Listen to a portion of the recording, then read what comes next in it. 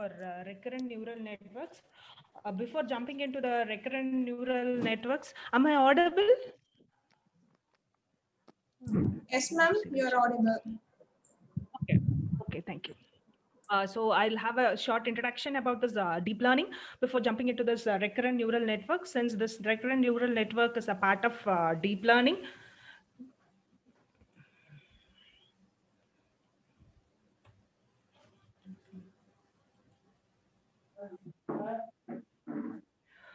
so all the things, this recurrent neural networks and deep learning, machine learning, everything comes under this artificial intelligence. As a growth of this machine learning, we are going into this what to say, deep learning. And what happens in this machine learning is that you will have training data, and this is for classification kind of machine learning algorithms. So you will be feeding with this machine learning with the label data, and from the label data it will learn one model, and based upon the learning it is going to predict your given input what kind of classification it is. So these are the basic types of learning.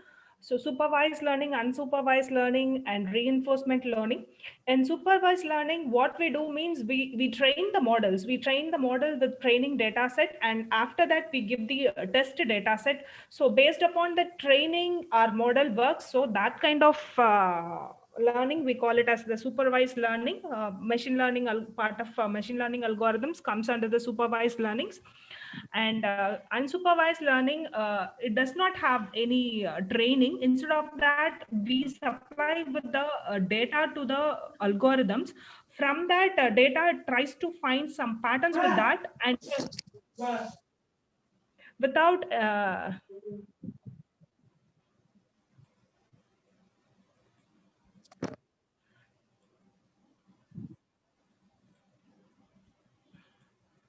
so, so without any training, it is used to recover, or it is used to recognize some patterns from the given data. So that we call it as the unsupervised learning. And the third one is the reinforcement learning, where you will have the feedback networks. So it is going to update, or it is going to reinforce your learning. So these are the kinds of basic kinds of learning.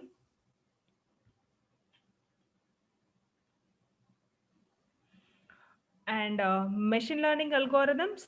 So what is the main thing difference between the machine learning and the deep learning is that in machine learning we need some human input. In order to work with your machine learning algorithms, we need to have some feature extraction, or we need to say the machine what feature it has to work.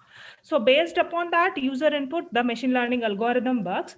But in the deep learning, there is no human intervention. It can learn by itself. It can predict the feature on its own, and it can work on. So this is what it is. This diagram explains clearly. Suppose if it is a machine learning algorithms, you will be feeding the input, but in machine learning, we have to do the feature extraction, and we have to say the machine what feature it has to work, and based upon this feature extraction, our machine learning algorithm works and gives the output. But in case of this deep learning algorithm, there is no human intervenes. So when you feed with the data, from the data, your our deep learning networks tries to learn what are the features that has to be used, and based on the features, it predicts. So there is no human intervention. It is totally uh, automized. So this is the example for a deep learning network, which is a neural network. So in deep learning, what we are trying to do means we are trying to mimic the memory of a human brain. We try to implement how our human brain works in this algorithms. So you have some summation functions, and there is some input, this x1 to xn or inputs. So we will be feeding with the inputs, and with the each input there would be a weight. Based upon the weight, normally it is a multiplication function, or we will say point vector multiplication, and it does this multiplication and goes into the summation function, and then goes to the activation function. So this activation function decides whether this input has to be taken to the output or not. If this activation function is the one which decide this factor, whether this input can go into the output or not. So this is the how it works. So this is same diagram. So you will have, this is for example, if it is deep learning or in a neural network, you will contain n number of neuron. This is an single neuron. This is how a single neuron would look like. So you will have n inputs and along with the weights, and there is one function, we call it as an activation function. So based upon the input and the weights, which these weights will remain inside the it will be fed during the path of that when feeding to this function. So this activation function decides whether it takes it or not. So these are some of the activation functions. So initially they were using this activation function such as logistics and tanh. This tanh is mostly used, and even the binary step. And now the maximum activation function we use is the ReLU networks. So what is the benefit of the ReLU networks means it updates fast. So this tanh function updates very slow, but this ReLU functions updates very fast. So we will see about what is the problem with this ReLU as well as with the tanh with this recurrent neural networks in the coming classes, coming slides. So this is how this is an overall picture. So what it will happen means these weights are changing. So first initially these weights will be given with some random values, or there are some initialization functions in order to initialize the weights when you are feeding to the network. So once this weights are initialized, then it goes through the n number of steps, and it predicts or it gives the outputs. So depending upon the output, you have to during the training of your model, you have to conclude that how much loss is there or how much correctly it predicts. So if there is a difference in the prediction, you have to come back and update this weights. So this is what it is explained here. So this step, so you have to calculate the output, you have to check whether this output is right. If there is any difference in the expected output, then the corresponding weight has to be updated. So these weight has to be updated. So this is repeated until the convergence. So we have some linear functions. For example, if it is an AND gate or an OR gate, you can have some linear model in order to separate with the zeros and ones. But in case of, for example, this is a simple model. This is 0, 0, this is 0, 1, and this is, sorry, 0, 0, and 0, 1, and 1, 0. So based upon this, this is 1, 1. So you can linearly separate for and OR gates, but for XOR gate, you cannot separate by using a linear model. And for uh, other gates, you can separate when you use more than one layers. And this is an overall picture of the second generation neural networks with more than one hidden layers. So this is the input where you will feed your input.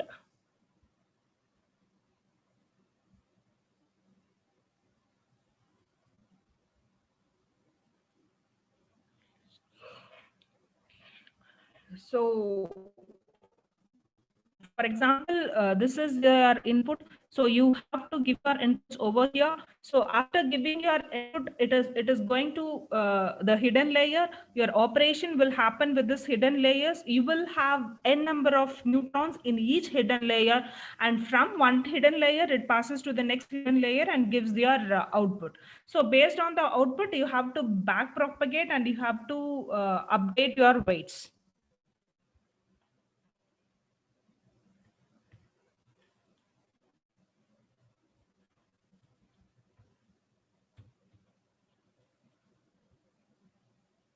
Oh my God.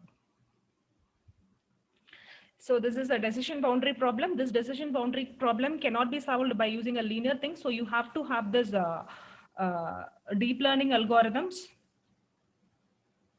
And why this deep learning is useful means because you can work on both the supervised as well as unsupervised learning.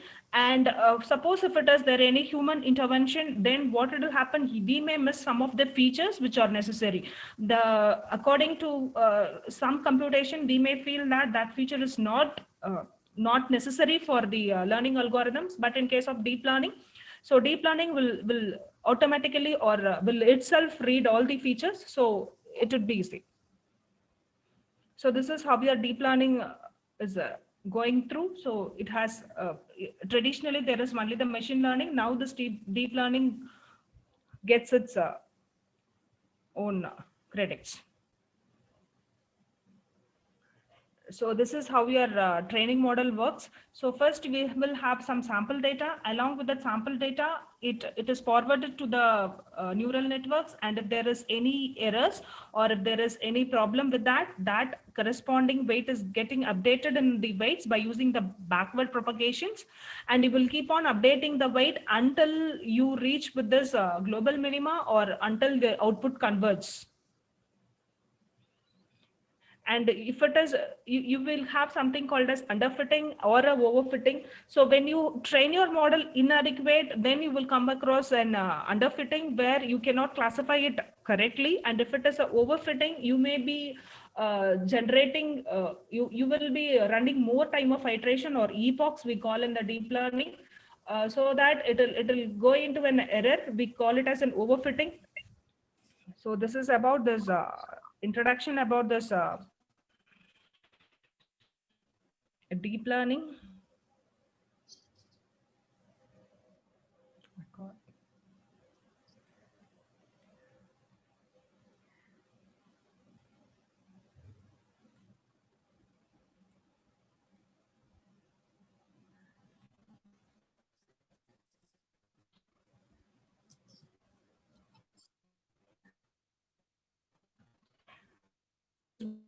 So artificial intelligence is the one where we are asking the computer to think like a humans.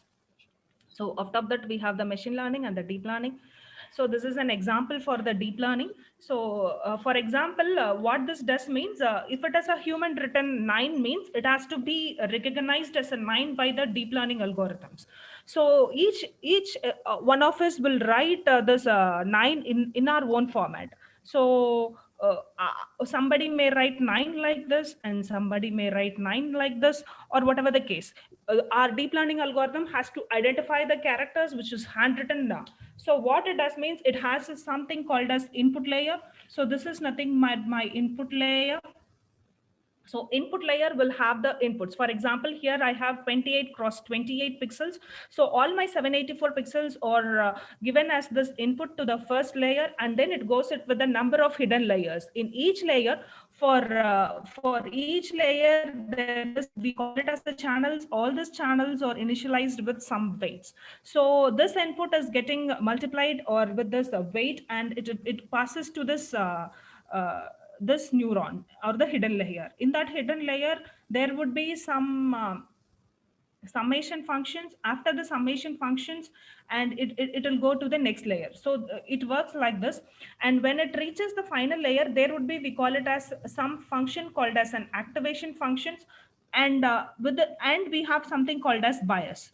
So along with the weight, we will have this weight. For example, we will have this x1 into 0.1, x1 value is 0.1 and x2 is 0.8. So we will be adding, for b1, we will be adding these two, x1 and x2.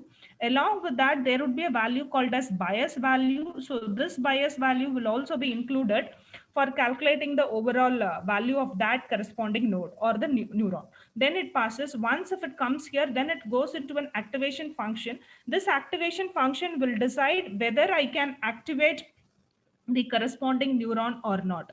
For example, if this is 9, automatically in this output layer only this 9 should get activated. So this activation will be done by using this activation function.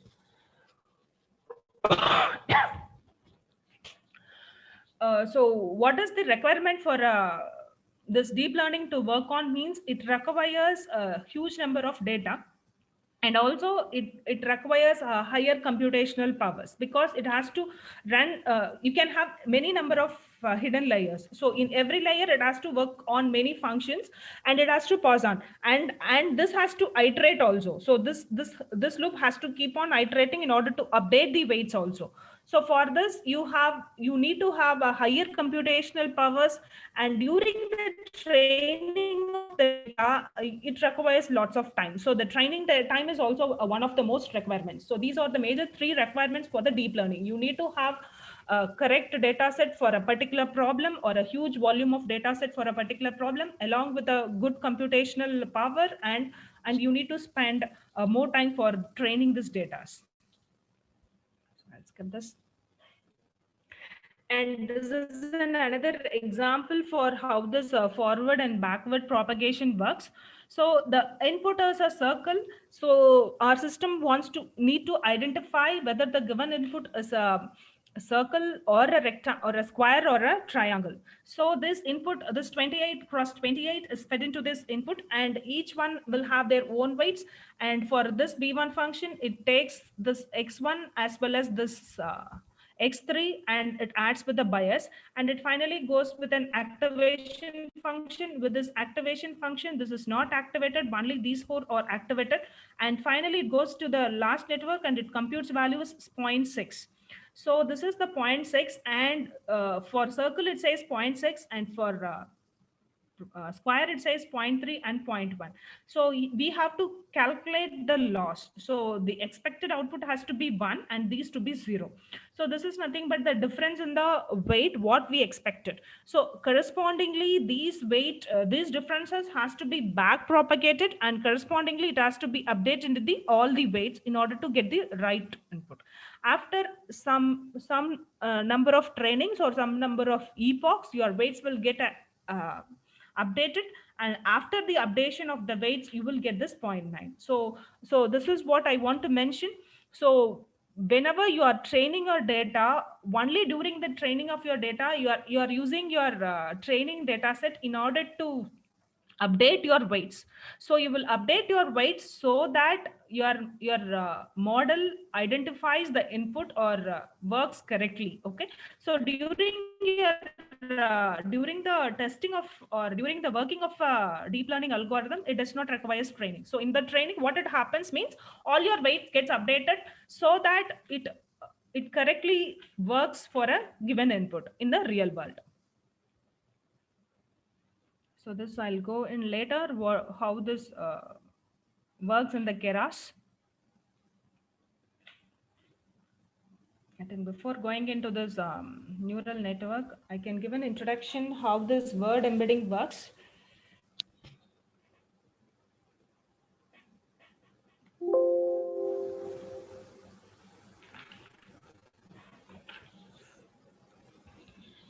So before going into this recurrent neural networks, I'll give a short introduction about this word embedding. This word embedding is a part which could be used with the CNN as well as with this recurrent neural networks. So what it will happen with this word embedding means you will be converting this word into a fixed size dimension or in a fixed size vectors, because the neural networks will work only on the vectors. Okay. So in the word embedding, we have lots of word embedding techniques. We call it as bag of words, and you call it as TF, IDF. It's just nothing but the term frequency in the inverse documentation. And we have this in NLP, in the natural language processing, we have word to vector. So we will see what this word to vector is.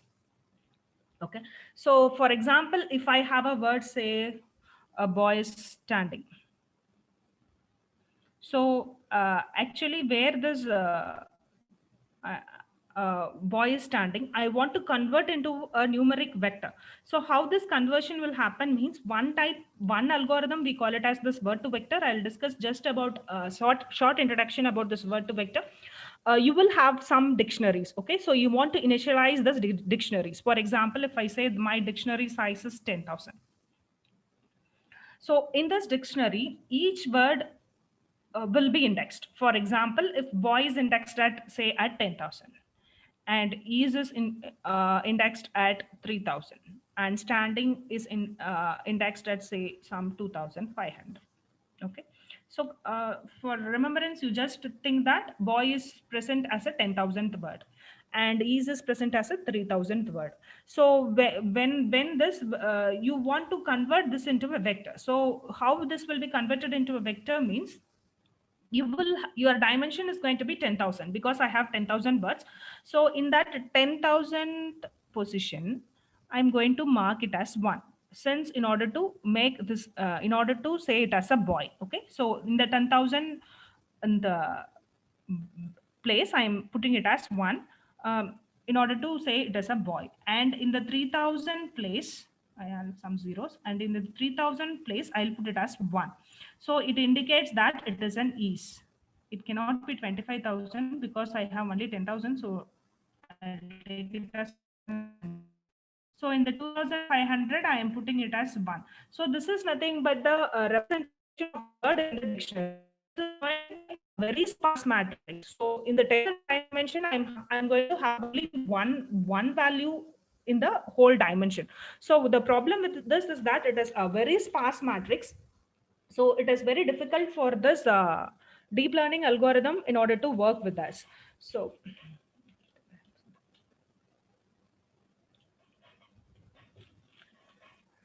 and so what I want to do means there is one representation in the keras. We call it as a one hot representation.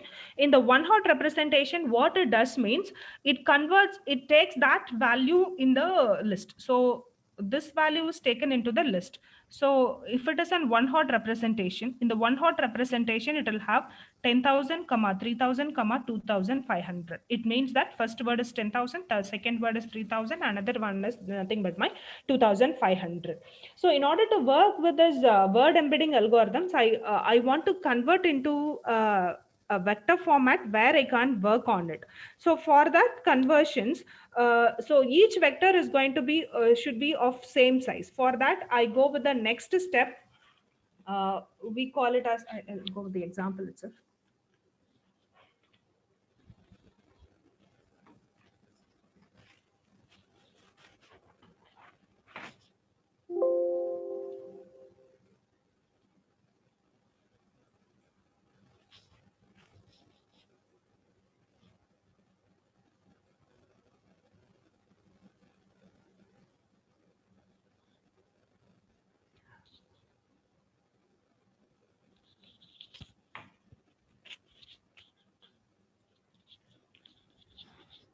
So in the, I have just opened a Google Colab, and then I have imported from the keras the one heart representation. That's it. Okay.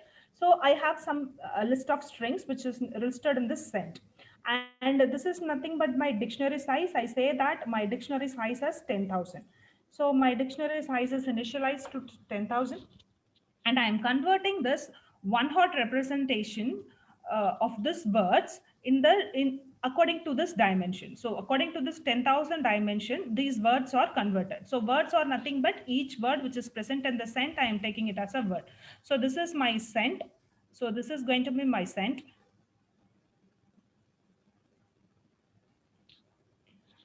Whether my screen is visible? Okay. So what I'm doing is, Yes, ma'am. okay, thank you. So in this one hot representation, the corresponding, for example, if it is 1 means it is converted into 370, some 3706, and glass is converted to this number, off is converted to this number, and milk is converted to this number.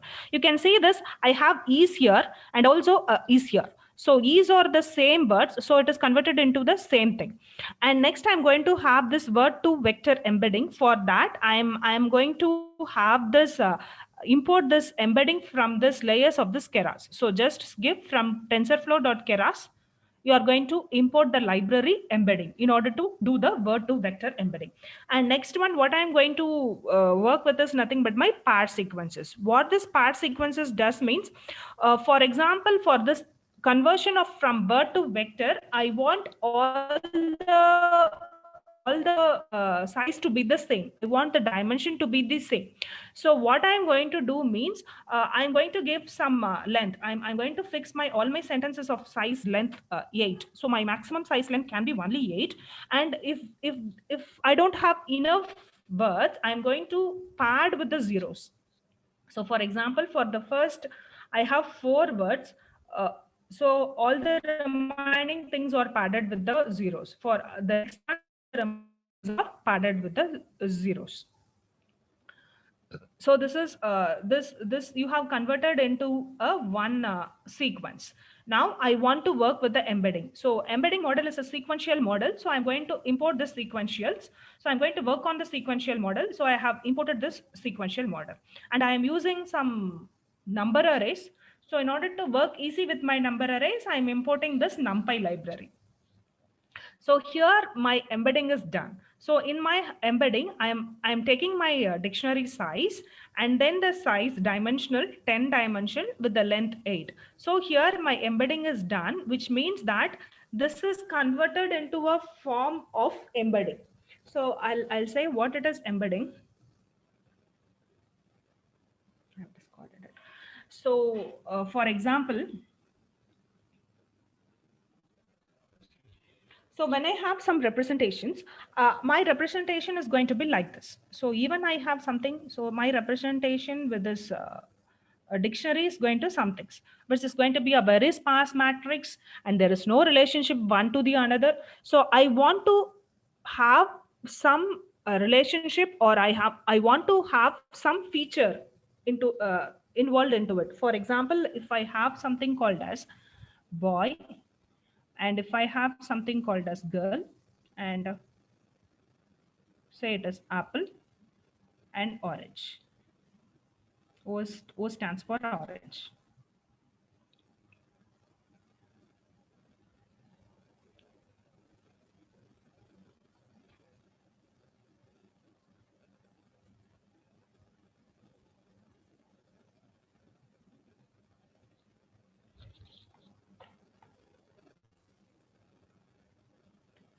Consider I have some character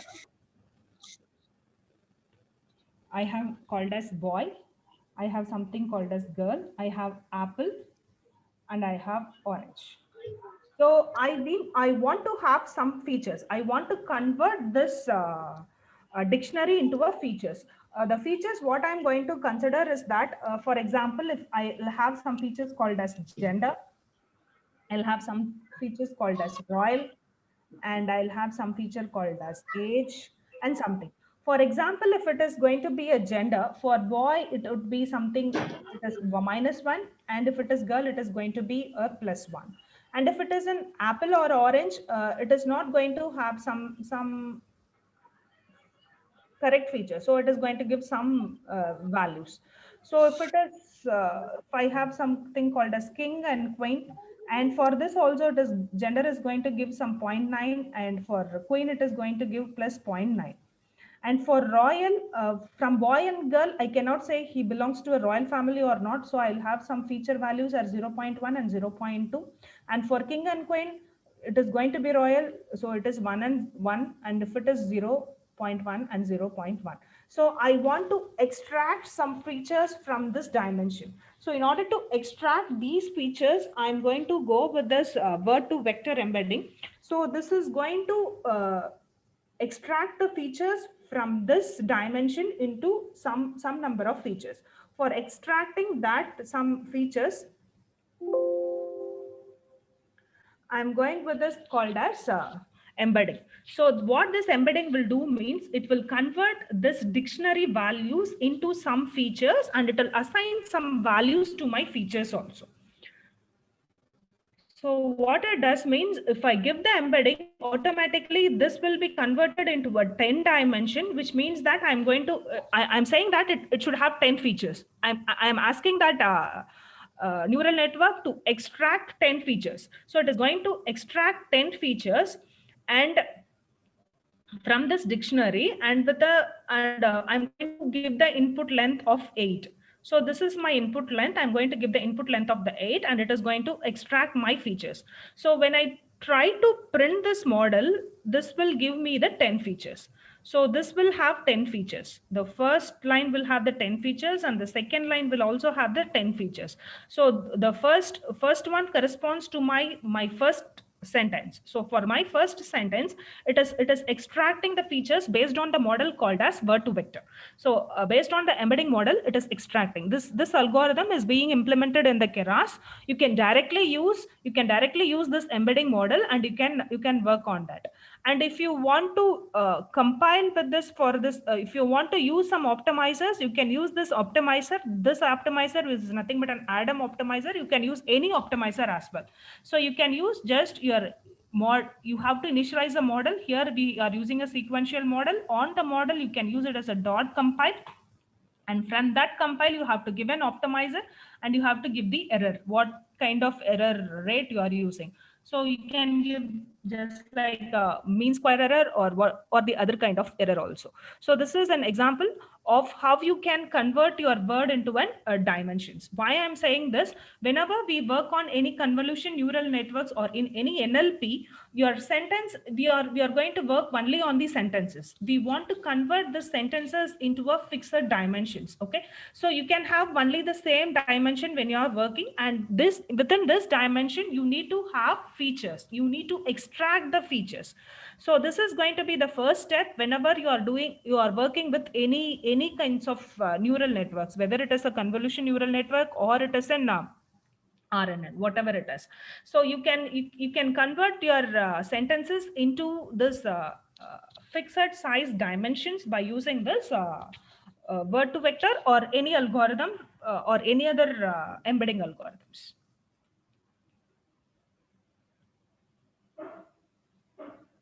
So I'll come up again with this neural networks. So this is same thing. You will feed a huge number of data, and you will train the model.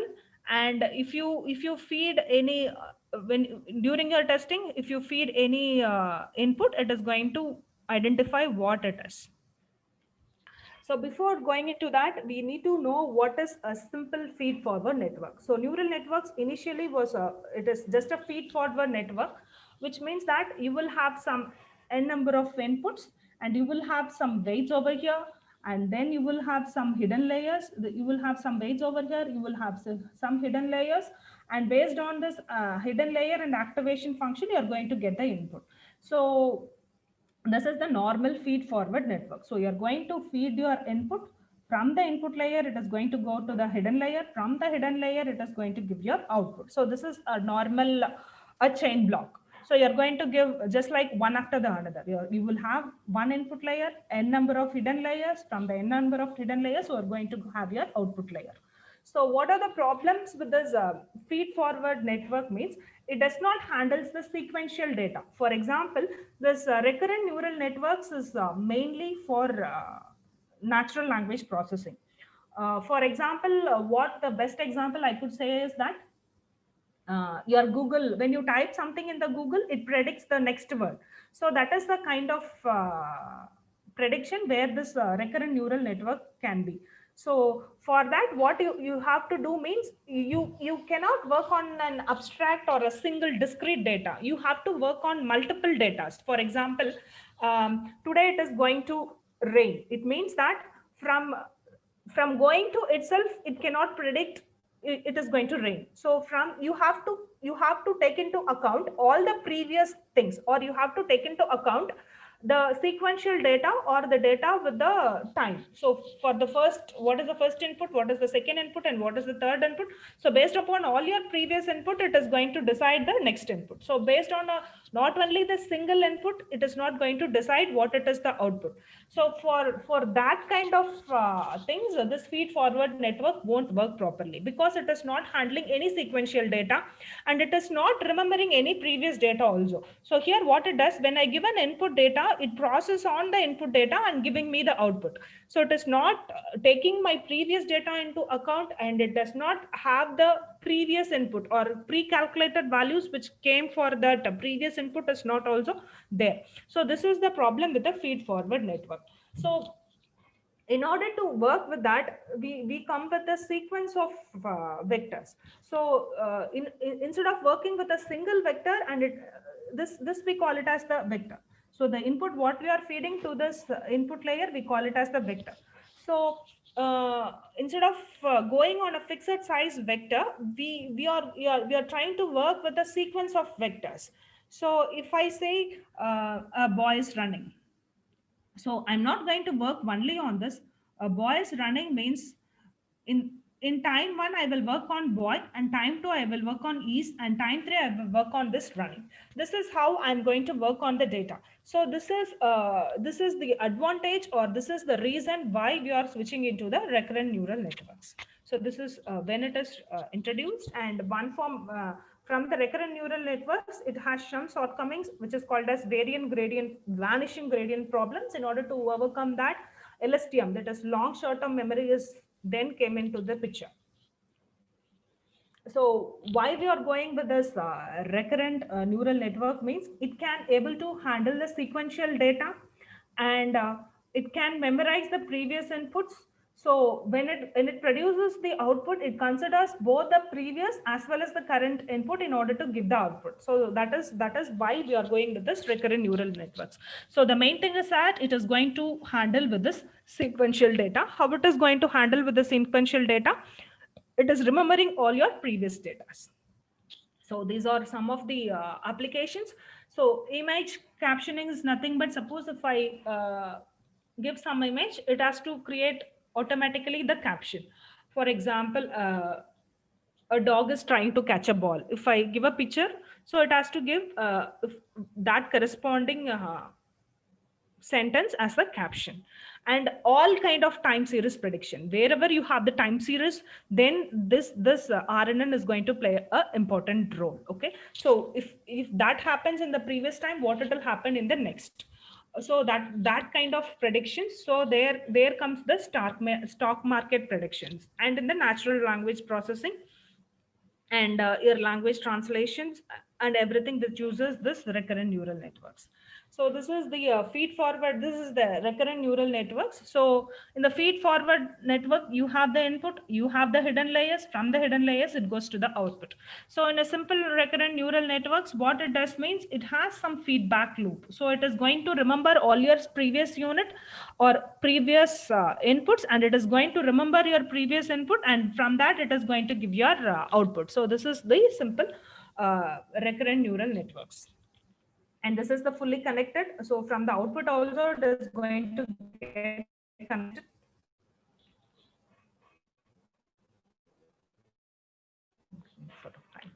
I'll go fast. So this is the recurrent neural network. In the recurrent neural network, what it has is it has this feed, it has this loop. So this is the overall picture of this recurrent neural network. You will have the input, and you will have some number of hidden layers. With that hidden layers is again fed to the hidden layer. This is how it works. So what it is working with this recurrent neural network is, it uses this sentiment analysis. So it uses your sentimental analysis. What it does means it takes your semantic also into your account, and it predicts the context. It changes according to the context. And one more thing is that in the time x naught, you will be feeding with x0 input, and if when time is equal to 0, your input is x naught, and when time t is equal to 1, you are feeding with x1, and time at x is equal to 2, you are feeding with this x2 input. Okay, so when you are working with this when you are working with the second layer, you are not just considering this x1, you are also considering the previous input value for this. So this output function of this second layer depends upon the current input as well as the previous output. The same thing goes. So this is where you will work with the recurrent neural networks. So you might be wondering, what is x0, x1, x2? These are nothing but the input vectors. So suppose if I'm giving one sentences, for example, if I say John is a football player. So what I'll do means, I'll do some embedding, and I'll convert this John into a fixed dimension. So all my words is going to be of same dimension. So John is also will be also with the same dimension with some features extract to it. The same way, all my words will have the same dimension. So when I supply with this John, so this x0 is going to be the John for this first one. At time t1, I will be supplying this is, and in the time t2, I will be supplying with the a, and the time t3 it is going to supply with the football. So this is how your recurrent neural networks. So when at the time t, when I'm using this e's also, I'm going to take what this x naught it is. And if I say if it is a football, when I'm working on this football, I'm going to remember John is that football. John is related to the football. And when I'm going to when I'm going to work with the player, I should able to remember. So John and the football when I'm doing with this player, so that this John is a person who is going to get related with the football player. So this is how with this recurrent neural networks. So it is going to work on the sentiments, and it is going to remember the previous things. And this is the function. So you will have some functions. So what this H1? This H1 is an output from the first function, which is going to be a function of x1 into some weights added to the x1 plus h naught with some weights, say w dash. This is w and this is w dash. So this h1 will depend upon this x1, and some weight will be added to this x1. So this function is going to include x1 into weight plus h naught. I'll have some function called as w dash. So this is how this function is going to operate. So this function is going to operate on this x1 with some fixed weights, and with this h naught with some other weights. So this is how your recurrent neural networks works. So the same way this h2 is also going to work. So the h2 will consider this x2 and w, and along with that it will consider this h1 and the w dash. And one more thing we need to note, that the function f which is present in the each of the neuron is going to be the same function. It is not going to be the different function. But in case of feed forward networks, each function is going to be a different one. And as I mentioned, all the vectors has to be of same dimension. If I say this h dash or h1 h2 x1 x2 or x3, it is everything is going to, you are going to supply only as a vectors with a fixed dimension. So what is this dimension? Is nothing but the number of features it is going to consider. We call it as the dimensions. And this is bidirectional, and this is what we call it as a forward propagation. So what this forward propagation does means, so you're giving some inputs. So you will giving x1 x2 and x3. Based on this, you are going to calculate some output, say it as y caps. So this y cap is nothing but my output. Suppose if I'm training my model, this y may not be the expected output what I need. So there would be some differences between the expected output and the actual output what I have got.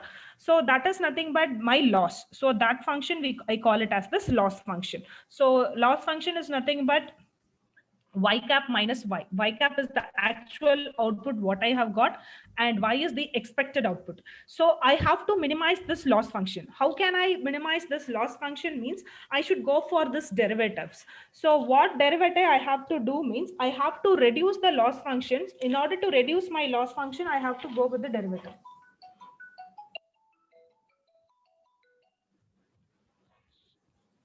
So for that, so you want to reduce the loss function in respect to this y cap. So this is what I want to do. So if I want to reduce the y cap, what I have to do, I have to reduce the y cap in respect to the weight, w h with respect to the weight. So according to this value, you have to update your weights.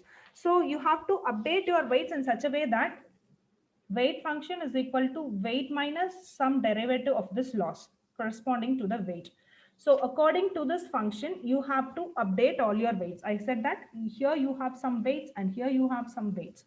So you have to update this weight during the back propagation. So after getting the output, you have to back propagate it and you have to update this weights. And then once again, you have to run the same thing. You will get another y cap. There would be some differences. Back propagate it, update your weights. So till the specified number of epochs or till the convergence happens, you have to repeat this process. Okay. So I repeat it. So what it does means,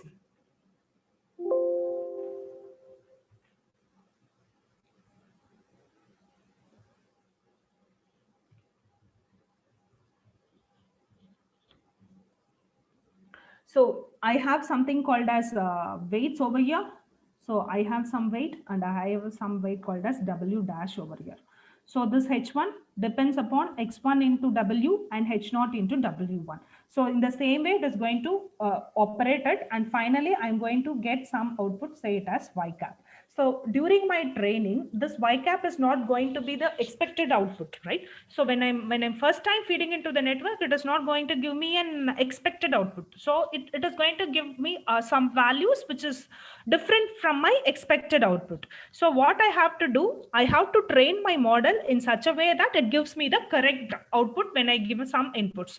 So how I'll train the model means I have to change my weights. So depending upon this weight only, my function is getting calculated, and depending upon that value only, the specific neuron is getting activated. So what I want to do, I want to update this weights. How I will update this weight?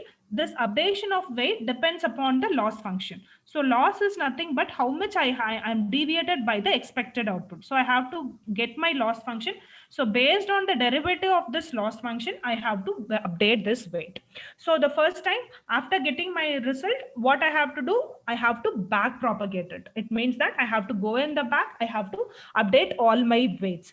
And after updating all my weights, my second epoch has to run, or my second iteration has to run within another value. So during that value also, I'll come across the same some loss function, and once again I have to update my weights and I have to back propagate it. So this will happen until my value converts or to a specified number of epochs. Epochs is nothing but the number of iteration what we do. So this is bidirectional. So bidirectional is nothing but, in some cases, depending upon the future word, your current word has to be predicted. So you would be predicting a word, so that word would be depending upon the previous word and the future word. So in that case, you will be using with this bidirection. So the bidirection is nothing but you will be operating from the last word to the first word. So here I'm operating from the first word x1, x2, x3, and here I'm operating from the last word z3, z2, and z1. So this is nothing but my bidirectional. So this is operating in a reverse direction, and this is operating in a forward direction. So when I am computing a word, it uses my previous as well as the forthcoming or the future.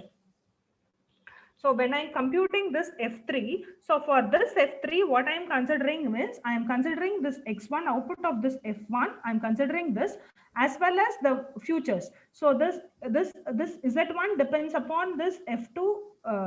From the Z3, Z2, and Z1. So for this value, I'm using the present as well as my future values. So that kind of we call it as a bidirectional RNN. So in this naive RNN, we does not have any bias included with that. So we use the sigmoid function. I have already told that sigmoid function is one kind of activation function. So what this and we have softmax function. The softmax function is nothing but if it is a naive RNN, so you will have the output as zeros and ones. Either it should be yes or no. So for that we are using this 0NN.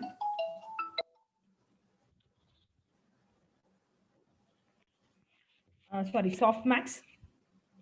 So this is this normal naive RNN, which means that you will have this function y. This output function depends upon this h and x. For this h also it depends on the weight w, and this x also it depends on the h depends on w dash and x depends upon w. So your sigmoid function, this is what I said. This h depends upon some weight wh, and x depends upon this wi. So this sigmoid function operates on that and gives this h dash value. And finally, it is going to give the value 0 or 1. For that, we are going with this softmax. And we don't have any bias value, which means that we are not going to add any more bias value to that. So what are the problems with this naive RNN?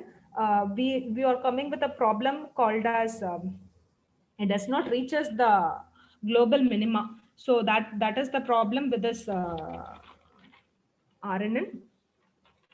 So what it happens means when we are using with this sigmoid function, so I have already said that we have something like this, and finally we get an output called as W cap. This is nothing but my softmax function. So here each time I am feeding with some input values, say x11, x12 and x13, and there is some weight, and I need to update the weight each and every time. So here it comes with a problem called as vanishing gradient problem. What it does means uh, after the output, based on the sigmoid function, I have to update this W. So I have to update this W. So the sigmoid function, what is the problem means the sigmoid function value lies between 0 to 1. Okay, so your updation will be from 0 to 1, and when you go into this input, this sigmoid value function is so minimal, or it is so negligible, so that your updation is not happening fast, or the updation what happens at the W is negligible. So it does not reaches this global minima value. What is this global minimum value? Is nothing but, suppose if you have some loss function or whatever it is, we call it as a gradient descent. In that gradient descent, you will have something like this. So when you train the model, your gradient descent value will keep on decreasing, and it will reach some optimal value where when you reach your W to here, it means that it is the optimal value, or when you fix your W to that value, it is going to give a very good result. So your convergence is nothing but where you have to stop your iteration for your neural networks when your W value reaches your global minima. So, or when your gradient descent reaches your global minima. So when we are using with this naive RNN, this value does not converges to this W. Since why it does not converge means because the sigma value lies between 0 to 1, and when you keep on propagating this loss function to the first one, it is so minimal, it is so negligible. So this does not reaches this global minimum. So that is the problem with this RNN. So in order to overcome with this vanishing gradient problem, they have introduced this LSTM. So in this LSTM, there is a constant error flow rate in the backward propagation, and it can learn more than 1,000 steps. It means that it can handle more large sequences data through that. So this is example to explain what is this long-term dependencies. So what is a long term? So we need to predict this word sky. When the word is given, the clouds or in the dash means automatically we can say that sky. From this word, from this sentence itself, I can able to predict it as a sky. So I don't want to have the long term dependencies or the dependencies which are present before that. So, but if I say some word, for example, I was brought up in Tamil Nadu, so that I can speak. Dash means from this word Spain, or I have been staying in Spain for last 10 years means. So in order to predict this sparseness, I need to remember the long-term dependency, or the dependency which uh, which has been supplied previous to the word, or somewhat in the past. So in order to overcome this, so they have introduced this LSTM networks. So these are all some of the notation which is followed in the LSTM. You have this yellow box corresponds, it's a neural network layer, and it is a pointwise operation, vector transfer, concatenation operation, and a copy operation. And in this LSTM function, we have this sigmoid function. Along with that sigmoid function, we use this tan H function. So with this LSTM, what it does means, uh,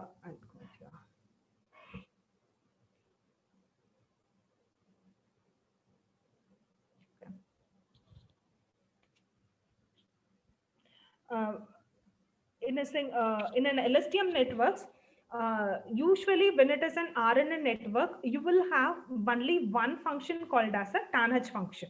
So within the each neural network, you will have only one tanh function or a simple single layer.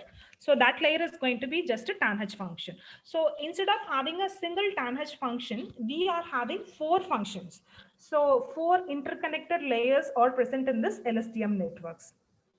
So what this four layers means that we have this four layers, which is nothing but my forget layer and input layer, output layer, and that last one is my uh, deciding layer.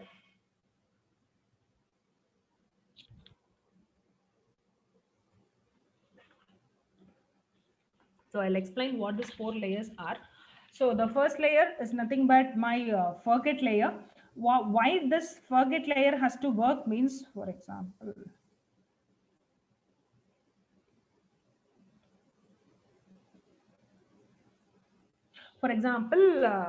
I have a sentence like this. So John plays football well. He told me yesterday over phone that he had served as a captain for his college team. So if I say I am Kavita as the first line, I am Kavita and John plays football well. So when I working with the current layer, I have to forget some of the context. Okay, so in the first line the context is Kavita. It means to one person, and in the second line it says that John plays football. So there is no context extension. This Kavita context does not comes to the second line. So what I have to do means I have to forget all the context which is present in the first line. So in order to forget that context, we have this first layer, which is nothing but my forget layer.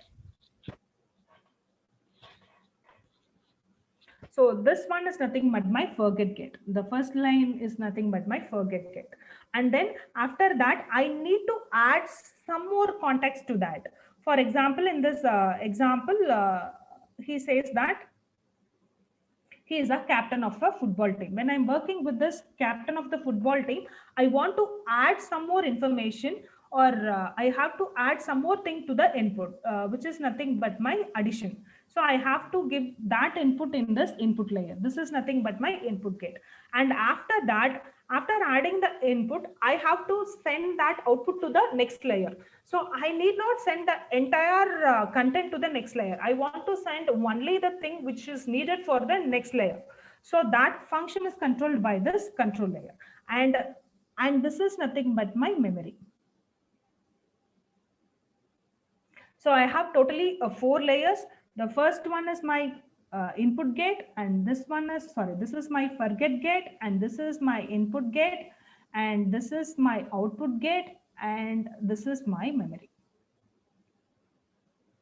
Okay, so why all these things are used means, if I'm using a normal RNN, I'm not using I'm not forgetting anything, I'm not remembering anything.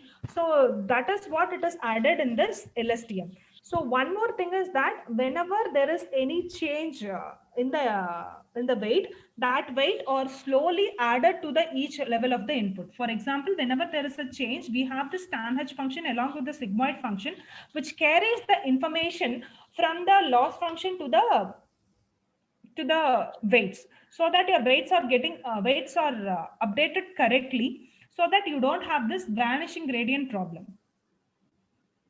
So I'll see in the next slide what are all the things done with that.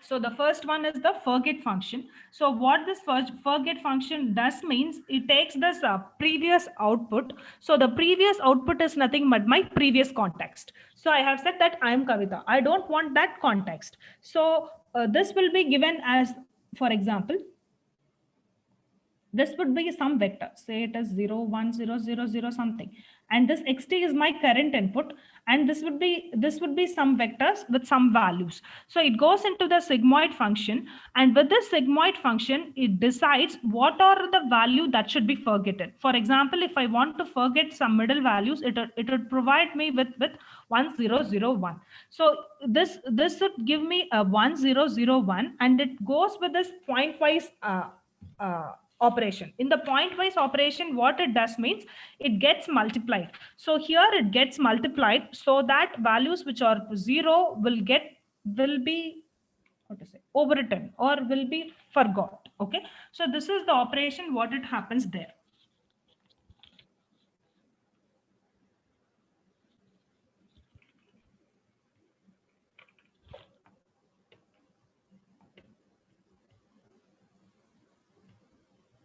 So I repeat what this forget function is that.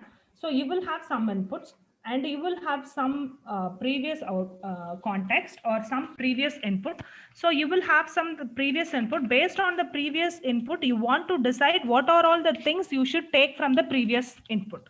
So you're not going to take the entire thing. You need to forget something which is present in the previous context or the previous sentence.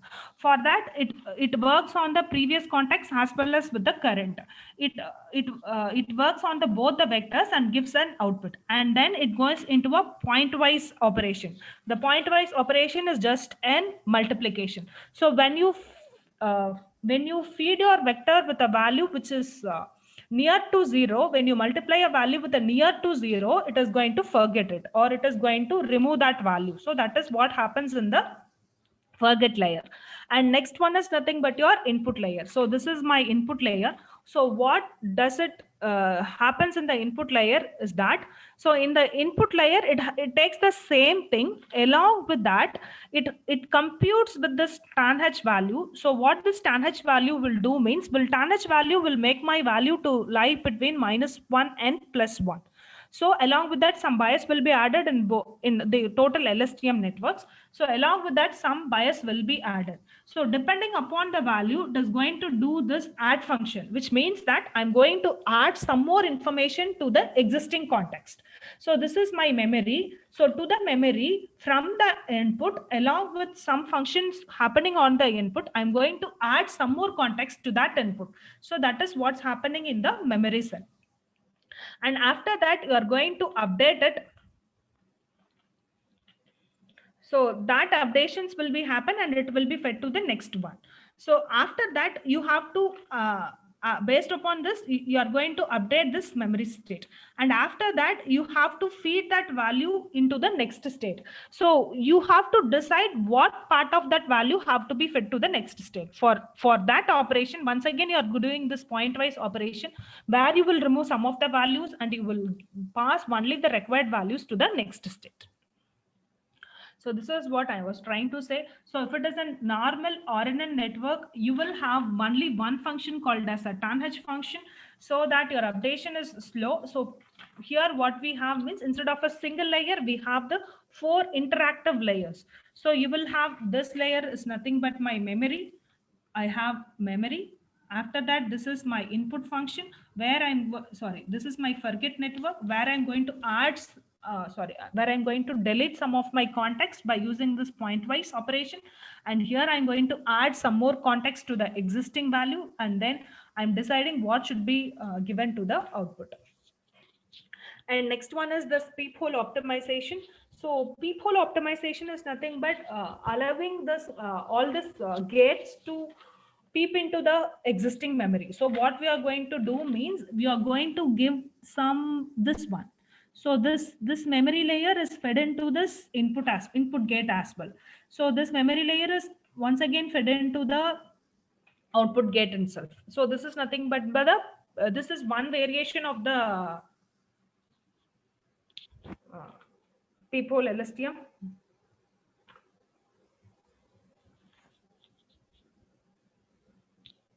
Where can I see?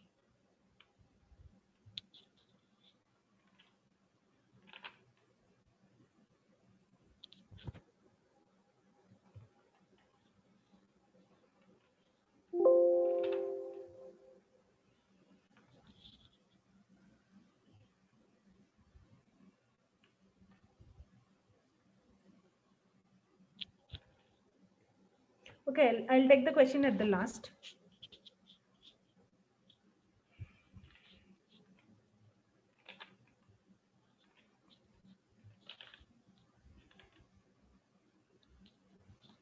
So in the peephole memory, what it does means, we have this function, this sigmoid function to operate to be on ht minus 1 and this input value x. But here we have this memory values as well.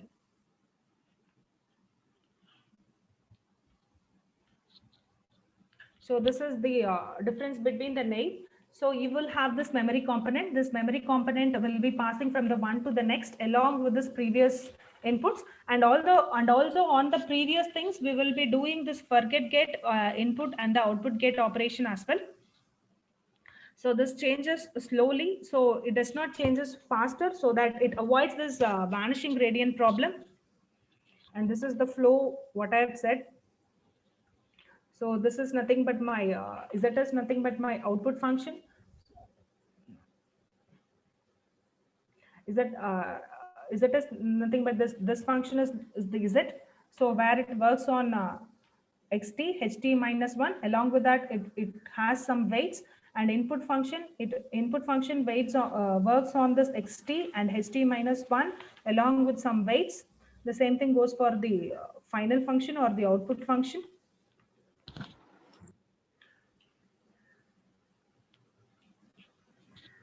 So this is the forget gate, input gate, updating information, and the output gate. So if it is a peephole optimization, the only difference is that you can have the peephole in any of the layers. For example, if it is in the, you can get it in the forget layer or in the input layer.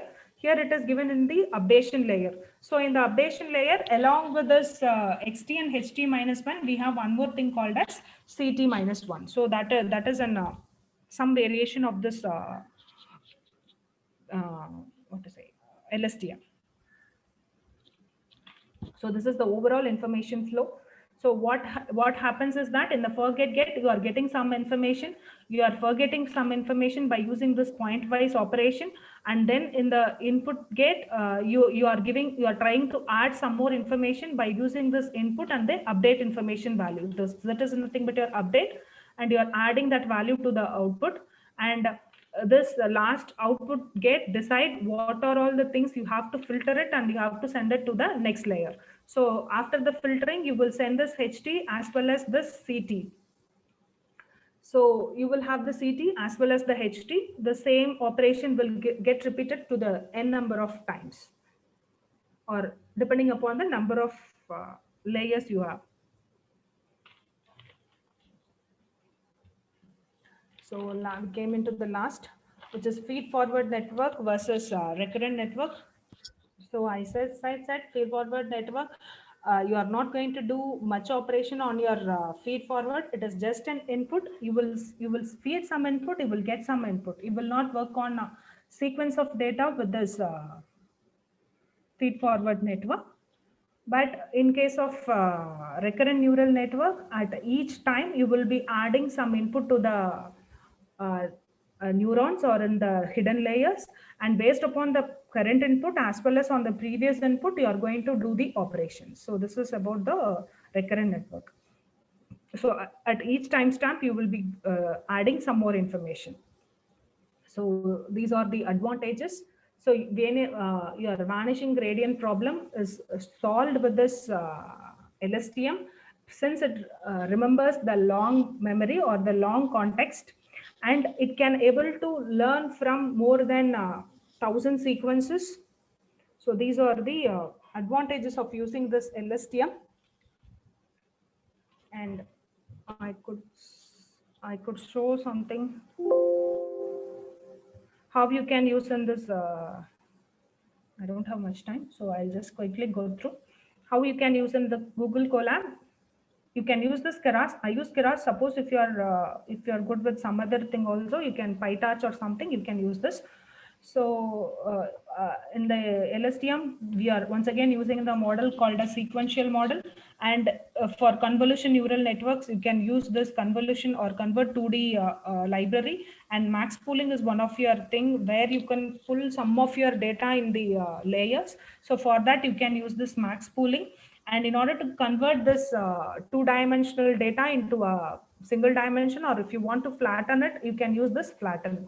And then you can use this dense in order to work with the dense values. So this is how it works. So you just import a classifier, which is a sequential model. So this is a variable, we call it as a classifier, which says that it is a sequential model. You can add a convolution layer just giving model name dot add.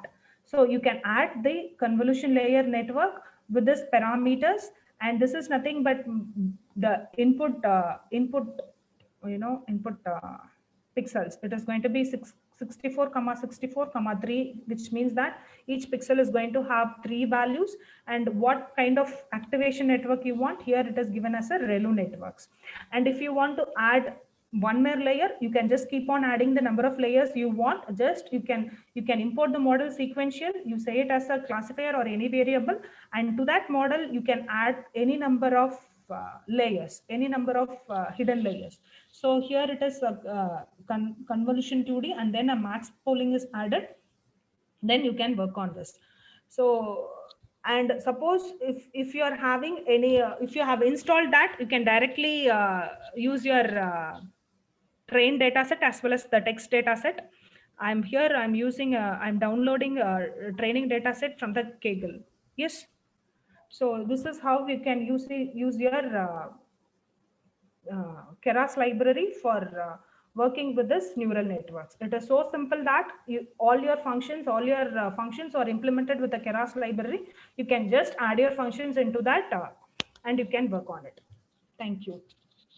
And if you have any questions, please. I think I should unmute you.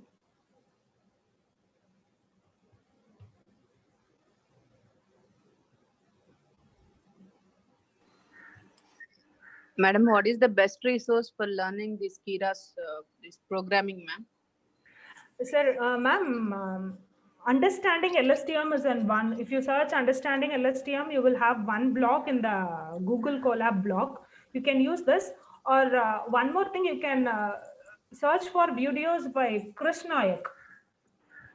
Can you type in the chat box, ma'am? Sure.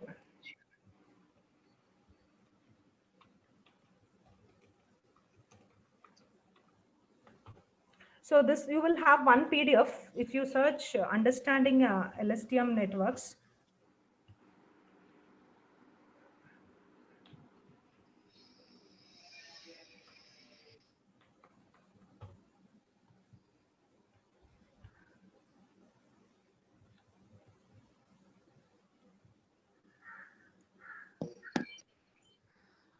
this will give a good input about the LSTM, and you can go with this Krishnaik YouTube channel. So that also, it's also very good. And in Simply Learn also, there is a free course where you can learn about this neural networks and deep learning.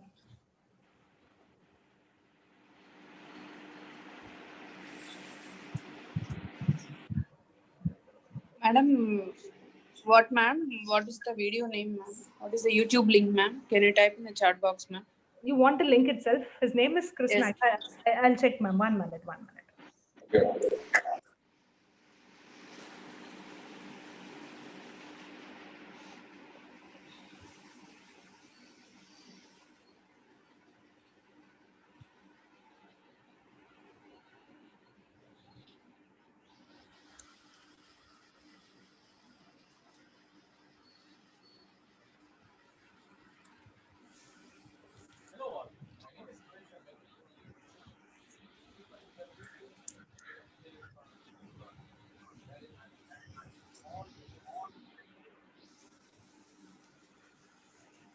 This is an introduction, ma'am. You can follow his channel. Complete deep learning, all the algorithms are explained there in this channel.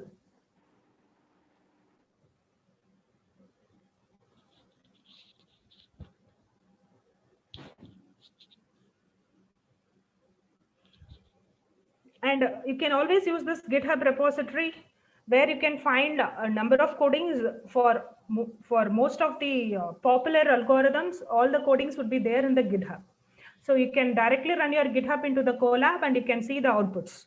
So that is also possible. You can search for the GitHub codings for the deep learning algorithms. The implementation along with that training and test data set would be there. where you can download your code and upload it in and Google Colab and run it, or if you have a GPU machine, you can directly run it. So that is also there.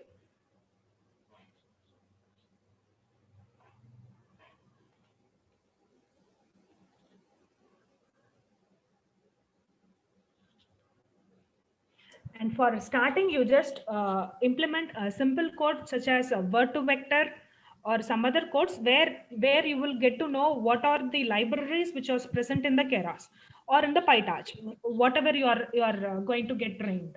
So that would be very simple in order to work with the existing algorithms. So you can understand the existing algorithms by using that. Excuse me, Kavita ma'am, can you share the link in chat box? I have shared, Participants, right? we are unable to view it, ma'am. I have shared the links. You want me to share again? In chat box, ma'am, can you type it in chat box or else copy and paste it in chat box? We couldn't see the link. Couldn't see the link. Okay. Okay, I have posted it privately. Sorry. Okay.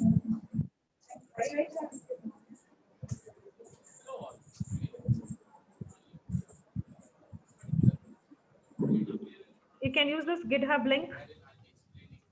Yeah, thank you, ma'am.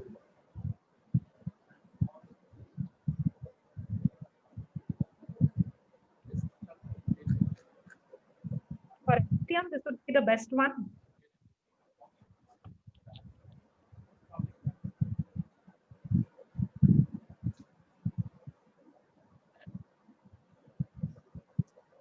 Or else you can search for Simply Learn course. This is a free course. Actually, Simply Learn is a paid one, but for deep learning, it is available free on the net.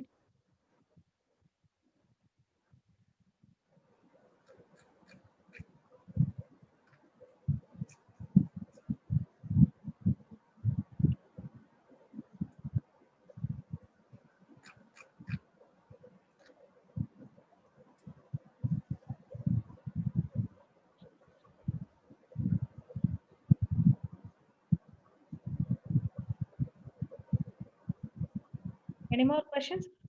You can start working. It is not so tough to work with in order to install and all.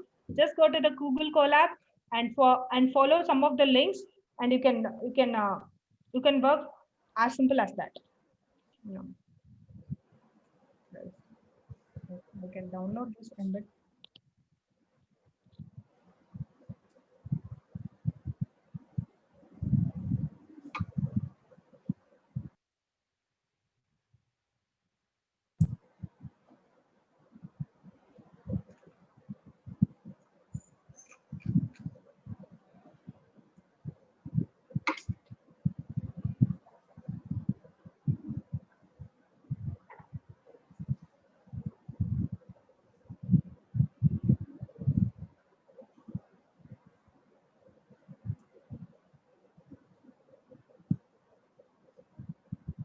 So this contains the basic thing for word to vector. So you can download this file and then you can just copy and paste it. And if you could upload into the Google Colab also, you can upload it and check whether it is running. Thank you, ma'am. Thank you for sharing the code also.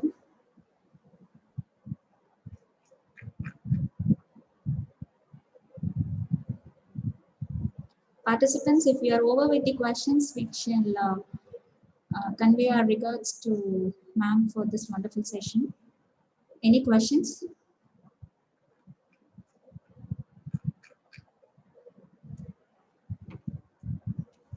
Okay, ma'am. Thank you very much for this informative session. Indeed, you have went into the hands-on also.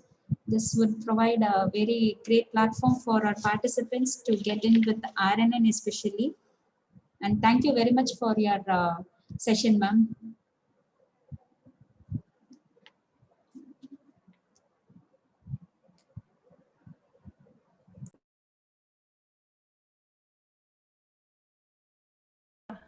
Image retrieval in the sense you want to predict the motions or something.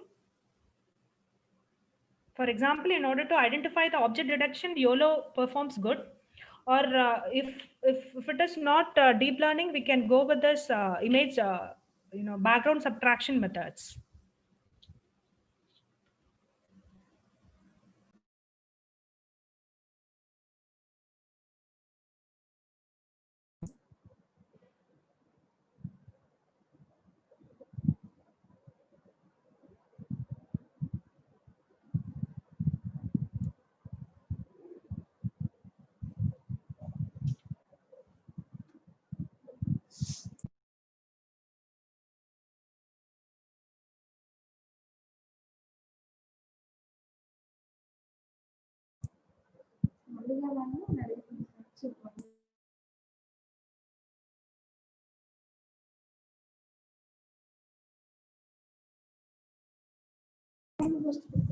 Okay, thank you so much for giving me an opportunity.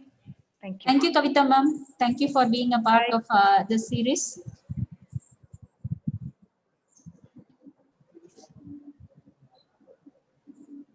Bye, take care. Yeah, ma'am. Thank you.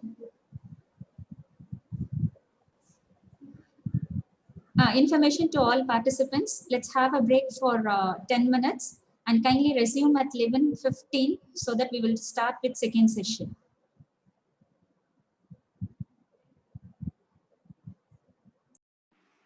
Hello.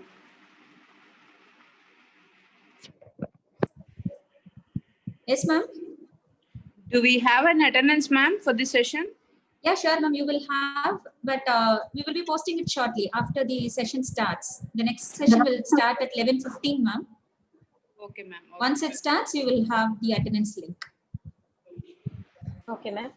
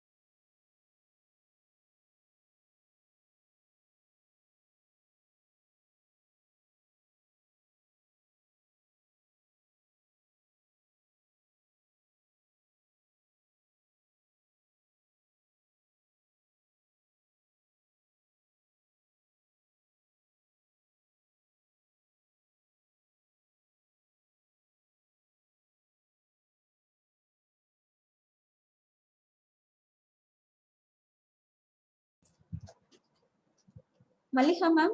Ma'am, good morning.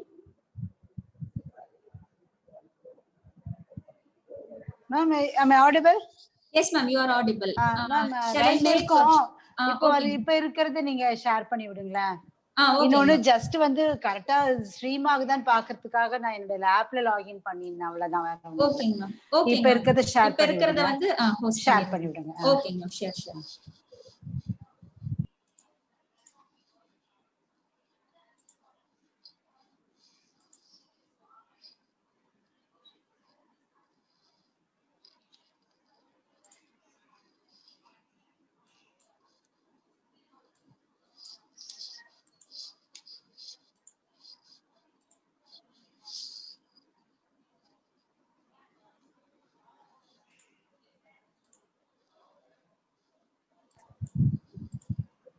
Ma'am, break for 5 minutes விட்டுருக்கோம் ma'am. We'll start okay, at okay, no 11:15. problem. Okay, no problem. Okay. இல்ல எனக்கு share ஆச்சுன்னா தெரியுதான்னு Try பாத்துக்கிறதுக்காக தான். Okay ma'am. Host பண்ணிட்டோம் ma'am, நீங்க check பண்ணிக்கலாம்.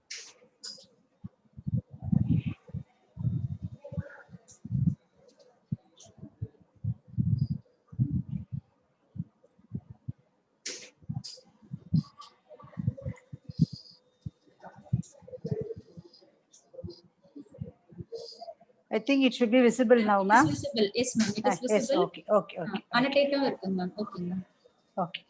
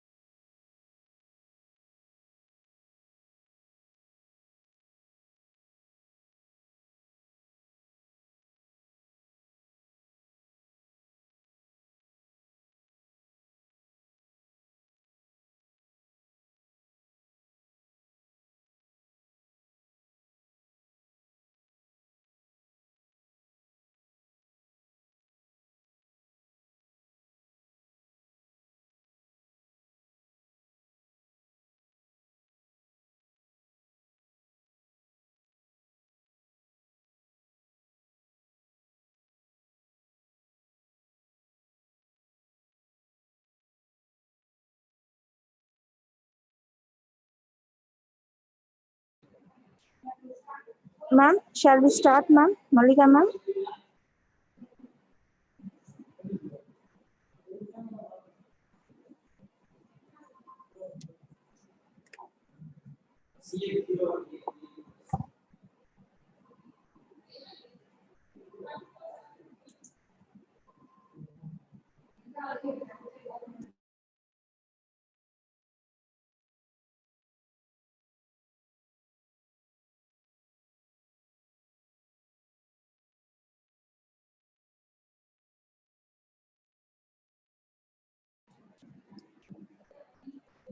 Ma'am, Malika, ma'am, shall we start?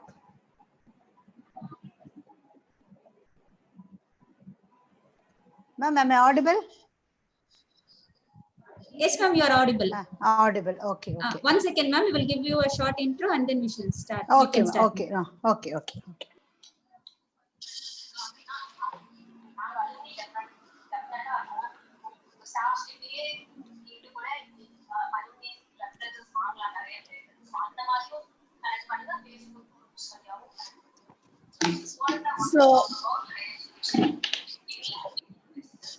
So, dear participants,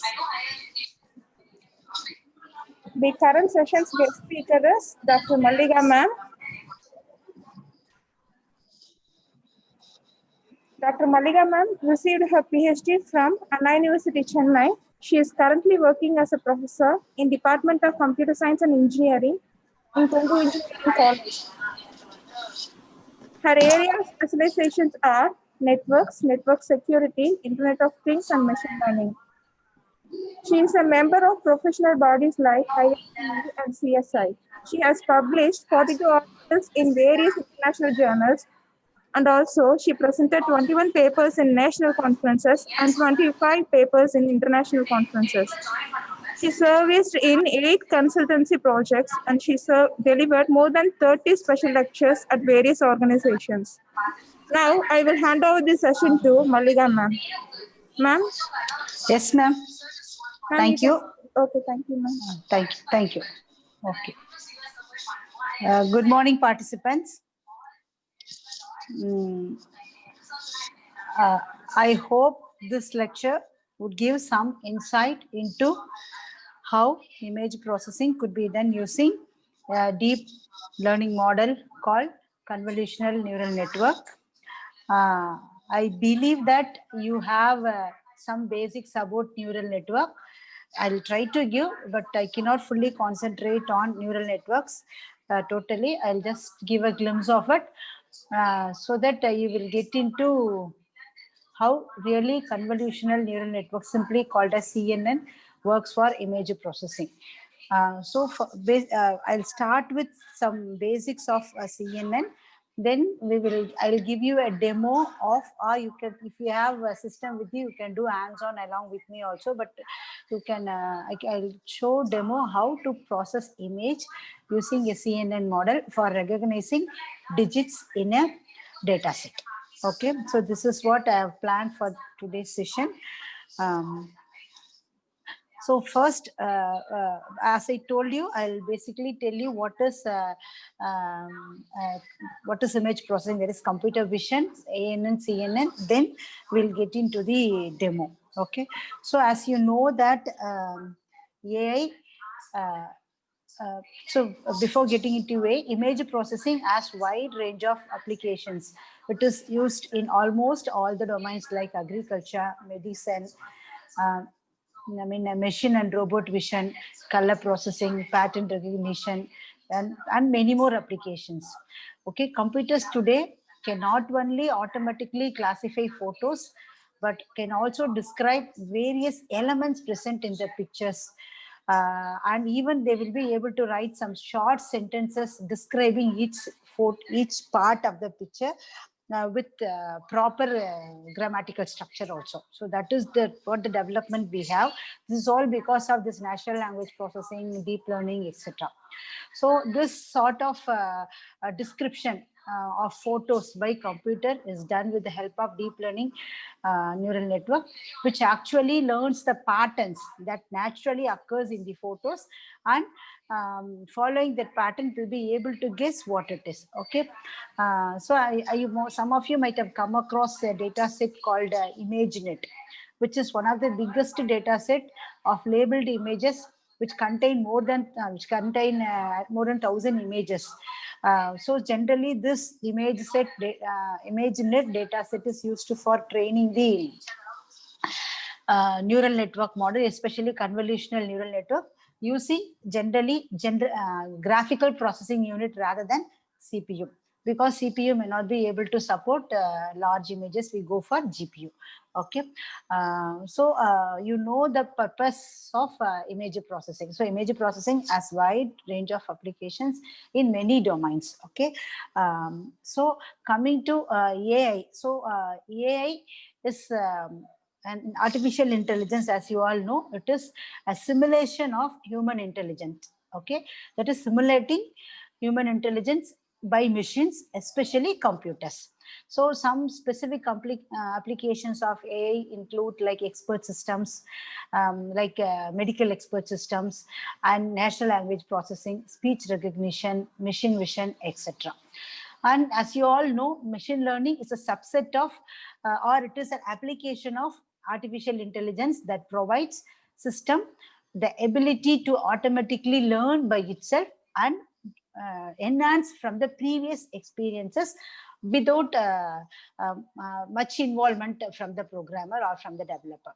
So the machine learning focuses on development of programs that can access the data, use those data for learning by themselves. And coming to deep learning is a subset of machine learning. It is a machine learning applied to large data sets. So generally, machine learning cannot handle, or we will be using machine learning for small data sets. When we have huge volume of data set, we go for deep learning. And another advantage with deep learning is you don't need to do feature engineering. But when you go for machine learning, you have to do feature engineering separately. Then you can go do for classification or clustering or whatever you want, you could do. But deep learning, you don't require to do feature engineering. Deep learning model will itself take care of deep learning. I mean, feature engineering. Okay. So in generally speaking, deep learning is a machine learning method that takes some input X, for example, and uses it to predict some output Y. Okay. So for example, given the stock prices of past 1 week or past 1 month, you can develop a deep, because stock data would be huge in size. It would be better to go to deep learning rather than machine learning. So deep learning, you can develop a deep learning model that will try to predict what would be the stock price for today. Okay, or for the next day. So given a large data set of input and output pairs, deep learning algorithm, because when you consider the stock detail, when you take the past 1 week or past 1 month data, you would know what is the input and what was the stock value. So based on that, you can develop a deep learning model which will try to minimize or which will try to learn what could be today's stock price, and also it will try to minimize the difference between prediction and actual output or expected output. Okay, so that is deep learning model will try to or will learn the association or pattern between the given input and output, as you can see in the diagram. So this is the diagram which illustrates what is the relationship between AL and ML and DL. Sorry, AI, ML and DL. Okay. Sorry. So as this lecture mainly concentrates on deep learning model, I've just projected what are the various deep learning models we have right now in the literature. So as you can see, multi-layer perceptron neural network is a very old or good old deep learning, or actually it is not a deep learning model.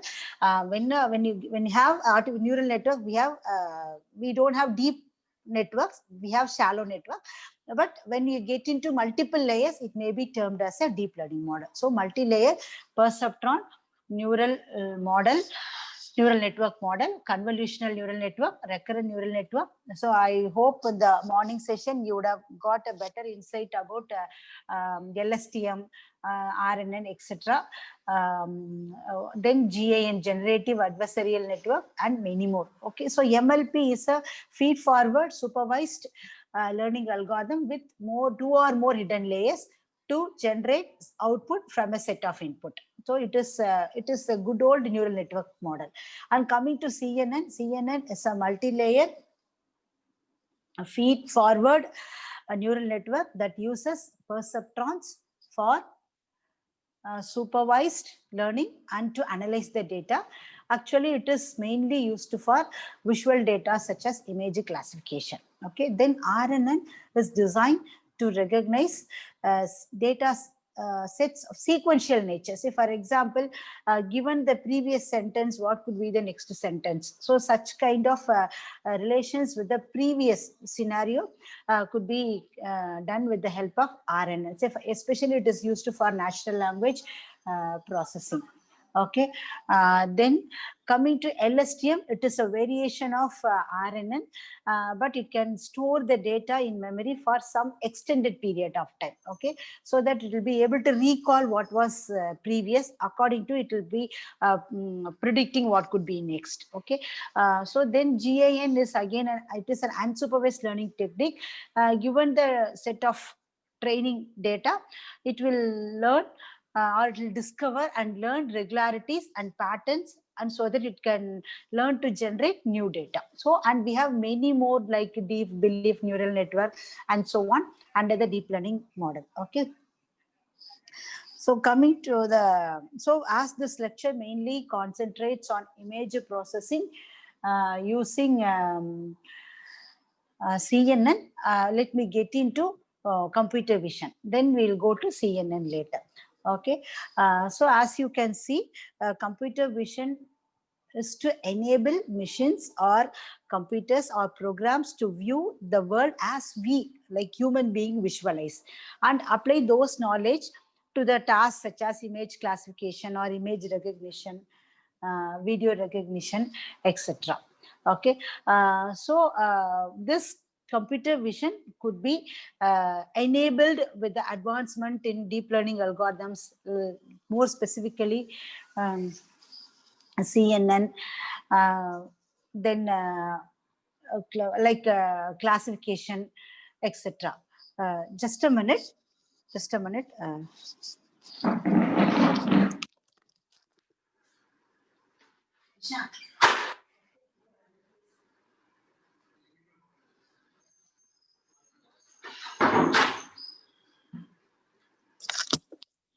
Sorry, I had a problem. Okay.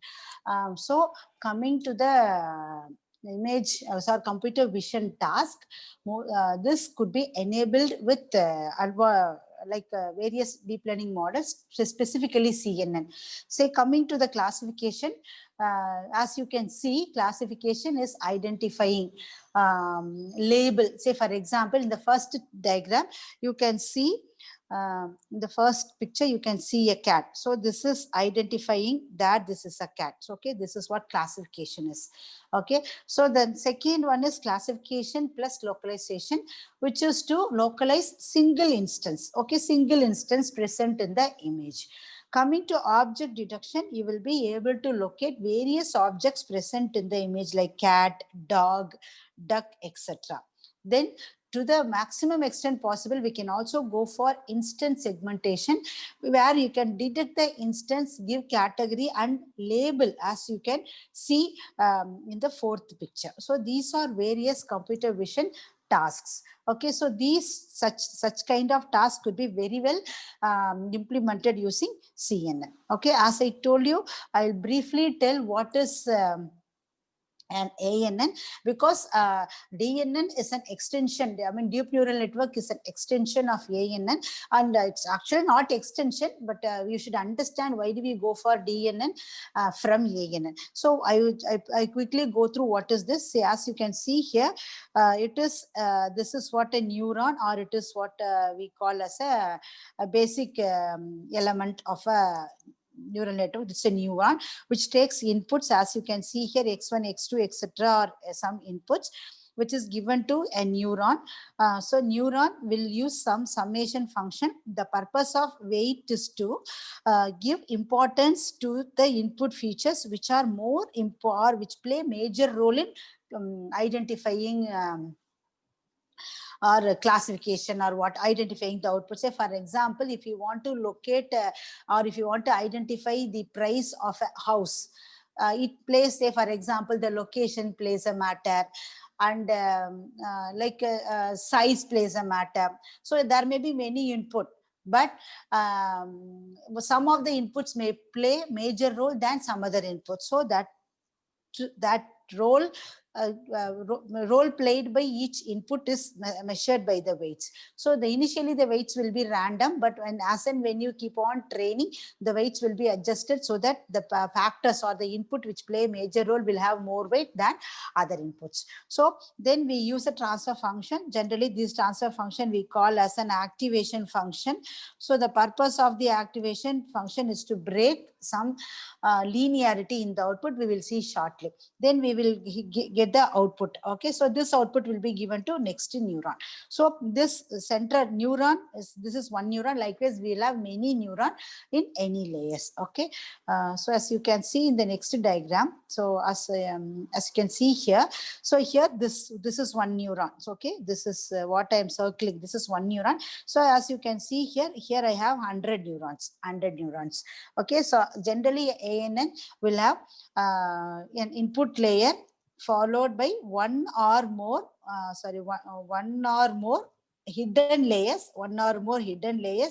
Then we will have output layer. Okay, so this hidden layer count is essential. That will determine the accuracy or learning, etc. Okay, so as you can see here now in the picture, I have an input image. The input image is represented as a 16x16 image. So there are 256 inputs. So each pixel is given as an input. Okay, so that is what my input. And in the hidden layer I have 100 units.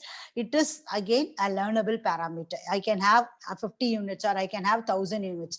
It determines this number of units in the hidden layer is a learnable parameter which you can change according to the accuracy or final prediction what you have. Okay, so as you can see here I have 100 units. So each weight, so for example, each input x1 is given to all the 100 units. So likewise we have 26 inputs. So 256 inputs, 256 into 100. So if I have 256 is 100 is 25600 plus see along with the weight x1 into as you have seen here x1 into as I've seen in the previous diagram. No, so in the previous diagram we saw this. See, that is x1. The summation unit is nothing but x1 w1 plus x2 w2 plus x3 w2. It is what it is done. The summation is done. So in the along with the summation, we will add bias also. We will add bias to each input. See, as you can see here, weight into a of 0. A of 0 is nothing but your input, where a of 0 is nothing but your input. So that input is multiplied with the weight and we had a bias. So the purpose of adding a bias is it is to adjust the output along with some weighted sum of the input. Okay, so actually it is a constant which helps the model in such a way that it can best fit for the data. It is similar to your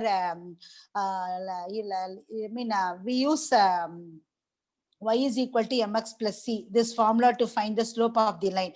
I hope you remember y is equal to mx plus c. So what is the purpose of c? The same purpose is served by bias here. So I think you know that. I'll not get much into it. So then bias is added.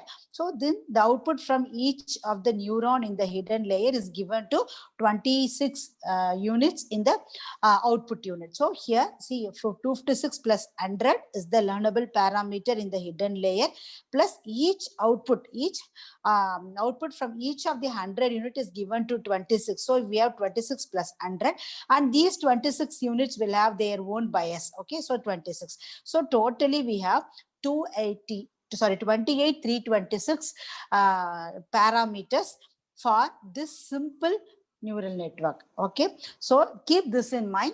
We will, at the end of this session, you will understand why do we go for CNN rather than going for ANN. So just for this simplest neural network, having only one layer, having 100 hidden units, we require 28,000 plus parameters to be tuned or trained. Okay, now. So, okay, now let us go for this deep learning. So why did we come from ANN to CNN? So the reason is, as we have just now seen, just for single image with 16 cross 16 size, we had 28,000 plus parameters to be tuned. Suppose if the image size is large, say assume it is 1,000 cross 1,000, then input will itself be 10,000 into 10,000. Just imagine what could be the size of the parameter. It will be in billion, it will be in million, billion. So you cannot, the handling such type of learnable parameters is very difficult in deep learning, in normal ANN one. That is why we go for deep learning. Okay, so as you can see, as I projected, ANN suffers from curse of dimensionality. That means when we have high resolution image, the input size will itself be large. When you give that input to the hidden layer, you may need to have more number of hidden units and also more number of hidden layers. Just think what could be the number of parameters. So that is what we call the curse of dimensionality. So we have that problem in ANN. And another one is, we use filters to spatially locate the features present in the image. That is not done in the ANN. We'll see what is the spatial locality shortly. So these are some of the advantages. Why do we go for CNN rather than ANN? So there are two advantages. As you can see, parameter sharing and sparsity of connection are two advantages of CNN over ANN, which we will understand at the end. Okay. Now, coming to CNN. So CNN is a category of neural network that is very effective in many areas where image recognition and classification is involved, especially self-driving cars, robots, etc. Okay, so for example, in the case of self-driving cars, if there is, driverless cars, so where you can understand why, or you can understand how image processing plays a vital role in such scenarios. So in those scenarios, CNN plays a very good role. Okay, so actually the basic behind CNN, it captures the spatial and temporal dependencies in the image. Using that, it will identify what is the images. That helps the CNN either to classify or to object detection, etc. Okay, so actually, first let us understand how the images are actually perceived by computers. See, actually, this is how we perceive. I can visualize the image of cat as a cat itself. But when it comes to computers cannot store image of a cat as cat. It will store in terms of pixel. So the image could be either black and white or color image. I mean grayscale or color image. So if it is grayscale, at the left side I showed our grayscale images are stored in computer. On the right side I have shown how our grayscale image. Sorry, our color image. Color image means we have basically 3 channels named RGB. So the 3 channels are red, green, blue. They will be called as here channels. Rather than calling it as 3 colors, they'll be called as 3 channels. So in such case, how the images are stored. So I have taken 18 cross 18 image, for example. I mean, I have represented the images 18 cross 18. In black and white, it is represented as 0 and 1, whereas in color, it will be represented in pixel values. So every bit, every pixel is represented with 1 byte. Every pixel is represented with 1 byte.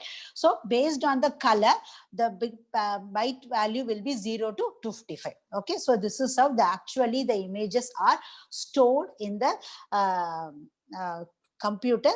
It is different from what generally we perceive image of cat as a cat itself, but computer perceive the image as a pixel only.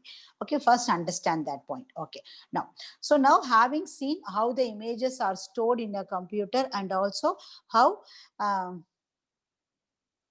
we have how could we use CNN for image processing.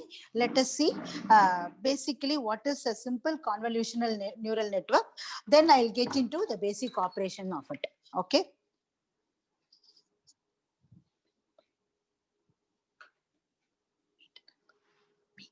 So excuse me, just a minute. I have some problem in projection.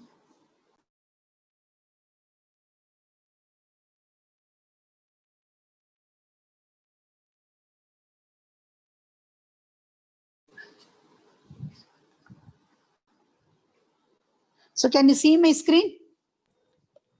Yes, ma'am, it is visible. Okay, okay.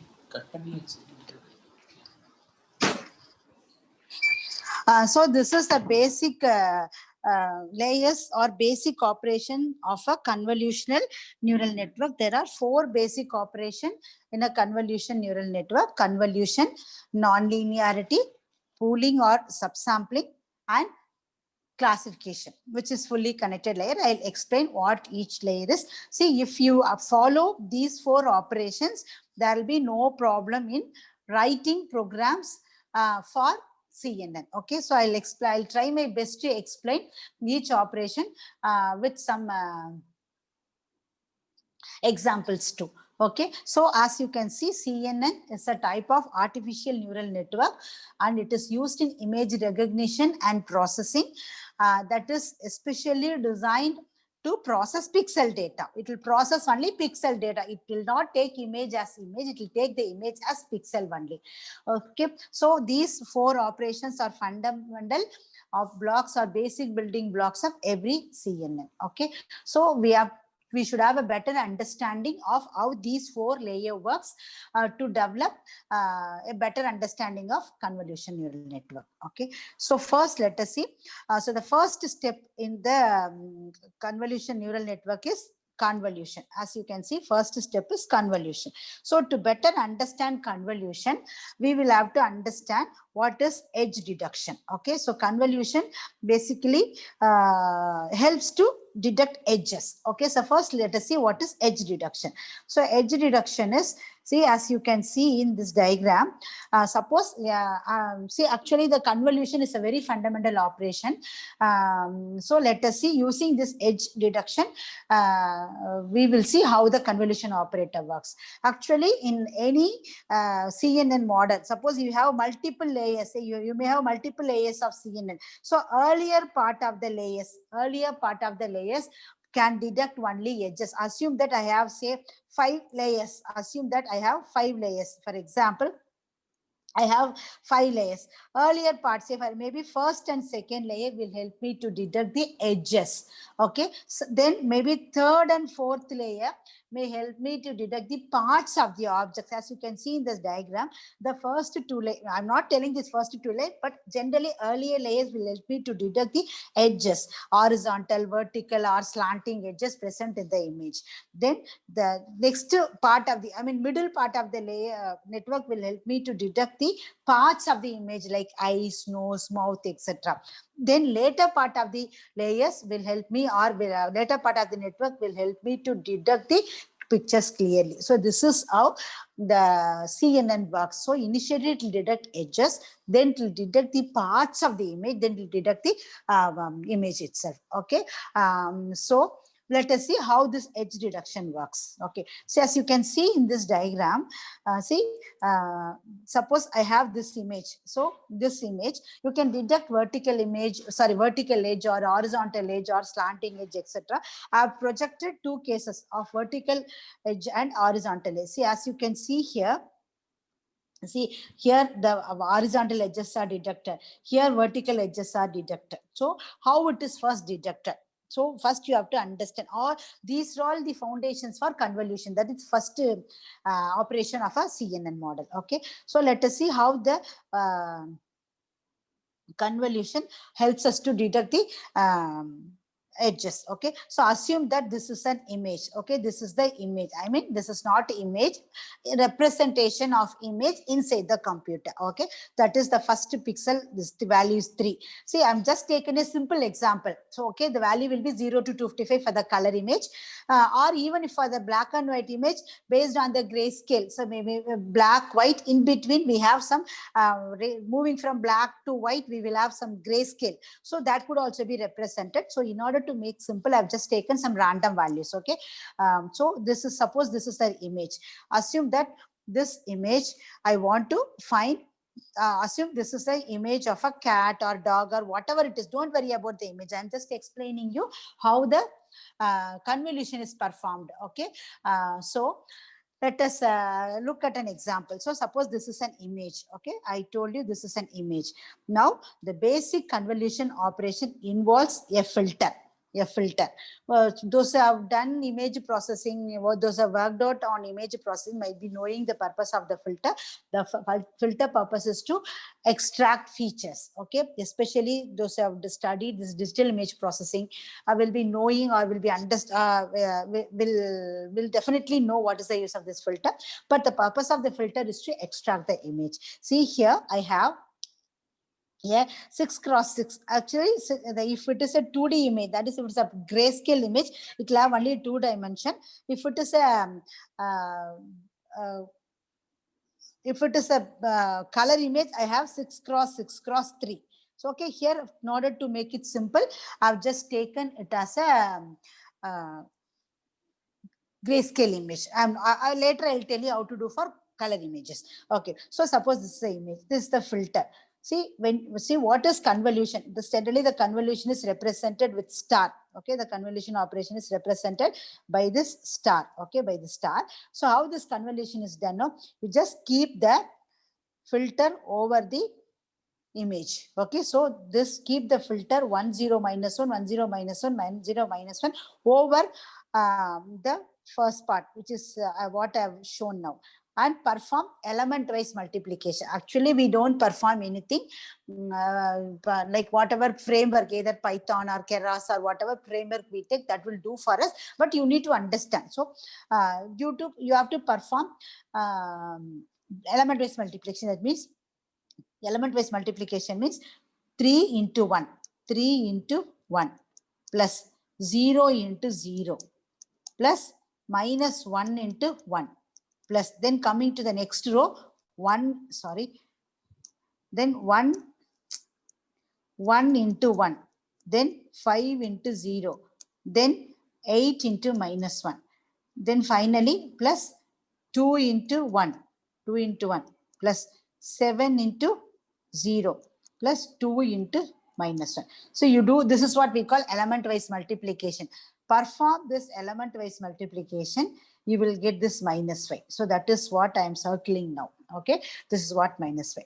Then this is what we call convolution. Convolution is generally, mathematically, we would have called it as by the term called correlation, but here it is called as convolution. So you just keep the filter over this image and calculate and perform the element wise multiplication and calculate the value. Okay, now what you have to do now next. So now next what you can do, you just to move the filter to the next position. See, I am now drawing using blue color. See that you perform the same, apply the same filter by striding the filter over the image once. Okay, now you will get minus 4. I hope you can understand this concept. I don't want to repeat it. Now next again you stride the image to the next position. So likewise, you keep on striding, you will get this. After finishing row, now you stride downwards. Now you stride like this. Now you stride like this. Then stride like this. So you keep on doing, you will be getting all the values. So this is what we call as feature map. Feature map. Feature map. Okay. So this feature map is essential, which will help you to understand what are the important features present in the original image. So this feature map will tell you the important features. Okay, I hope this is clear. But let us understand what is vertical edge and horizontal edge. See, coming to this now, okay. So now let me take take another example. Suppose this is my image. See, look at the values of the image: 10, 10, 10, then 0, 0, 0. Actually, 0 means here black. As you can see, 0 means black. Sorry, 0 means black, and this means not white, but more gray, somewhat gray, or it could be white or whatever it is. Okay, no problem. Sorry. I'm sorry, I've just gone down a lot. Okay. Okay. So this is, I have, so look at the image. So this is first 3 columns represent 10, 10, 10, 10, and last 3 columns 0, 0, 0. That means the first part I have bright pixels, and the next right part I have dark pixels. Okay. That means there will be a vertical edge here, as you can see here. So this is what my image is. I put the image at the bottom. I didn't make image like cat or dog, just in order to understand how to identify the vertical and horizontal edge. I've taken simplest example. Okay. So this first portion, so 255 means brighter. 0 means darker. Okay. That is light, and this is dark. Okay. So this, there will be an edge. Suppose if I apply this filter over this is what the feature map I'll get. You perform element wise multiplication as we have done in as I've shown previously. You perform element wise multiplication, you will get this. So now see, look, when you draw image for this feature map, you will be getting like this. See this show, and see for the filter again, 1 means lighter, 0 means somewhat dark, -1 means much more darker. So you are applying this filter, you are applying this filter over this image, you will get this feature map. See here, this center you have a broad white part, which means there is an edge between this portion and this portion. Okay, this doesn't mean that on the right side we have darker portion, left side we have a darker portion, center we have brighter portion. It is not like that. It means, what is the meaning of this? It means that there is an edge, vertical edge at the center. But now you could have a doubt. Here the edge is thin. In the original image, the edge is thin, but in the feature map, the edge is broad. The reason is we have taken only 6 cross or simplest image we have taken. But when we take images of size, say for example 1000 cross 1000, and when we apply filter properly, we will get like this. We will get like this, very thin we will get. Okay, but when I take 1000, no, I may not be able to illustrate better. That is why I have taken the smallest image. So the reason for getting the broad white spaces, because we have taken only small image. But when I take large image, okay, when I take, if we use picture of 1000 cross 1000 instead of 6 cross 6 as we have done now, we will discover the convolution works remarkably well when we are detecting the vertical edge in the picture. Okay, so in this example, the bright region in the middle is just the way of output image to say that there is a strong vertical edge right in the middle of the image. That is what it means. So this is how the vertical edge is detected. So similarly, so I've shown another example. I don't want to explain. This time I have just reversed. Initially I have darker portion, then following that I have a brighter portion. See how I'm getting the feature map. Okay, I'm getting the feature map. At the center I have a broad darker region, because there is a movement, there is a shift from darker to lighter portion. So this is how the vertical edge is detected. Now when I rotate this filter like this, 1, 1, 1, 0, 0, 0, minus 1, minus 1, minus 1. That is when I flip the filter, I'll get filter like this. This filter can be useful for detecting horizontal edge, as you can see here. Horizontal edge.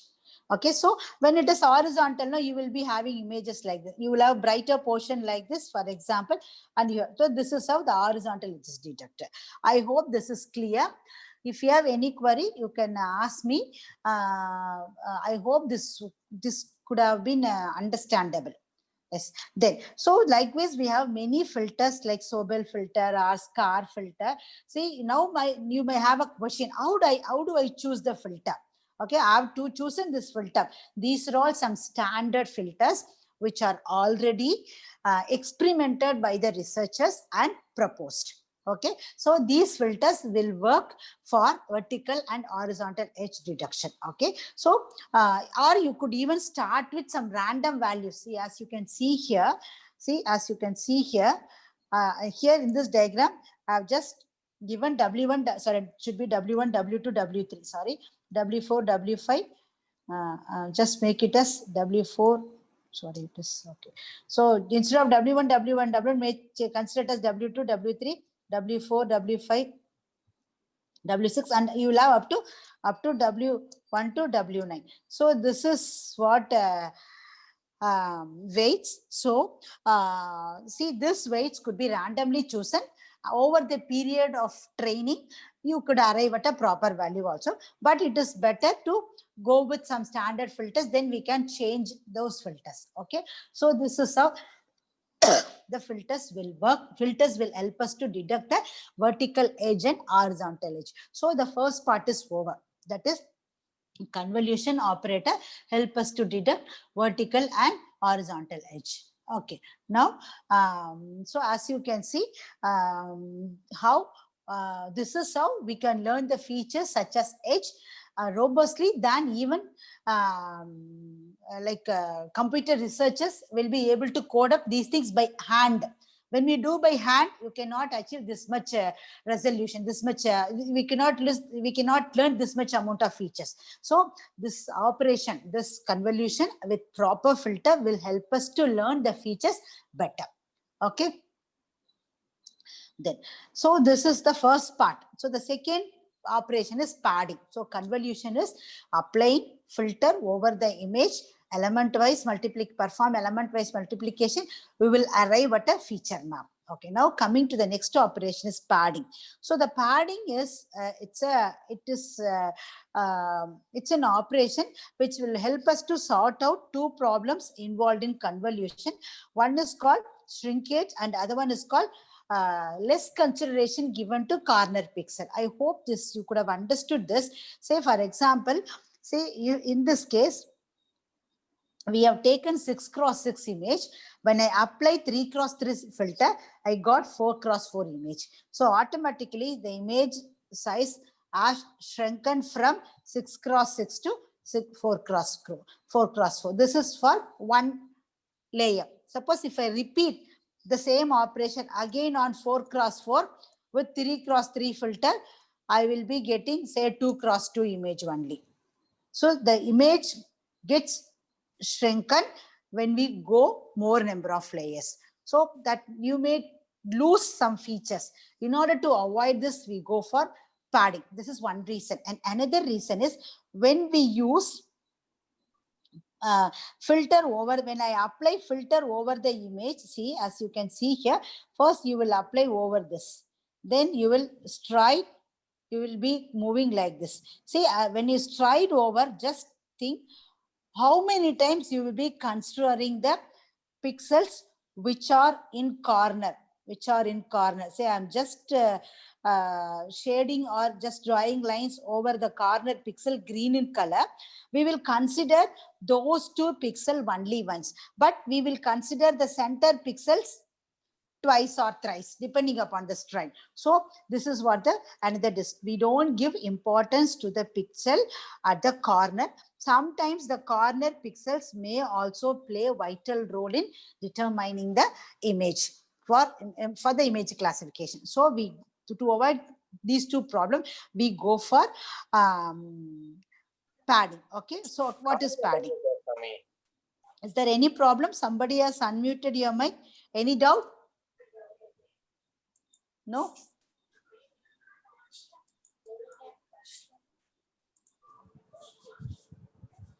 Is there somebody has unmuted? Okay, no problem. I think there is no problem. No doubts. Okay, thank you. So when you do padding, no, what you will do, no, you will just extend the image by padding on all the four sides, as I've shown here. Here we have padded.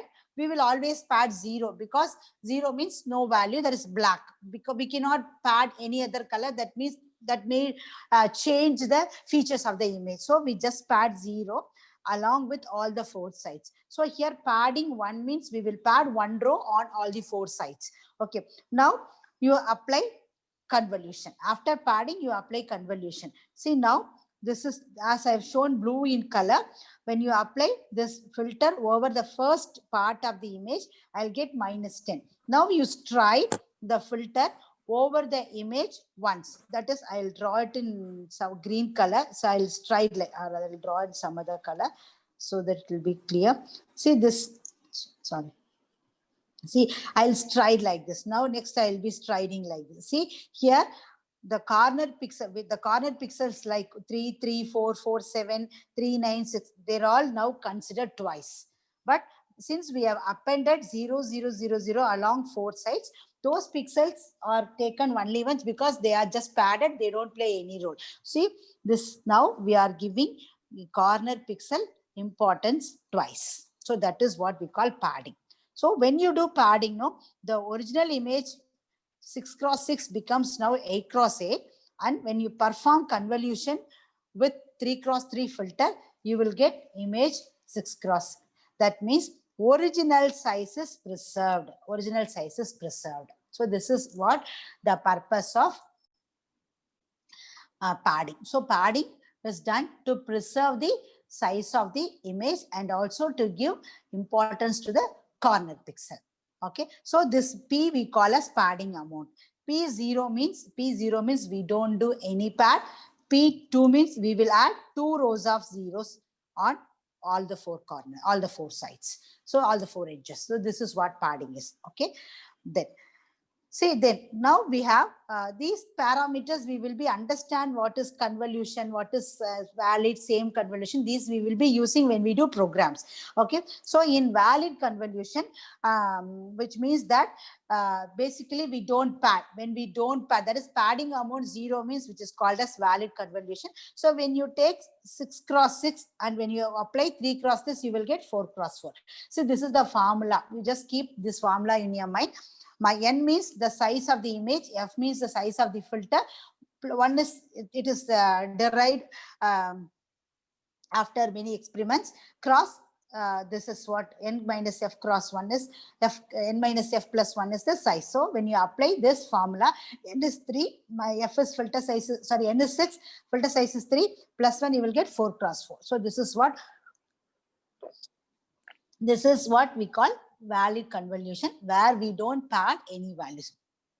The next is same convolution. Same convolution means we want to maintain the image size same. When the original image is 6x6, I want to maintain 6x6. Then we do padding. Okay, then we do padding. So when we do padding, no, take this formula. So n plus 2p minus f plus 1. So when you substitute, you will get 6x6. So same convolution means we want to maintain the size of the image. That is, we would do padding. But when we go for valid convolution, we don't do padding because we don't want to maintain the size of the image. Okay, that is what valid convolution and same convolution. Next part is stride. So strided convolution is nothing but to how much amount or what much amount we stride the filter over the image. See, as now just so far we have strided the filter over the image only once.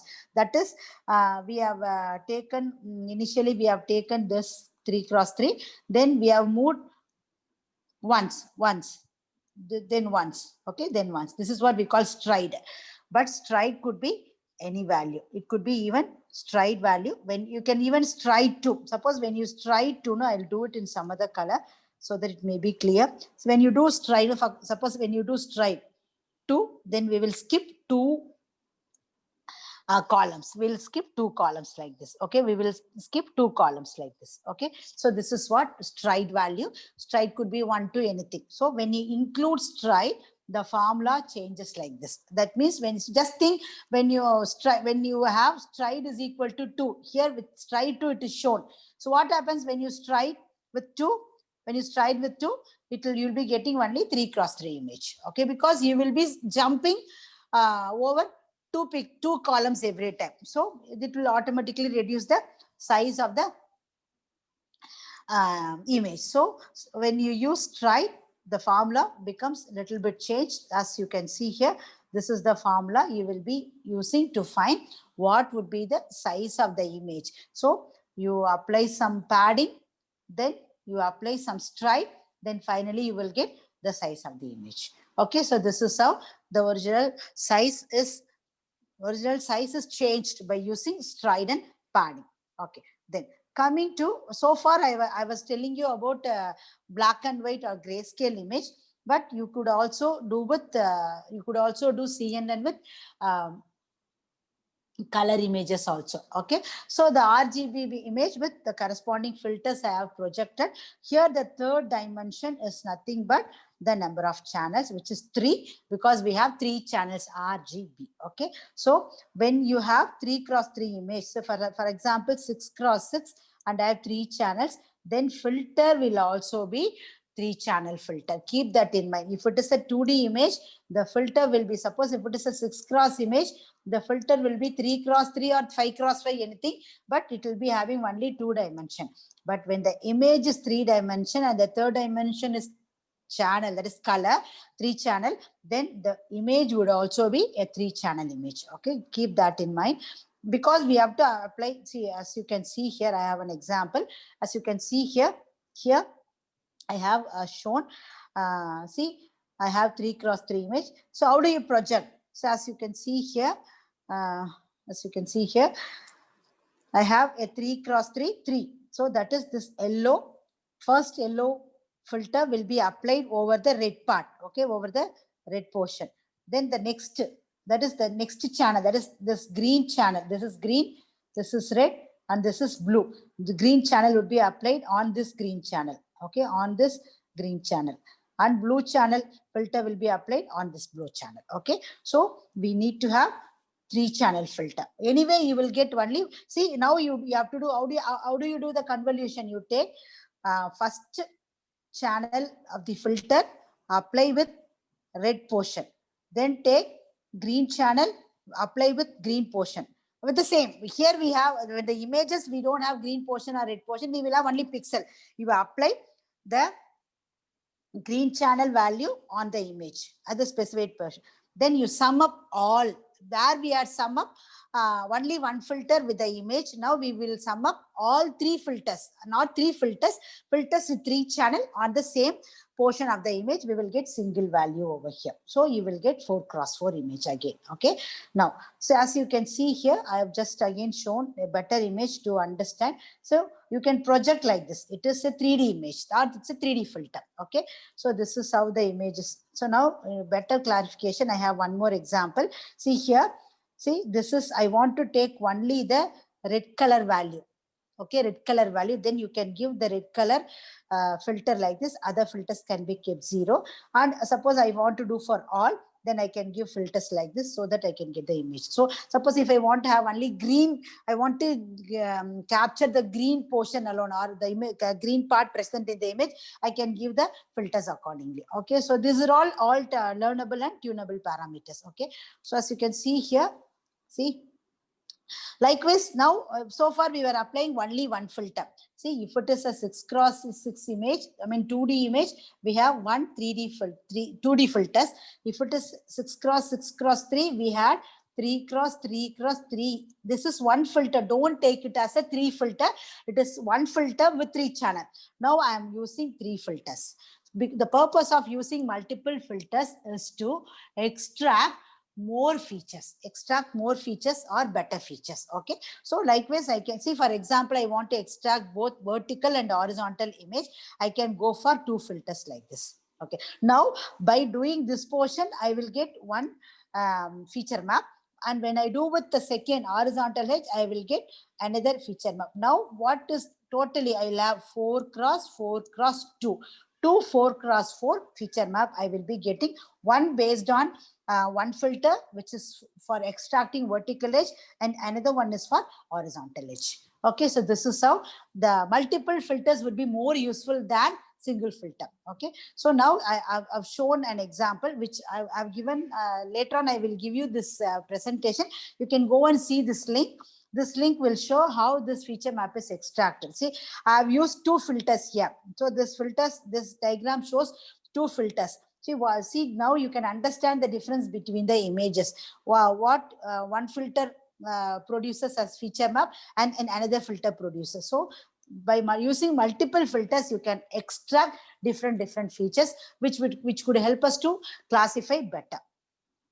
Okay, so now let us see what next part we have come to. That is, we have come to this non-linearity. So as you can see here, now after taking the image, after applying the filter, you will be getting the final image. But in between there is another operation called ReLU, which is rectified linear unit activation, which is an activation function, which I've showed you in the AN, and also some activation will be performed. So this is the purpose of this activation function is to introduce some non-linearity into the feature map. Okay, and we will also add a bias. As you can see here, we will also add a bias. This is similar to your AN and what I've just, when I started, I showed you, so we will add a bias, then we'll apply ReLU. So after adding a bias and ReLU, we will get the feature map 4 cross. I'll explain what is ReLU, but this is how it is done. Okay, so let us go to the ReLU part. Okay. So this is again I have shown more in more clarity way. See, we have taken an image of 6 cross 6 cross 3, which we represented as A cross 0. Then we will be arriving at 4 cross 4 cross 2. How do I get 4 cross 4 cross 2? That is shown in the upper part. I have 6 cross 6 cross 3. I have 2 filters. Each filter produces 4 cross 4. With after applying some ReLU, then I have 4 cross 4 cross 2. So this is the bottom part. I've shown simplified version of the network, and the upper part, how do you get, I've elaborated. Okay, so this is how the image is classified. Feature map is done. Next comes your linear activation function, or that is the activation function. The purpose of activation function is to introduce some linearity into your output of your neuron. As you can see here, to introduce some linearity. Okay, actually, neural network is a linear regression model. That is, we have this y is equal to mx plus c, straight line equation, which is without any regression or without any activation function. But activation function does the non-linear transformation to the input, making it to capable of learning and perform more complex tasks. For example, without this non-linear function, for example, suppose if I don't introduce this non-linearity, irrespective of how many hidden layers and how many neurons we have in each layer, the network will behave in the same. For example, see, suppose if I don't introduce C, what happens? Whatever is the input, it purely depends on M only. So you don't have any non-linearity. So without non-linear function, irrespective of the number of layers, the network will behave in the same way. So neural network or a neuron cannot learn just with the linear function. It requires some non-linearity or non-linear activation function to be introduced in order to learn with respect to error. Okay, with respect to error. So that is what the role of nonlinear function. So we have multiple nonlinear functions. I just skip this because it may take some time to explain. The most commonly used nonlinear function is ReLU in CNN. So the ReLU is nonlinear, that is rectified linear unit, which is a nonlinear operation. See, suppose if your input is 0, or if your input is a 0 or negative, it is taken as 0. Okay, that is negative values are not considered, only positive values are considered. This is what one nonlinearity.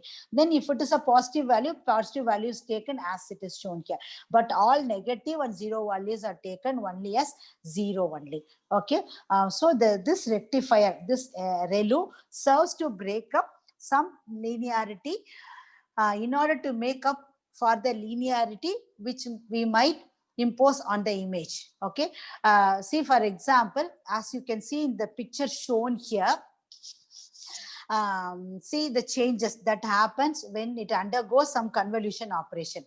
Okay, as you can see, and following that I have applied ReLU also. This ReLU, that is ReLU, is again performed element wise multiplication. Say, for example, if the filter value, if it is -5, it is taken as 0. If the filter value is 10, it will, sorry, not filter value, feature map. If the feature map value is -5, it will taken as 0. If it is 0, it will be taken as 10. If it is -3, it will be taken as 0 only. So that is what it is, the ReLU. So this ReLU is an element-wise operation, will replace all negative pixel value in the feature map by 0 and keeps the positive value as positive value only. So the purpose of ReLU is to introduce some linearity in the convolution model. Okay, so this is what you can see as this is the left side you have a feature map. On the right side we have ReLU after the feature map after applying the ReLU operation. So that is only non-negative values are considered. Okay, so that is the purpose of ReLU. Now coming to this is now you understand why do we go for CNN rather than ANN. The very basic reason is number of parameters. See, I have in this example I have a 3x3x3 filter. So that means 27 parameters for each, as we have seen in the earlier diagram. So as we have seen here, we apply for one filter, keep this point in, for one filter, we have one bias. Okay, we have for one filter, we have one bias. For the second filter, I have another bias.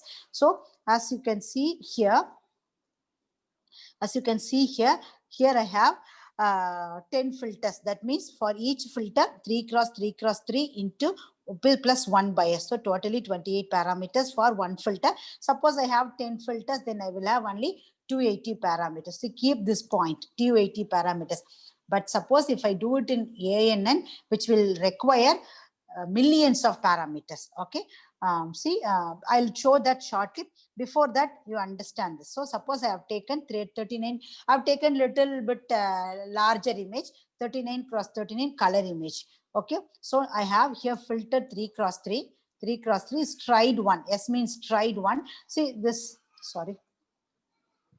This S of 1 means first layer. Okay, so first layer we apply 3 filter and we stride 1, we don't do any pad, and we apply 10 filters. That means 3, that is 3x3x3 is the one filter. Likewise we apply 10 filters. See, if I apply 10 filters, what would be the number of images or feature maps we get? 10 feature map. What is the size of each feature map? Depends on the stride value and pad value. So when you apply with this using the formula, you will get 37 cross 37 into 10 filters. So here we started with 39 cross 39 image. After applying 3x3 filter with stride 1 and padding amount 0, we will get 37 cross 37. But why this 10? Because I have applied 10 such filters. Because of that, I am getting 10 feature map, each having size 37 and 37, 37 cross 37. I have detailedly explained in this diagram. So this is one convolution network. Now I am going for the second net CNN, sorry, second convolution layer.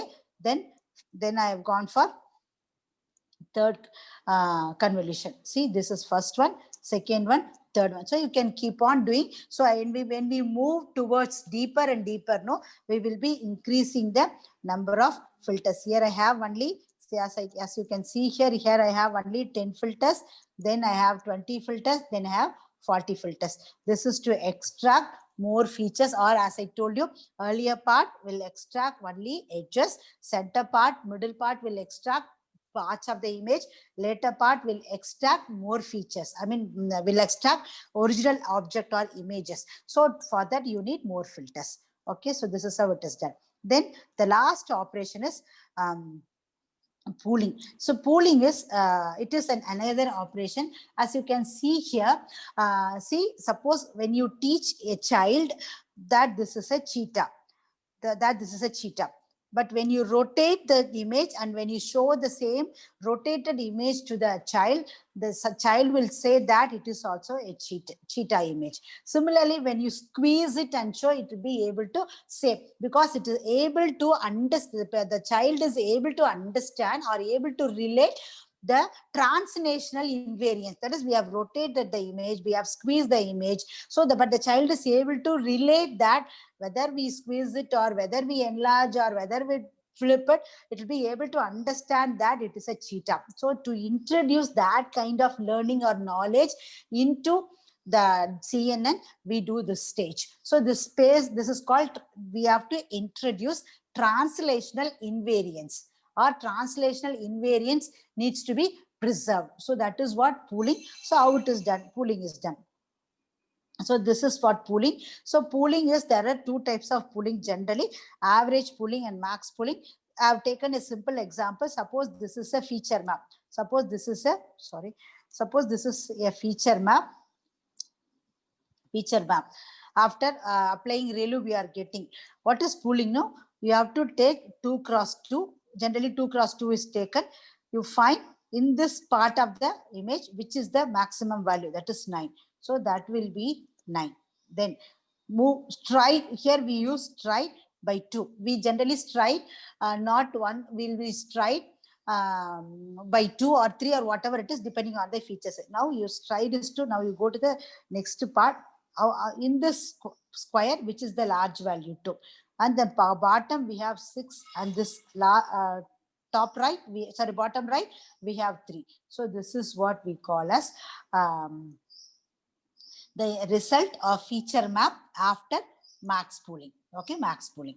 Suppose when you do average pooling, you take average of these 4 values, that is 1 plus 3 plus 2 plus 9 divided by 4. What value you will get? So that will be here. So this is what average pooling. The purpose of this pooling is to say, for example, that is the upper, say, as you can see in our example, the upper left quadrant as a particular feature. That means 9 means there is an important feature, which is 9 indicate that there is an important feature, which may be a vertical area or maybe an eye or nose of an image or an animal.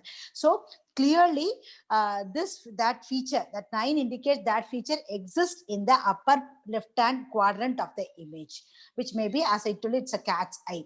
Whereas this feature, it is not present in the upper right hand side of the image. Okay, so that higher value indicate there is an important feature present. So that to extract that, we do this pooling. Okay, so this is what pooling is. So once you do pooling, after doing pooling, you can use this formula to calculate the size of the feature map. So this is the same formula we have taken, but see, this time we use this lower, see this floor value we'll take. Okay, rather than taking seal, we'll take floor value. Okay, now, so similarly, now I'm showing how to apply the pooling on 3D image. Okay, the same way you do what you have done for the 2D image, you do the same thing for the 3D image also. There is no difference at all. Okay, now I've shown you an example of how the image could appear, or how the future map could appear after max pooling and after sum pooling or average pooling. Okay, so this is how it could appear. Okay,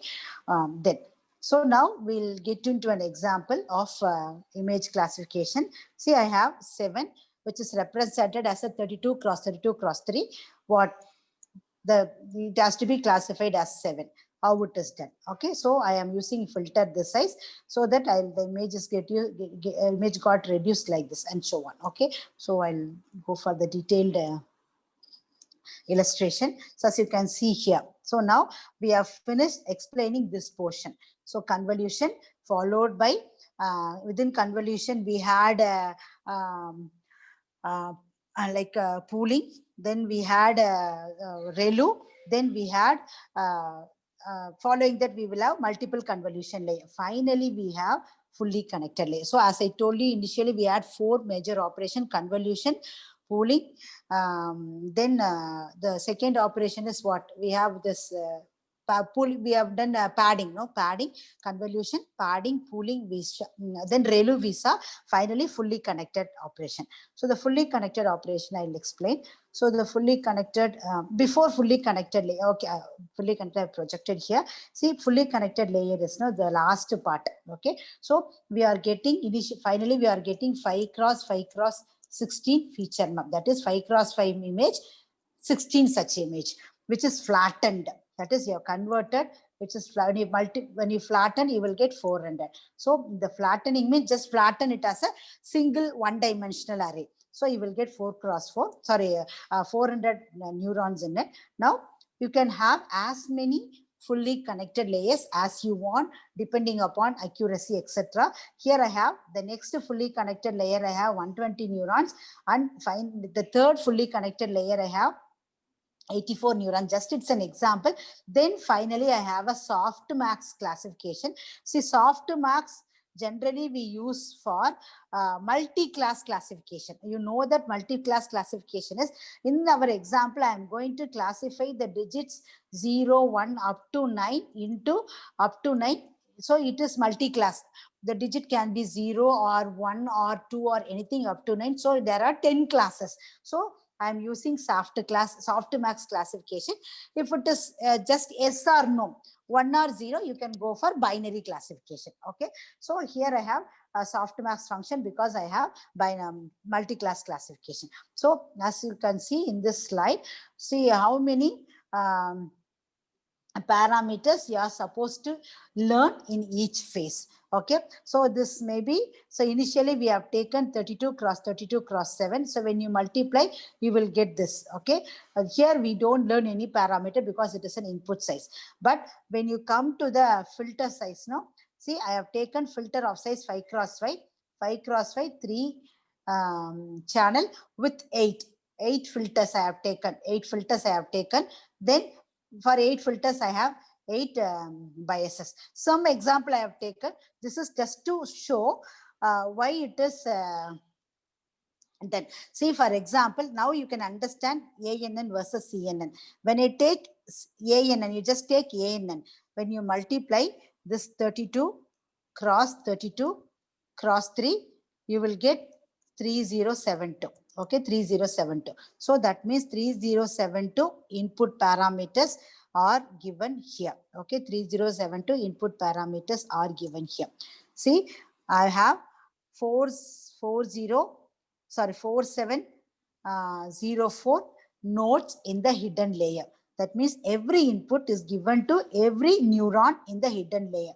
Then I have 14 million parameters to be trained for ANN. Suppose if I take CNN, the same image, I just need to train only 156. How this 156?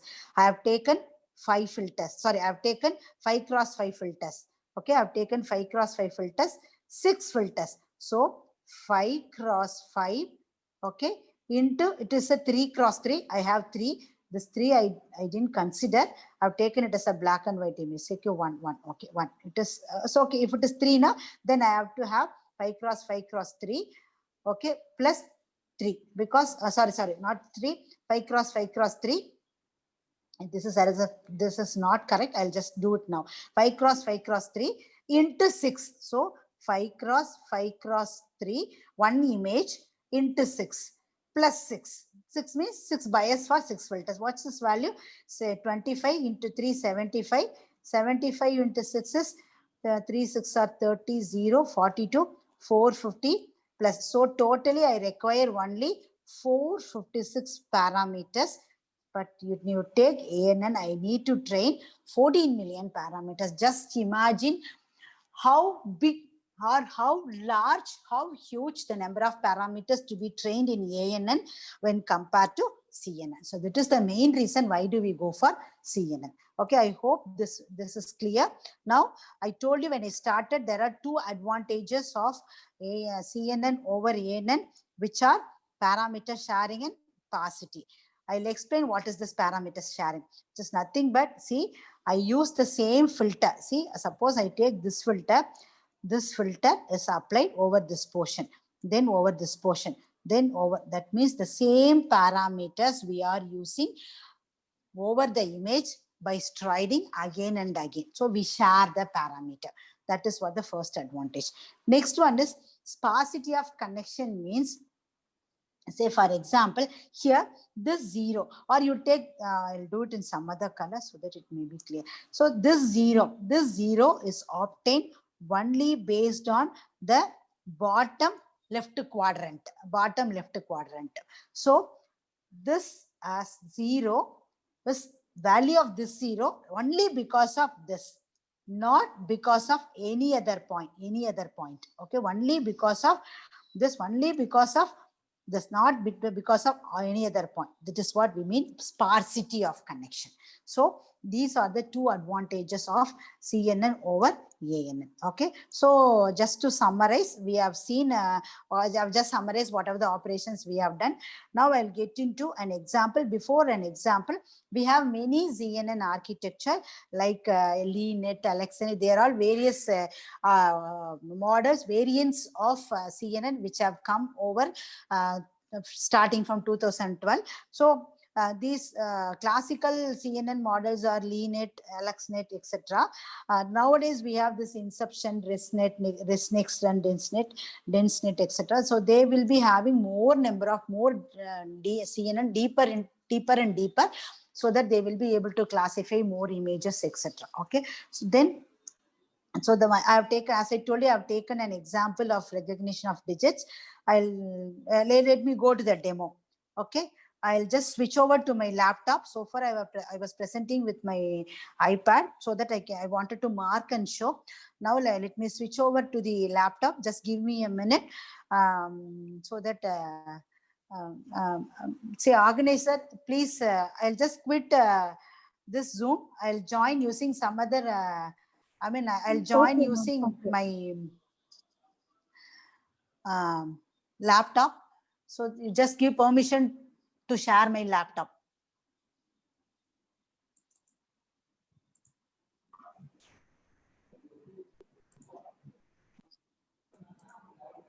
Can I share now?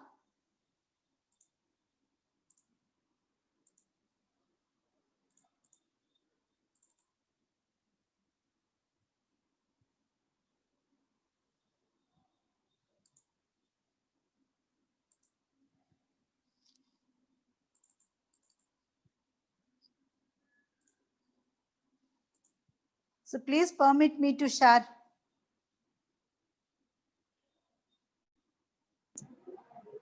So I'm just able to share only with Ma'am, can I know the name, please?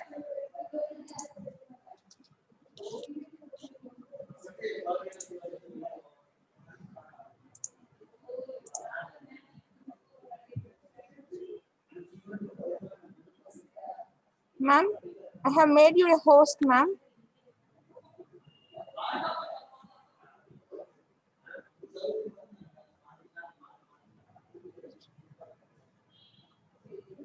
audible now?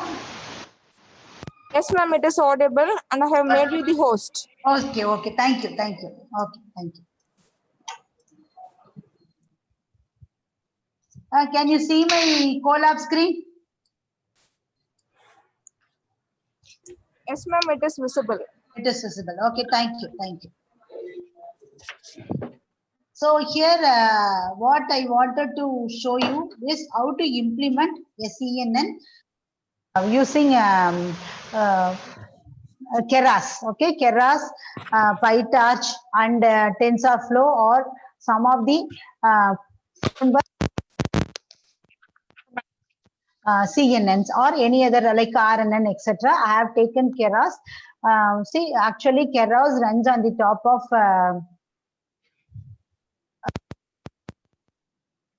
the features of TensorFlow, which I mean it includes TensorFlow as its backend. So Keras is the best platform. I feel because I was working with, I have been working with Keras. So I've developed a small, simplest model to classify digits. Okay, so this digit you can download from MNIST database. I'll just show that also. MNIST dataset. Dataset.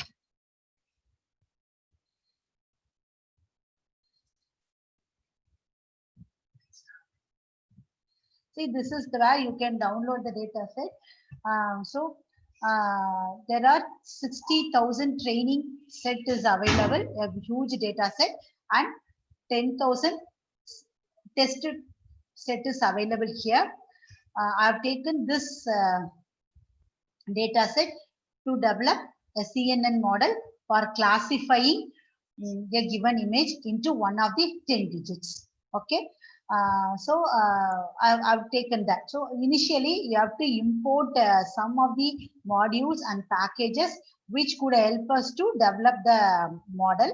See, developing model is very simple. If you understand what I'm telling you now, you will be able to do for any set of images. Okay, so I'm importing some of the modules and packages which I require. As I told you, so wherever needed, I've given the comments also. I'll send at the end. I'll just share this Python notebook with the organizers so that they will share the notebook with you. You can do it later also. Okay, so I've imported some of the modules packages which I required. I've taken Colab as my learning platform.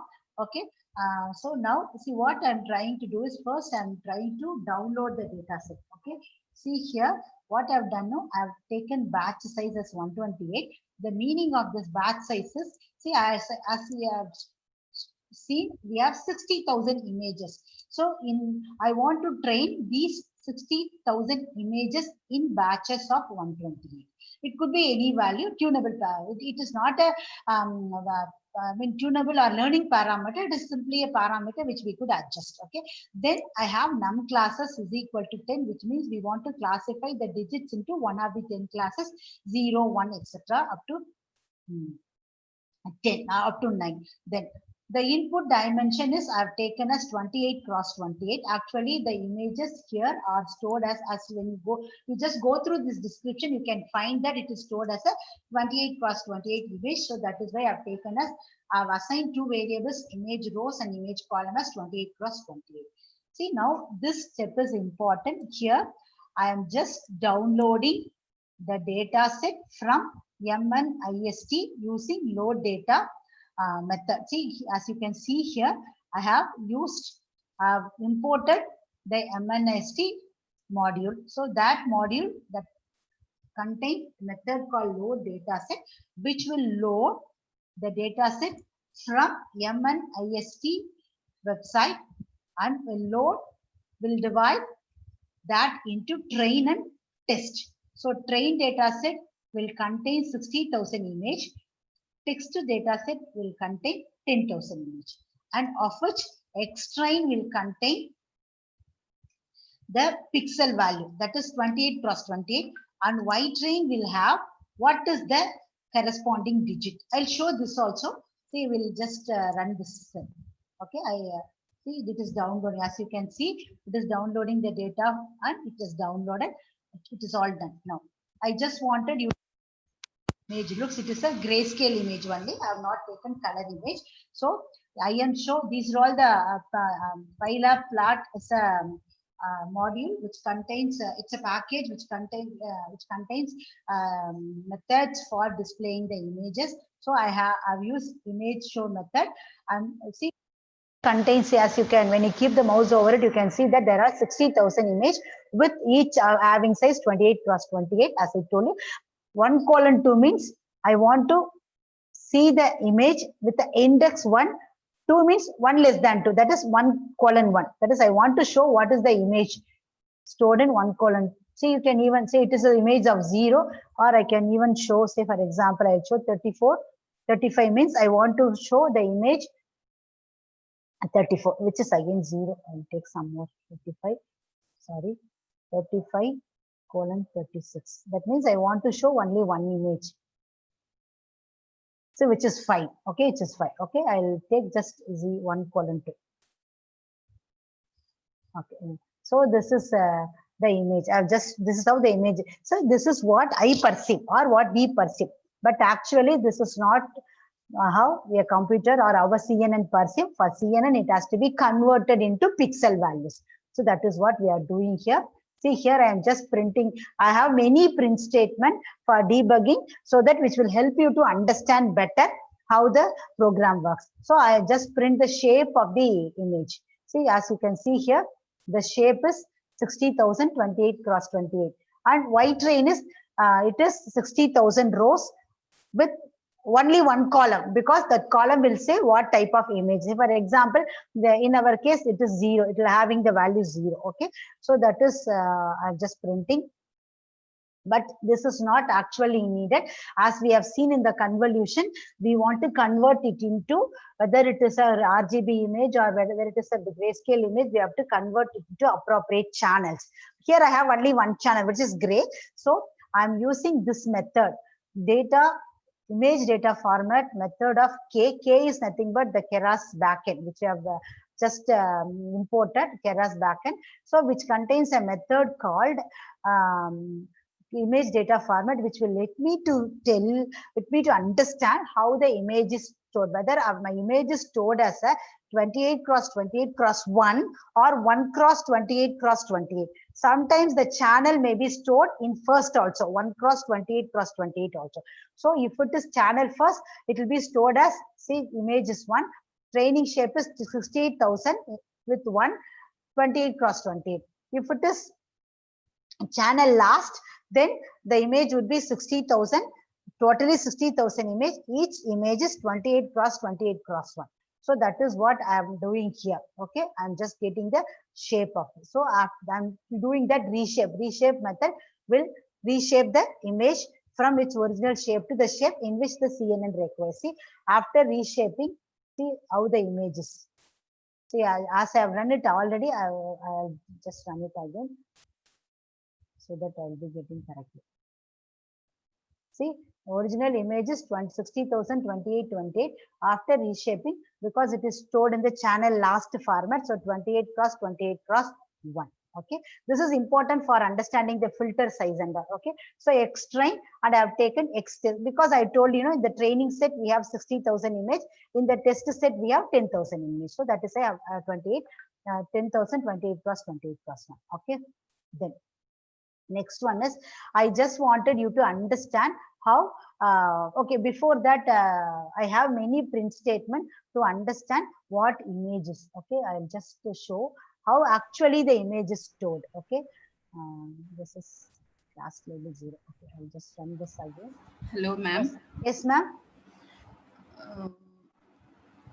To learn CNN, what are the best resources, ma'am, from scratch if we want to learn CNN? Yes, ma'am. What are the, can you give me the best resources?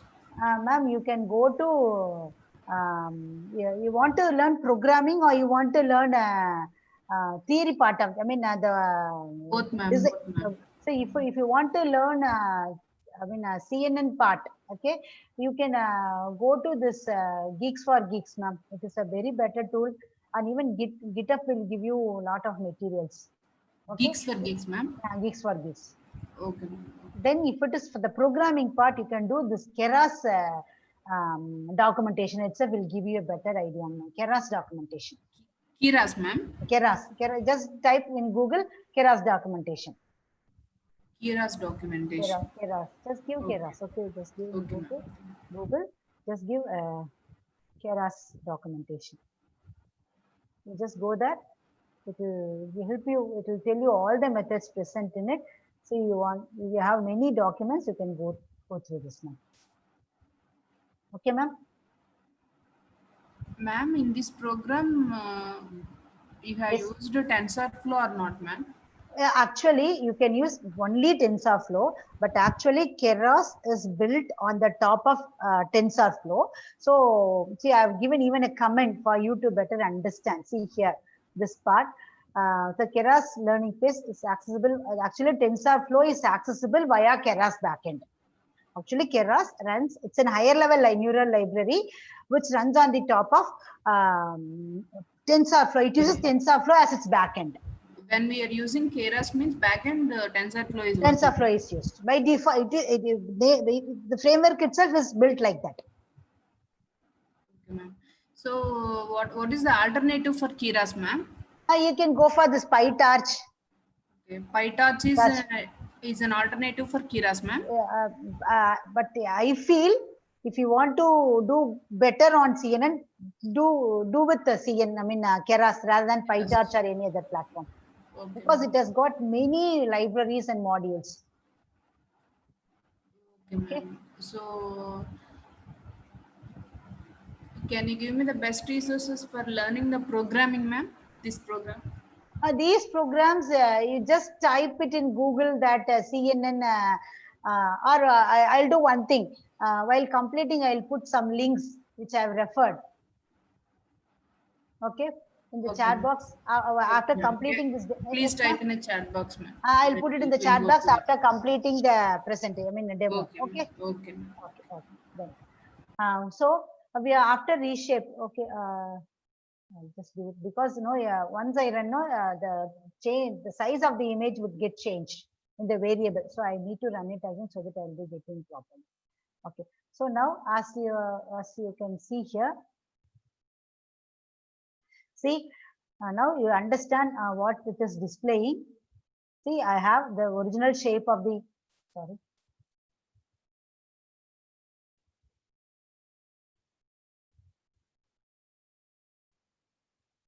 Okay, so the original image is 60,000 28 cross 28. We are reshaping it to one channel, that is black and white.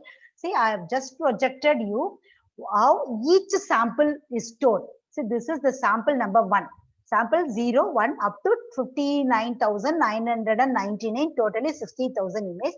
I've just shown you how one image is actually stored. So this is how the image is actually stored. Okay. The thing is 0, 0, 0, 0, it will be like this. Okay. Sorry. Somewhere it will be say 253, 240. These are all the pixel values. See, when you see the image, when you see the image, so these are all black. That means 0. Wherever there are some pixel, those pixel values are here shown in this actual value.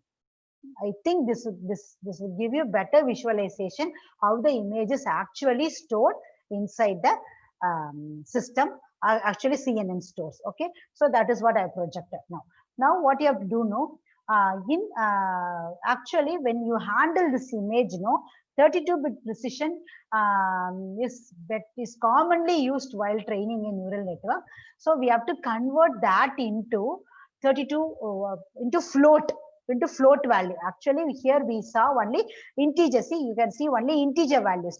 You have to convert it into float, but the type is float. 32 means 32-bit integer. You are just converting it. Okay. Okay. Now let me show after converting how it looks like. Okay. Let me show after converting how it looks like. It will be converted into float. Simply it will be converted into float. Okay. See here. See, it is converted into float. Earlier it was simply see here starting. See, starting it is only integer. Now you can see only integer, but after converting, I just come down because it is print. See, now it is converted into float. See, as you can see, it is converted into float. That conversion needs to be done. The conversion needs to be the floating point representation is better for proper training in the neural network. Okay. Then what we are doing, we are normalizing. So the normalizing is we are normalizing between the value 0 to 1 because it is converted. Because I told you when I started, I told you every bit or every pixel is stored as a 1 byte number. That is 1 byte means 2 power 8, 256, 0 to 255. We convert each pixel value into normalized value, because see here no, one pixel is 0 and another pixel maybe 128, another pixel maybe another point maybe 155. So we are just normalizing by dividing into 255, so that we will get normalized value. So after normalizing, let us see what is the output. Okay, so I'll just run it again. I'll just uncomment this. Oh, it is already after normalization. Okay, I'll just uncomment this. I'll show this. Madam, why do we need normalization, ma'am? See, ma'am, I told you, no, because the values are in the range of 0 to 255. Okay, so when one pixel maybe 1 point maybe 0, another point maybe 255. So when we have this large difference, no, learning may be a problem. So generally, we have to bring it in within a particular range. We have to bring all the values within the range of, it could be 0 to 1 or it could be 0 to 10 or anything, but standard, as a standardized practice in CNN, we do with 0 to 1 in order to make the large difference into small difference. Okay, so now you can see after normalization, see the values could be like this. See now, okay, this is okay, normalization. After normalization, I just do, I'm just converting this. Now the y vector is nothing but the y vector of training set will be the classes representing the training sample, and y vector of the test set would be representing the classes of the test sample. What we have to do, no, this is very important. This is, see here, as we have seen here, I'll just run this again and show you, so that you will get better picture of why do we do this categorical conversion. Okay, I'll take 10 more minutes to complete. Please bear with me. See here, in the last print statements, as you can see here in the last, before printing, I have this, no, X test and Y test. Just see what is X test and Y test. Okay, because it is printing a large value, I'm just going down a lot.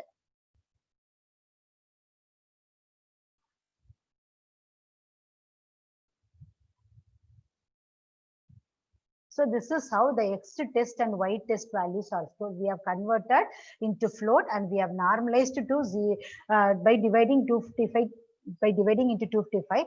After normalization, the vector would be like this.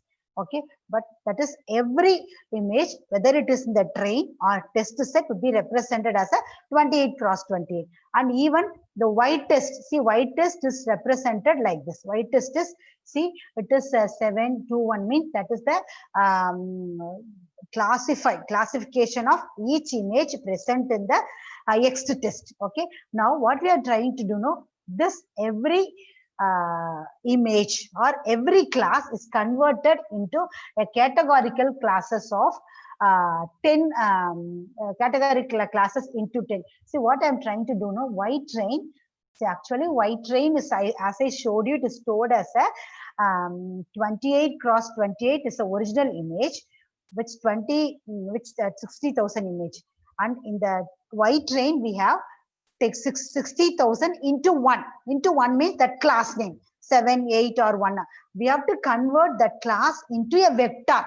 So that means vector of 10. 10 means we have 10 classes. So we are converting that Y train into 10 classes. So in here we have, as you can see here, we have, so here we have the test vector is stored like this, 7 to 1. But we are converting it, every vector, every class 7 is converted into a vector of 10 values. Suppose if it is 7, no, because it is a test image, it is a train image, I have 1 here. Why 1 means 1 in the first indicates it is a 0. 1 in the second position indicates it is 1. 1 in the third position it indicates 2. So we have 10 values in the Y train vector, 10 classes. That class represent to what class that sample belongs to. Here it is a training, here it is a test. Don't get it confused that it is 7, but here I have 1. Y train, it is a test image, it is a train image. See, as I have shown you, know, in the train image, what is our first? In the train, I'll take just train image. In the train image, what is our first image? The first image is, say it is 5. It is 5. That means it should be, the corresponding label should be 5. No, the label should be 5. Let us see whether it is 5 or maybe wrongly read also. Let us not worry about it. Once we develop a model, we will understand. See.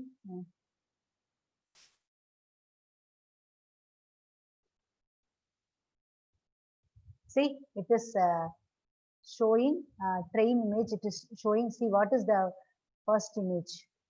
It is showing. So I have to run it again. Sorry, because it is. It is. I have to run it again. Okay, I'll run it again. So, please bear with me.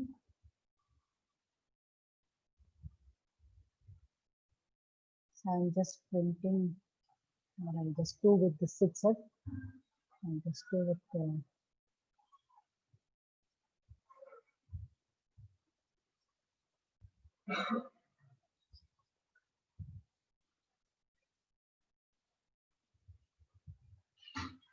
See, as you can see here, see the train in the training set, the first training sample is 0. In the test set, the first test sample value is 2. Just it is an example I have projected. Don't worry about that whether it is matching or not. I'll run and show that it gets matched. But understand what I was trying to do. I'll explain here. We have just converted.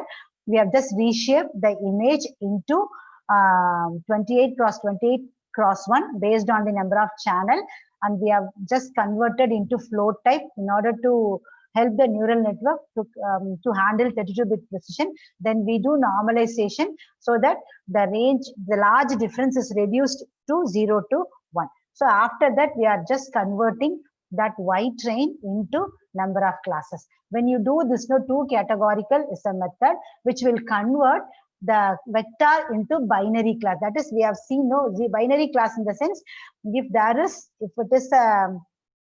the digit is 0, then 1 will be in the first class. Other class would be 0. If it is 7, 1 will be in the 7th position of the classification. All other will be 0. So that is what the purpose of this. Okay. Now let us go and develop the model. This is most important, and this is very simple.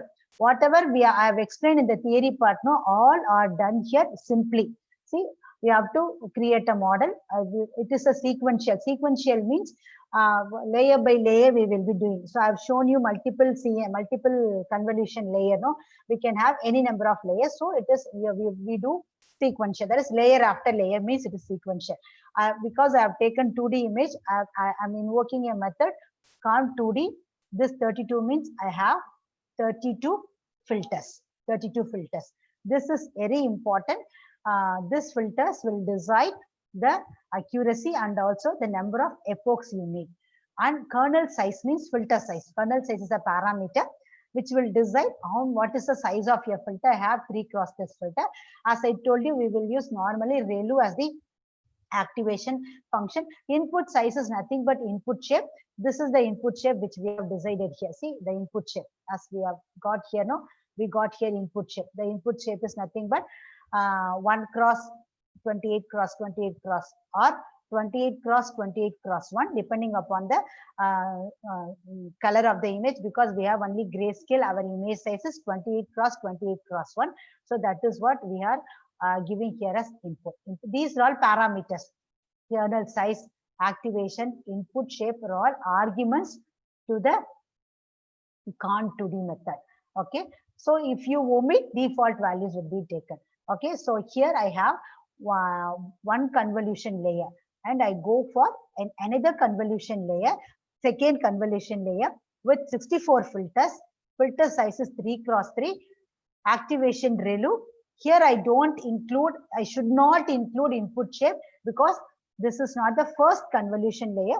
First convolution layer will take input from the input shape. For the second convolution layer, the output will be given from the previous convolution layer, which is this is what in our first Con2D function in our example. So the output from the first layer will be given as input. Then I go for max pooling 2D with pooling size 2 cross 2. If I have 3 cross 3, then among the 3 cross 3, which is the maximum value, that will be taken as I have shown you. Okay. Then generally dropout will be used. The dropout is actually which will reduce overfitting. Overfitting means the network may perform better for the training set and may not do good in the case of test set. To avoid that, we go for dropout, actually, which is one of the regularization technique. Maybe in the forthcoming classes, you will be taught what is regularization, etc. And so it is used to generalize your model. That means your model will not be overfit to a training data. So to avoid that, we go for dropout. So 0.25 means that is the output of 0.25% of the neurons will be set as 0. That means those neurons will not take part in further learning. So then we, as I told you, we have to finally, after completing all the convolution layer, we have to flatten. So we have flattened it. Then see, our flattened layers are fully connected. That means, as I've shown you, we had 3 flattened layers. Output of one flatten is connected to the next layer, all the nodes. Then output of the second fully connected is given to third, and so on. So here I have after flattening, I have 2 dense layer, that is 2 fully connected layer. One connected layer has 128 neuron with the activation function as ReLU. Then I am doing dropout of 0.5. That means I'm just setting the output of 50% of the neuron as 0 to avoid overfitting. Then finally I have num classes. Num classes, as I've shown you, which is nothing but, as I've shown here, which is nothing but 10. We have 10 classes. So that 10 classes are given as the last layer, number of classes. That is, I told you, softmax is used for multi-class classification. So which we, this is the model we are designing. So let us run this model. Okay. So I have run this model. Okay, so it needs, okay, now we what you have to do, we have generated a model. Now we have to compile this model. To compile this model, I have taken 20 epochs. Okay, let me take initially 5 epochs. Epochs is nothing but one forward and one backward pass, considering all 60,000 samples, okay, in batches of 128. So we use a loss function. Loss function is here, we are using categorical. We are not doing binary classification. If it is a binary classification, we can use binary cross entropy, but because we are using categorical, like classifying into 10 classes, we have to use categorical cross entropy. And this optimizer, this is optimizer, which means that suppose if our output with our prediction, suppose the actual image is 5, but our model predict it as 3, then we need to train again and again. We have to go, we have to do back propagation, we have to do optimization. That we use ADA delta. I have given a link. When you go to this link, now you can see many optimizer which you can include and you can test. And I want to measure the accuracy. Accuracy is the metrics I want to measure. Okay, we are compiling this model. Now we have to fit the compiled model into the training and test data. So X-train and Y-train are the X-train contain 60,000 samples for which the corresponding labels are Y-train. I've taken batch size 128. Epochs I have set as 5. Verbose means this whatever you see, no, that is, it will indicate what is happening. It will show what is happening when I run this model. Okay. Then validation data is now after training the model, after fitting the model using this train data, I want to apply that model on this test data. So that is what validation test. Okay. So let me now run this. See, I'm running for this. I told you, verbose is equal to 1. If I don't put verbose, no, I cannot see what is happening. In order to see what is happening, I'm just putting this verbose is equal to 1. See, now first epoch is finished. After the first epoch, the accuracy is 26%. That is 26% of the images are classified properly. So you see, when you keep on increasing, see, after the second epoch, the accuracy is increased to 39, 47, and so on. Since I have only 5 epochs, my accuracy is, see, let me see what accuracy I'm getting. See, I'm just getting 59%. Okay, let us have 59% accuracy. Let me see whether this is sufficient to run my. Okay, so just now after compiled and fit the model, I'm just evaluating the X test and Y test. So what is the score? What is the loss and what is the accuracy? I'm just getting 59% accuracy. Whatever I have shown here, I've just projected here. Now let us see whether it is predicting. Okay, I'll just take this image. This is my image 2 in the test data set. I'm just proving that whether I'm just showing whether my model predicts correctly. Actual test images 2. Let me see whether my model predicts it correctly. See, it is giving error. The reason for error is we have taken, say I told you, there will be 10 classes. So there will be 10 prediction, but for which prediction value is greater than 0.5, then I will take into appropriate class. But for none of the 10 classes, the value is not greater than 0.5. That means, that is why I'm getting this error. The reason is I have only 59% accuracy. Now let me run by changing this into, say, 12 epochs. Okay, it will take 1 more minute. Please wait. I just complete. I'll just take 3 minutes to complete this. Okay, now let us see what happens when I increase the epoch. That means I'm increasing the number of training epochs. See, this is similar to, suppose when we teach child. The child which is of 1 year or 2 year old cannot understand at the first teaching. We will have to tell 3 times, 4 times or 5 times so that the child will learn properly. The same thing happens here. Initially, I taught only 5 times. The accuracy was only 59%. That is, it was not able to predict properly. Sometimes the prediction could happen correctly also, but only 59%. But now I'm teaching more number of times. Okay, so the accuracy now it may go high. See, accuracy, as you can see, after some 7th or 8th epoch, it is 82%. So accuracy got improved because I have 12 epochs. My accuracy would be better. See here, after the 10th epochs, the accuracy was slightly increased, 84%. Let me wait till 12 epochs get finished. So after the 12th epoch, the accuracy was 85%. So let me see whether this will predict me properly. Okay. Okay. So again I'll take the 2. Okay. Now I'll just see whether. Okay. Now it is predicted. See, it is predicted as 2 because see, for the 5th, which one? 0, 1, 2. Which one? For 3rd. See here, the prediction says that the probability of being 2 is greater than 0.5.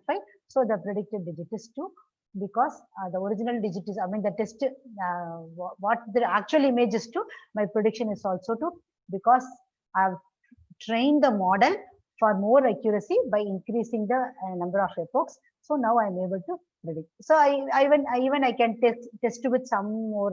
Say I'll just go to 21 and 22. I don't know what is this image. Let me see what the image is. So this image is 6. Let us check whether my model does this correctly. So sorry, I have to.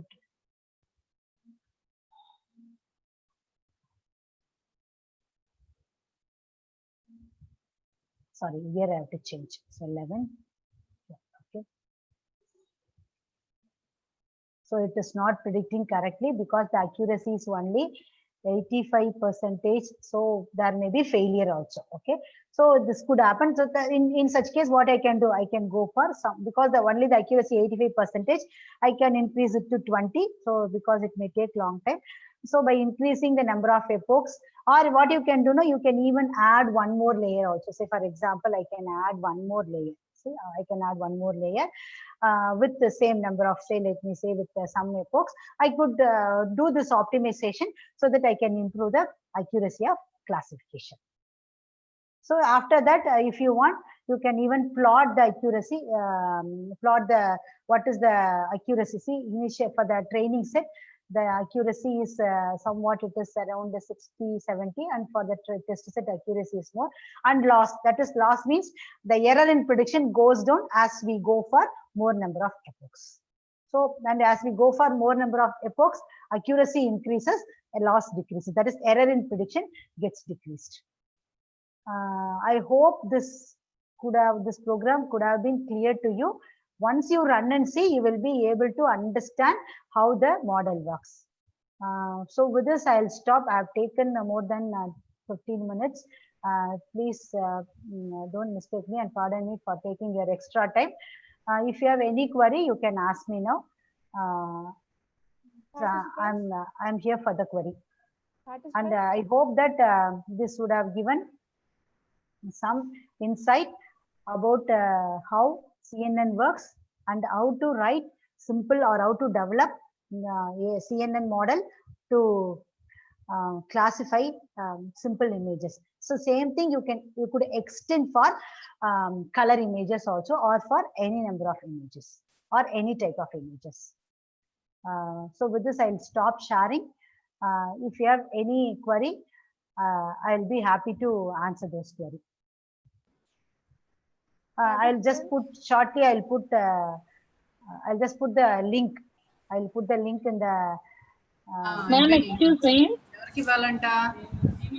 Ma'am, excuse me. Yes, ma'am. Yes, ma'am. Suppose if the number of epochs are increased, that accuracy should be increased, or based on the model, it is going to be increased the accuracy. Ma'am, actually, see, just take a child. No, suppose if you teach a child only once, sometimes it may be able. Suppose you teach a child this is green color, then if you ask the child again to say, it may not be able to say, because it might not learn, because one time teaching may not be sufficient for a child. You have to reiterate twice, thrice, and you have to show that this is green color, this is blue color, or this is black color. So you have to do it for more number of times so that the child will register that in its neuron. The same thing has to happen here. If you go for more number of, but after some time, say for example, after you have taught, then the child is able to recognize that this is a green color. There is no use in teaching further. So there will be a border, or there will be a limit. If you increase the epoch, after that, the child will be overfit to that. It will be able to recognize only green color. It may not be able to recognize when you show a yellow color. So that is where the optimization comes into picture. So you have to find proper number of epochs and proper number of iterations, and also proper values, or proper number of layers, number of filters, filter size, etc. So to some extent, as I have demonstrated, when we had 5 epochs, the accuracy was around 60. But when I extended to 12, it was 89 something. But when I extend it to 20, it may go up to 99, for example. But after that, if I put 100, 200, it doesn't play any role. The network will tune itself, or network become overfit to the model. So when it overfits, no, it can classify correctly only when the example, what it has been trained. When you give new samples, it may not be able to do it. So that may occur when you increase the number of epoch. Thank you, ma'am. Any other query, ma'am? Hello, ma'am. Can you post the links, ma'am? Yes, ma'am. Yes, ma'am. Just give me a minute. I am just looking for the link. I'll just post it. Just a minute. I'll just put it somewhere else. I'll just post the link.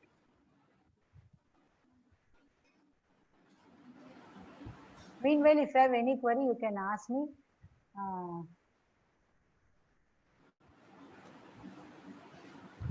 Yeah, I have the links. I'll just put the links.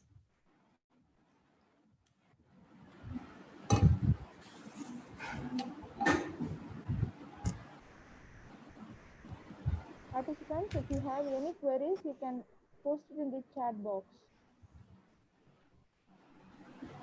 I hope the session would have given you some insight into how it really works.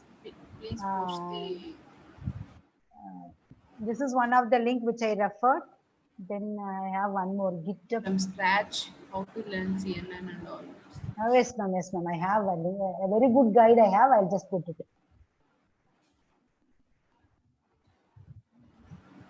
This will help you a lot. I hope. This particular link will give you from basics itself.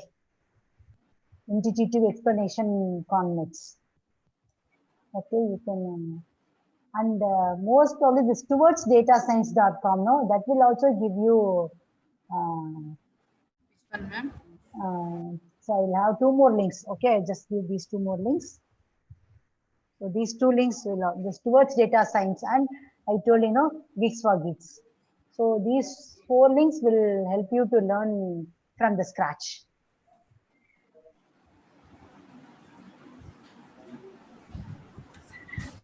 Any other query? Like, was the session useful? Have you got any? Have you take? I mean, did you get any input about the CNN and the implementation of CNN for image classification? Yes, ma'am. Yes, ma'am. Implementation of CNN. Okay, so the very thing is that model designing is very important. See, where you take whatever the image, the first portion I showed, no, that is reshaping and dividing by converting into float and doing this categorical, all are common for any type of images. Only thing is the model design, which is up to us, which we have to design. Then we have to test the model using our designed CNN model. Okay. So if the session was useful, I'm very much thankful to you. Madam, is there any standard book, ma'am, for learning deep learning? Deep learning, ma'am, I don't have right now. I have no book, but there was one book written by one of the authors from PSG Tech, deep learning. I don't remember. Can you please type in the chat box, ma'am? You're not. But deep learning book. I don't remember the madam who has authored the book, written by PSG Tech, PSG Tech faculty. PSG Tech, no, that is a PSG College of PSG Tech, Coimbatore. I don't remember her name. That faculty member from PSG Tech has written a book on deep learning, practical deep learning, which is available in the market also.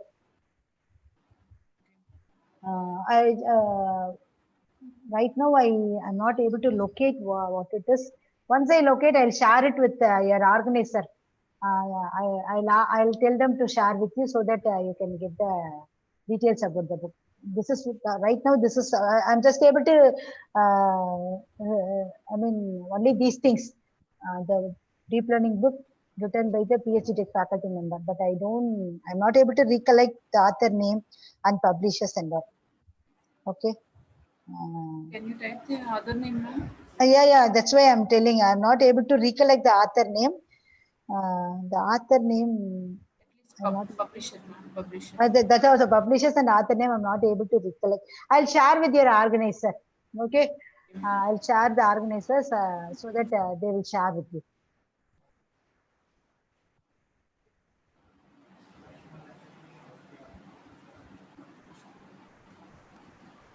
Participants, any other queries?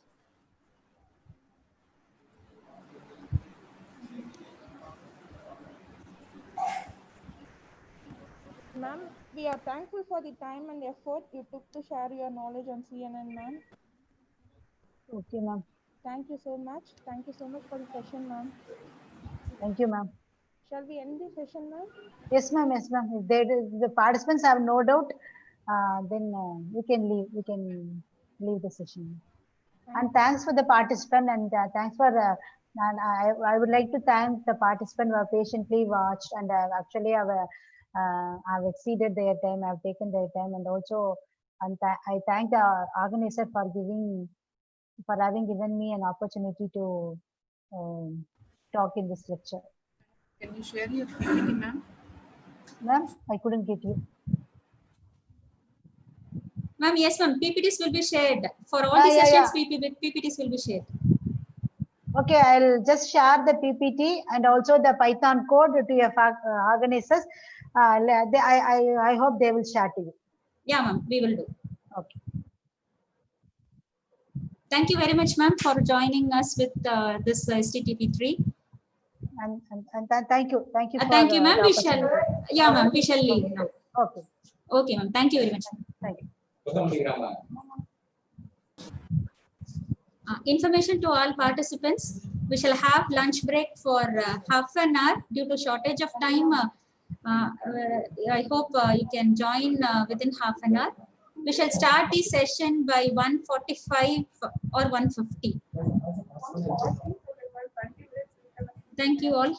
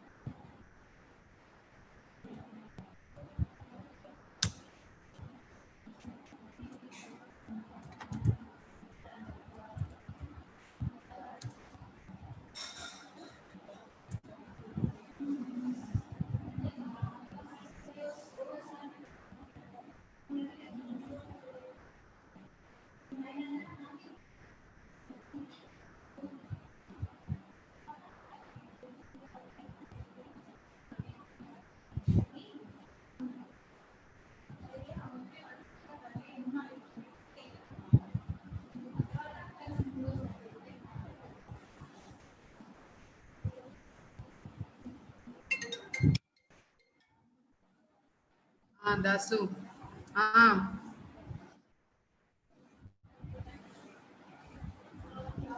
ఉన్నాయి ఉన్నాయి తీసుకొస్తున్నా.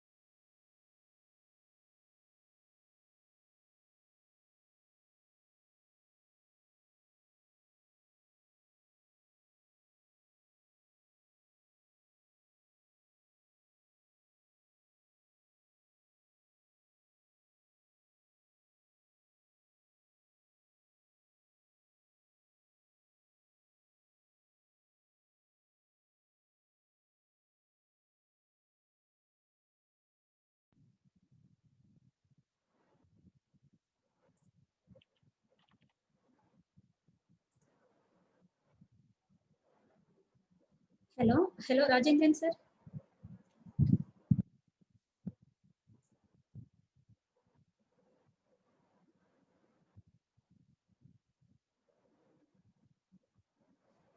Sir, can you hear me, Rajendran sir?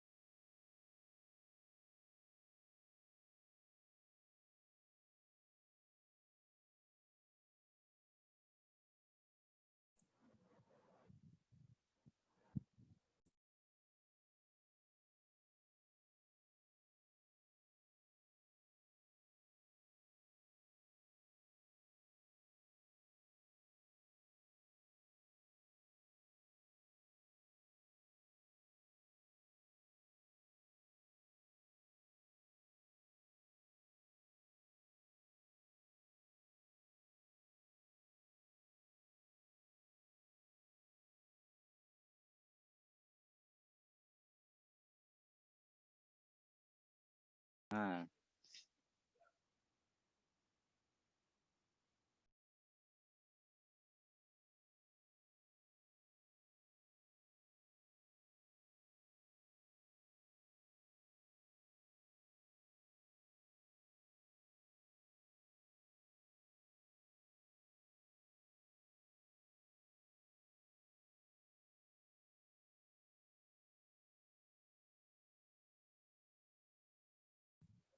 Hello, sir.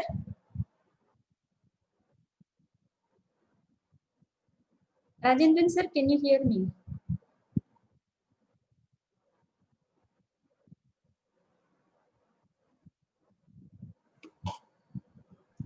Hello, can you hear Okay, me? sir. Yes, sir, it is audible. Okay, sir. Okay, We will okay, wait for 5 more minutes, sir, so that participants will join us. Then we okay, shall okay. start with the session. Who is at the other end? Or Mainavadi?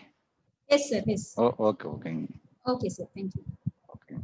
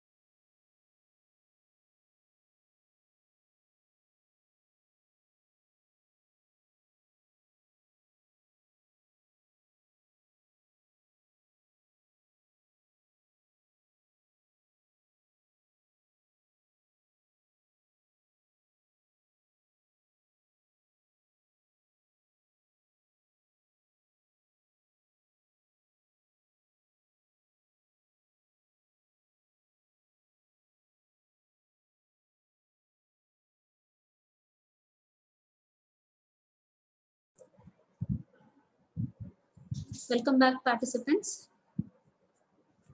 So we shall start with the next session for today. So session will be on Introduction to Big Data. Will be handled by Mr. P. Rajendran, Associate Professor in the Department of MCA, Vellala College of Engineering and Technology.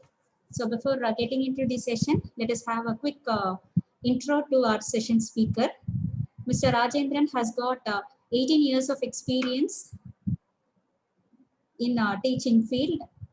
His area of interest include data mining, data warehousing, and networks. He has published more than 7 journals in national and international journals.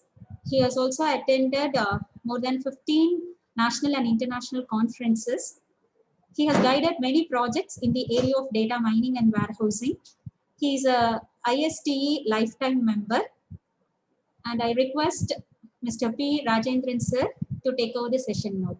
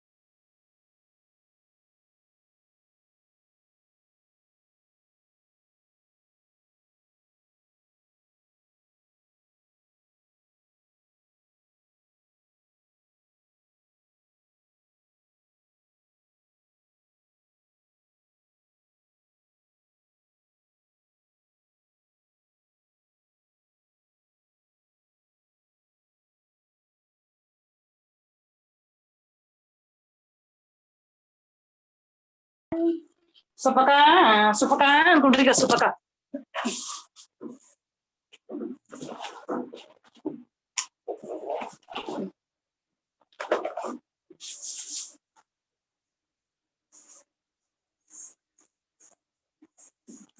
Ay, ay, ay.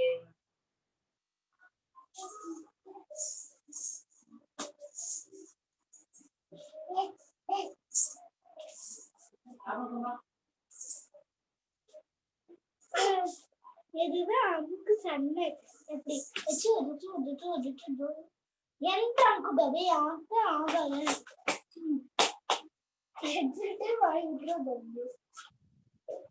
I request the participants to unmute, mute your mic. Nirosha ma'am from JKKMCT, can you please mute your mic?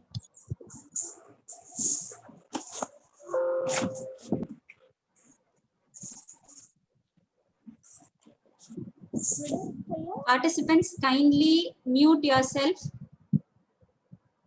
Thank you. Sir, you can continue. Rajendran sir, you can continue.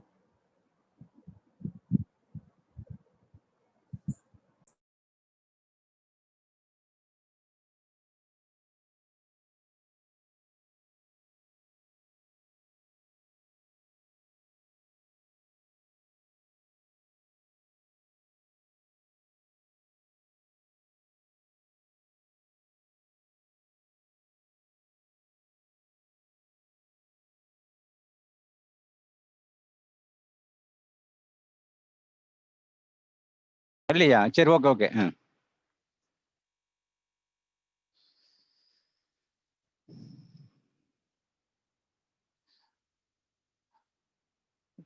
Good afternoon.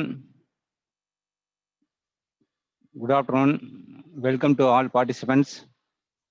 First of all, I would like to thank our management, principal sir, and HOD of IT department, Dr. V.K. Manavalasundaram, and also faculty members for giving me this opportunity. In this session, we are going to see about introduction big data.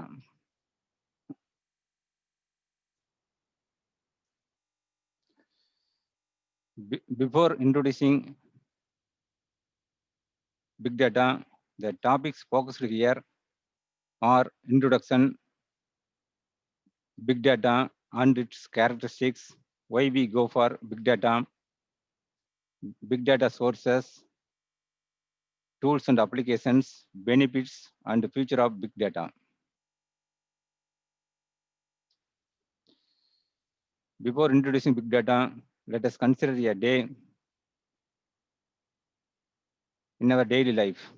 In a day, we have lots of questions in our mind. For example, which road to go? Will there be any bad weather today? What is the best way to invest the money? Should I take that loan? Can I optimize my day? Next, how can I do this task faster? Which product should I buy? So all these questions will arise somehow or the other in performing our daily activities. In general, people wants to know, to explain, to predict what has happened, why it has happened, what will it happen in future.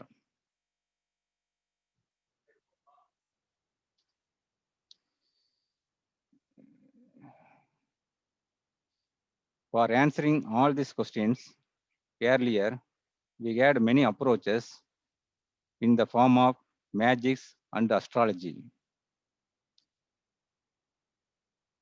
etc. Now we are trying to answer these questions through the data we have in hand.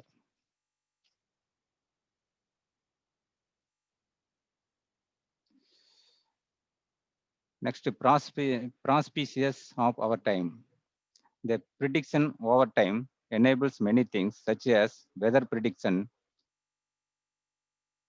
language understanding, prediction about airplane, forensics, remedies for diseases, and how astrology will behave.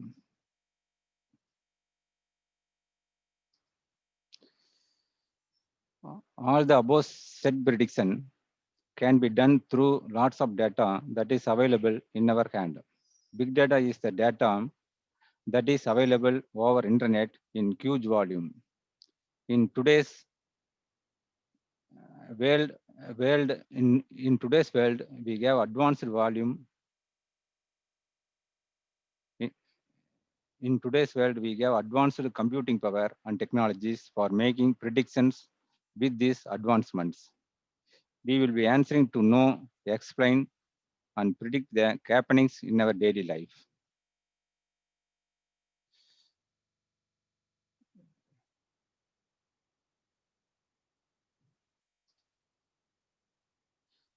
So what is big data? The data is becoming a treasure for today. Access to big data is making a huge competitive advantage in many organizations. For example, organizations like Google, Facebook provide the users with many free things to get active data. Tim Berners-Lee said, data is a precious thing because they last longer than systems.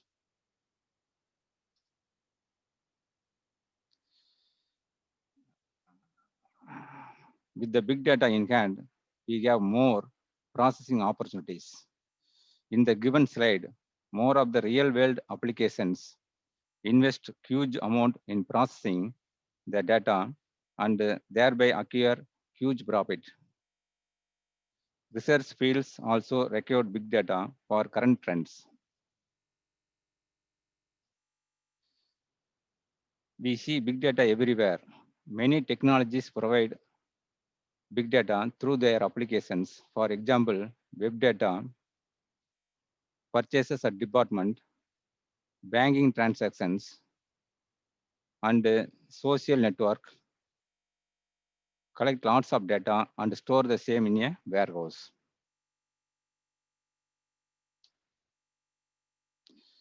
Coming to the technical definition of big data, there is no single definition. As far as Wikipedia is concerned, the definition is as stated. Big data is the term for a collection of data sets so large and complex that it becomes difficult to process using on-hand database management tools or traditional data processing applications. Other definitions are Big data refers to the large amounts of data which is pouring in from various data sources and has different formats. Big data refers to the large, diverse sets of information that grow at ever increasing rate. In all the definition, we see that big data is large, complex, and different with growing nature.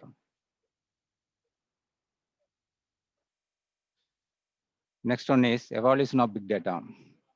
This slide shows evolution of big data. For enterprise data processing or management information system, the application deals with only simple and structured data with few megabytes. The web data, when evolved, has gigabytes and terabytes of data with complex relational databases and structured data types. Whereas big data has complex and unstructured data increasing up to petabytes of data size.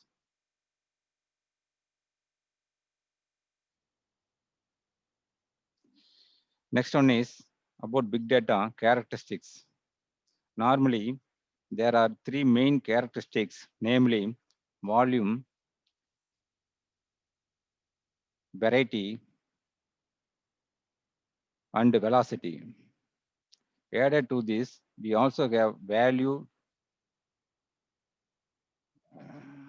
veracity, etc. as characteristics. All these are denoted as 5 Bs: volume, veracity, variety, velocity, value.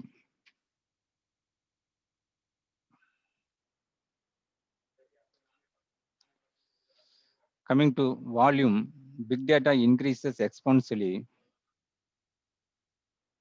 day by day. As the graph denotes, for a Twitter application, when we consider number of tweets per day, we see that it increases from terabytes to zettabytes.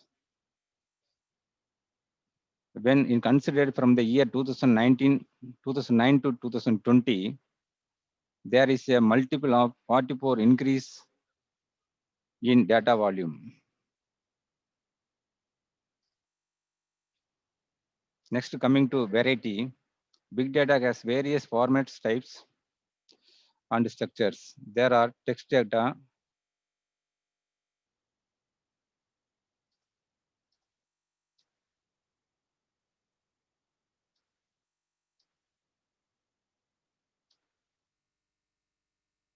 okay.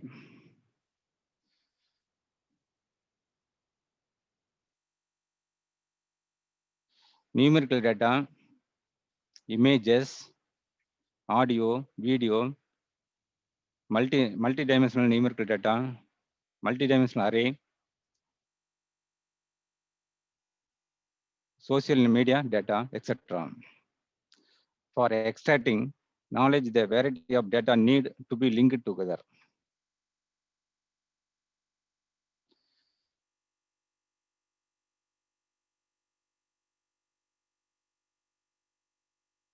So for extracting knowledge, the variety of data need to be linked together.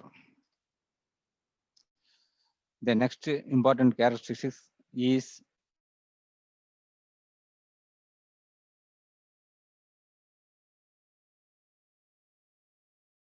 for better and error-free decisions. For example, based on the credit card transactions, e-promotions may be given that has to be sent at the right time. Similarly,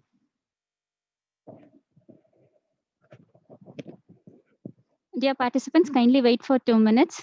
There is a screen flickering, so we will solve that issue now.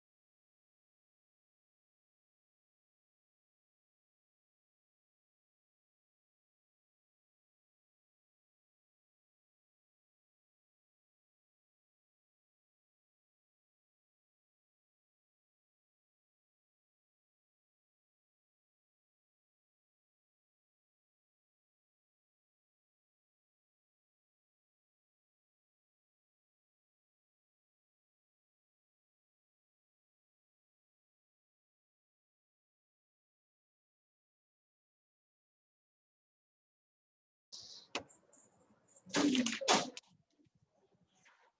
for the inconvenience. It's gonna start our session.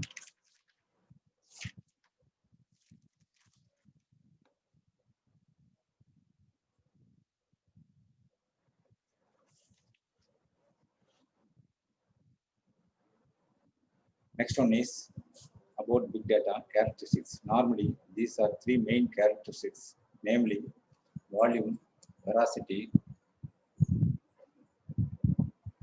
variety, and velocity. Added to this, we also have value, veracity, etc. as characteristics. All these are denoted as 5 V's.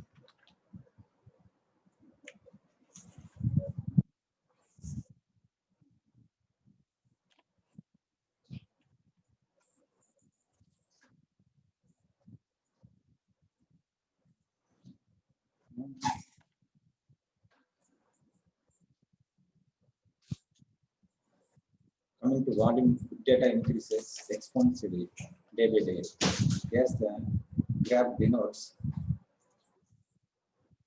for a Twitter application, when we consider number of tweets per day, we see that it increases from terabytes to gigabytes. When considered from the year 2009 to 20,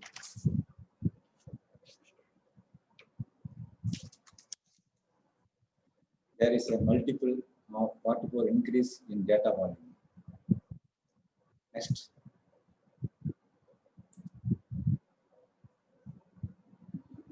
Coming to the variety, big data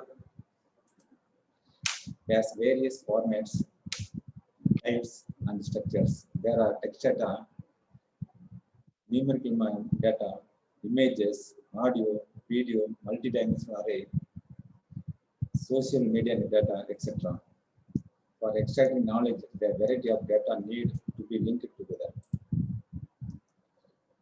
The next important characteristics is velocity. Big data is generated at a very high speed. It should be processed in the same speed for better and error-free decisions. For example, based on the credit card transactions, e-promotions may be given that has to be sent at the right time. Similarly, in health monitoring systems, abnormalities in the measurement will require immediate action. Next, we shall see how big data links to normal database and the data warehouse.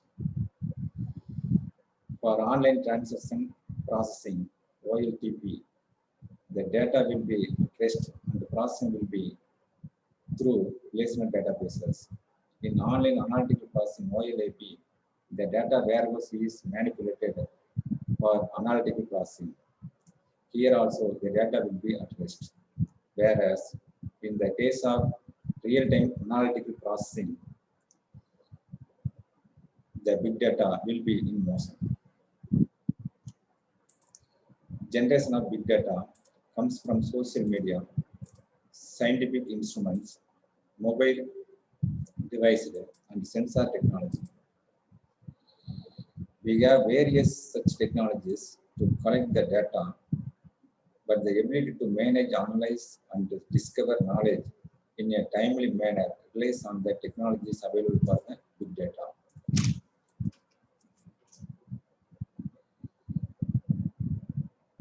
The processing model has changed with respect to generation and consumption of data. In old model, data is generated only by a few companies and all others consume it. Whereas in the new model, when what we have today, all of us are generating data and all of us are consuming that data.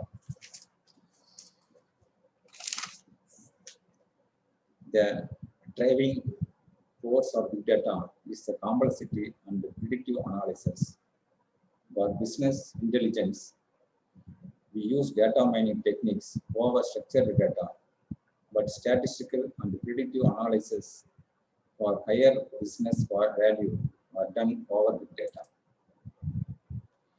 So the challenges in handling big data are the need of new architecture, algorithms, and techniques. Also, we need experts for the new technology and to deal with big data. This slide shows the architecture of big data. Data from different sensors and applications are stored and processed for generating new models. These models provide visualization, analytics, and automated control according to the user requirement. There are many technologies in big data landscape. It is used in vertical apps, ad medium apps, business intelligence, analytics and visualization, data as a service, analytics infrastructure, operational infrastructure, infrastructure as a service, structured database. Big data are used.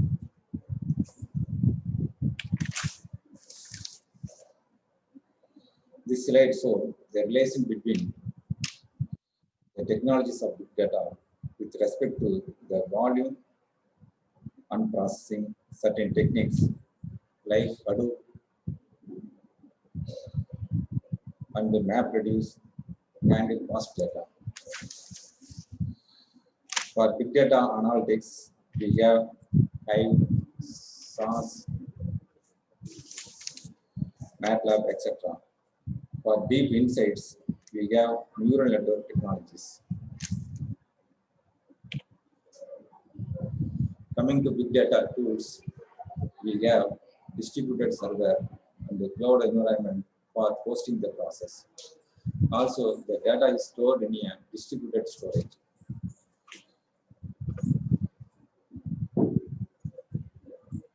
Distributed processing like MapReduce is acting as a programming model for big data. Big data is stored and indexed using high performance schemaless database. For example, MongoDB. Only analytical and semantic processing are performed for big data. These are the big data technologies for analytical processing. Hadoop for data storage and processing, Wik for data analysis, Hive for data warehouse, Cassandra for NoSQL database, Spark for real-time processing, and messaging system. With big data, we are able to take,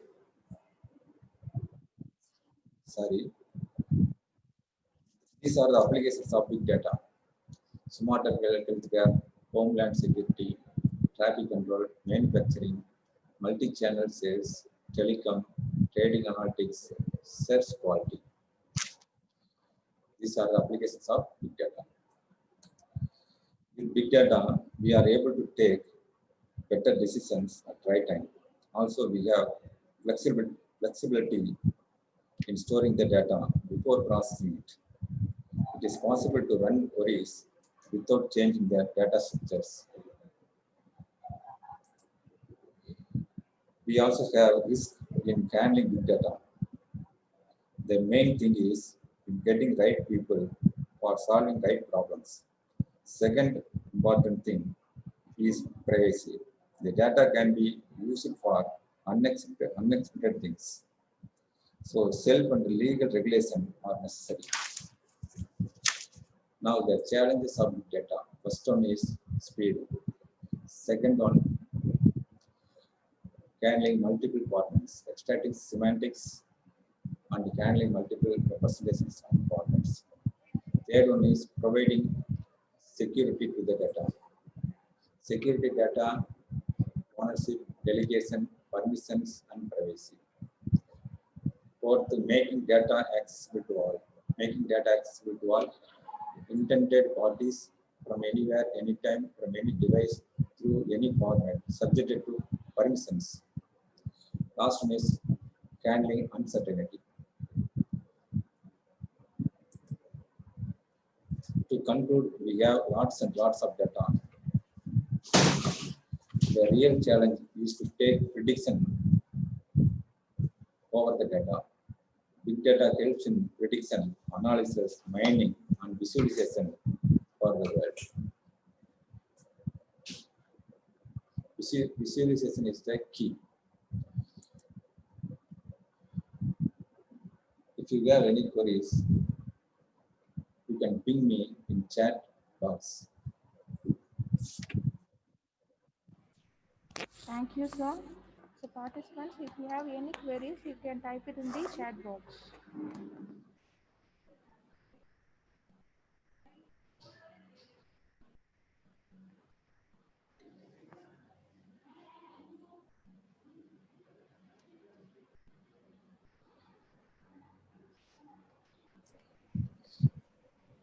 Now we have seen introduction to big data. If you have any queries, you can ping me in chat box.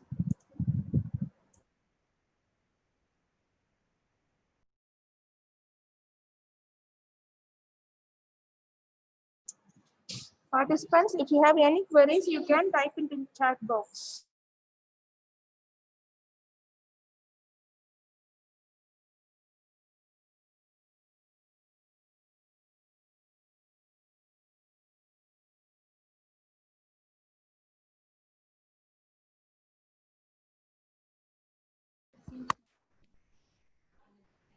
Seems there are no queries. Sir, thank you for the session and thank you for sharing your knowledge with us. Thank you, sir.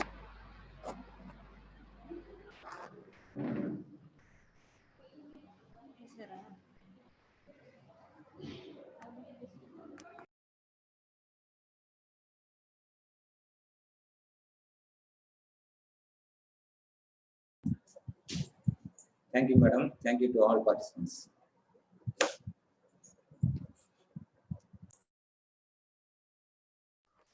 Participants, we can go for a small break.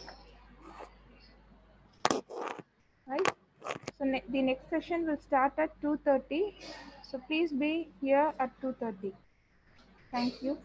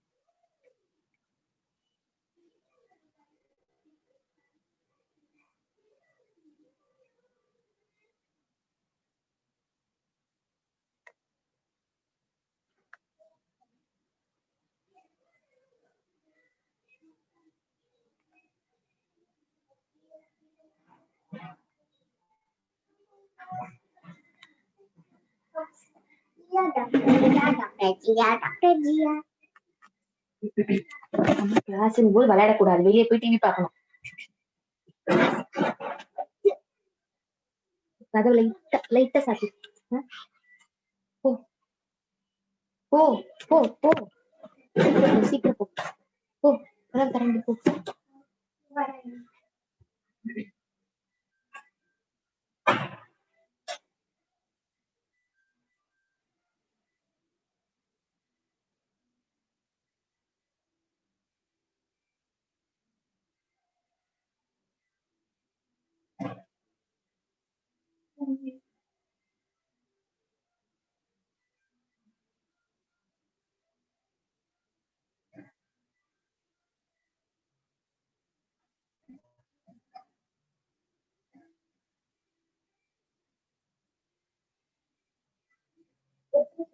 பேசாம உட்கார்ந்து புரியுது, குழந்தைகள் பரவாயில்ல.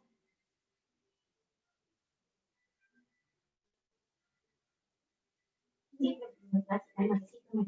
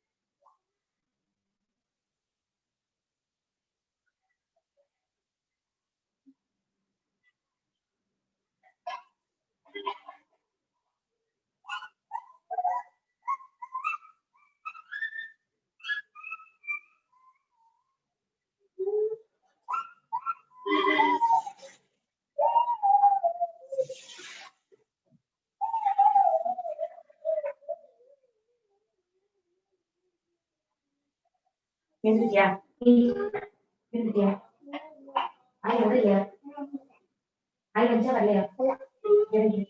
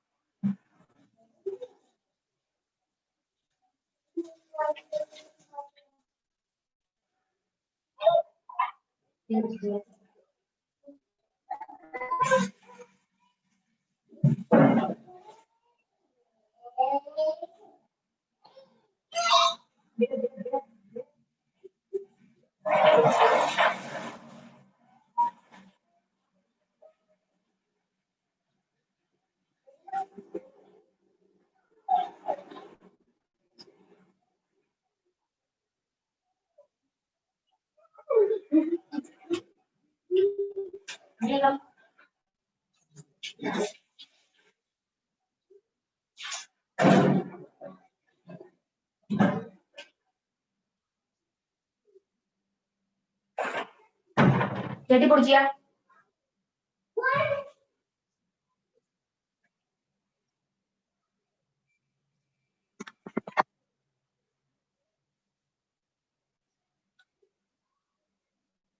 Good afternoon, people.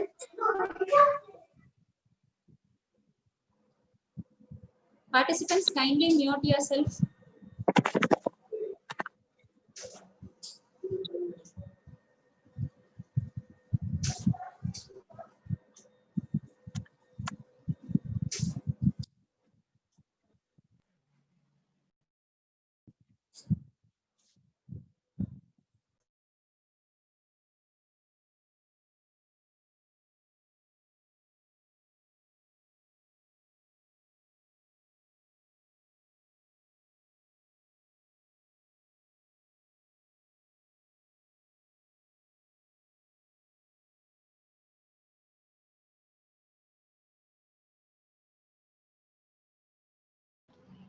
So participants, hope you're all back. So this session will be handled by Dr. S. Satish sir. So let's have a short intro about our resource person.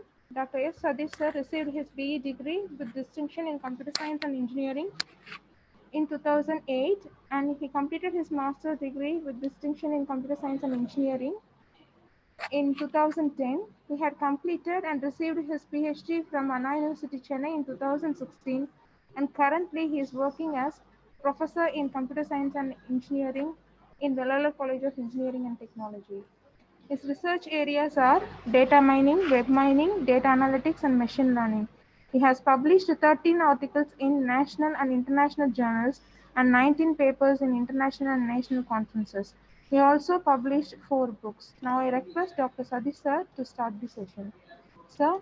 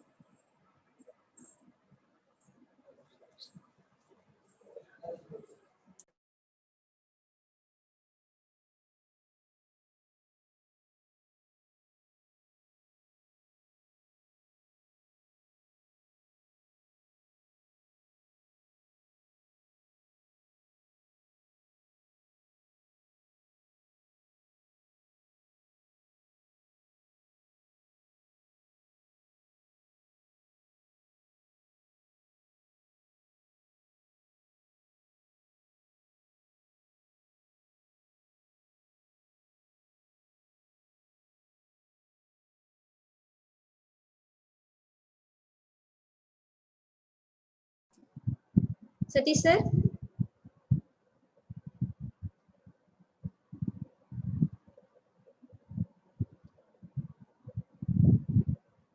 Satish sir, can you hear us?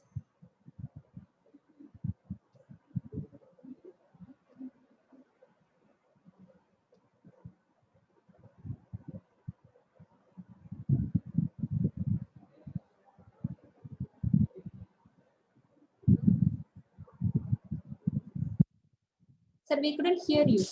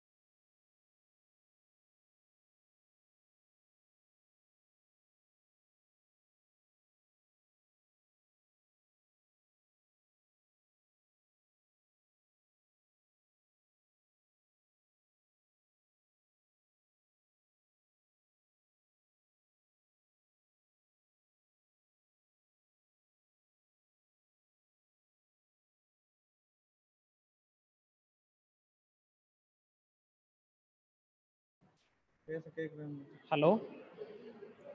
Satish sir, you are audible now. Okay ma'am. Sir, மூணு name இருக்கு, எதுல host கொடுக்கிறது உங்களுக்கு? Now two names, Satish, yes. I'm Satish in a capsule இருக்கு பாருங்க. I will make that as host. Kriva. Log out பண்ணு.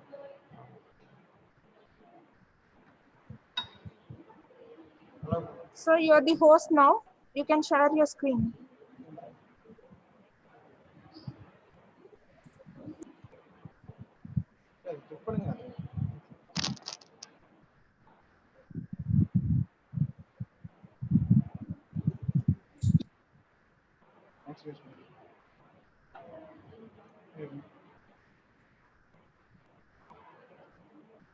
Hello Kiruba, is it visible? Screen visible? Yes, sir. Screen is visible, sir. Okay. And you are audible, sir. Okay. Okay, Sir, first but of all, I it will is in make... higher font. You can zoom in your screen, I hope. Ma'am? Text ரொம்ப bigger இருக்குங்க sir. You can zoom in. You can reduce the presentation screen. Okay. Screen size. Screen size reduce பண்ணிக்கோங்க.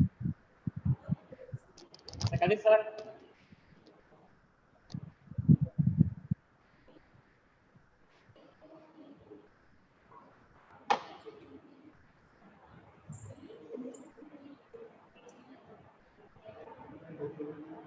So it's Okay.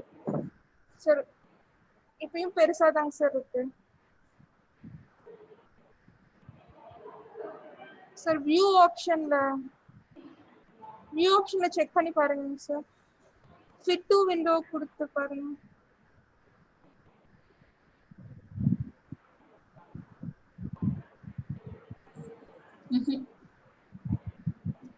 It is still in larger font. So view optionல fit to window கொடுத்து பாருங்க sir.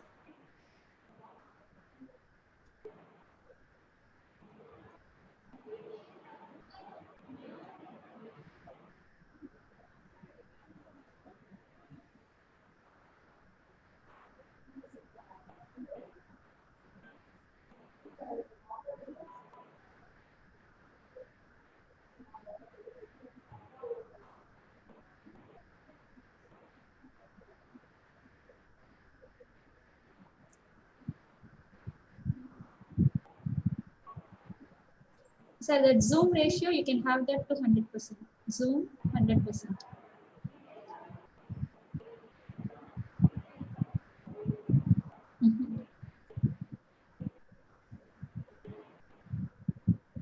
Fit to window option எடுத்துடுங்க.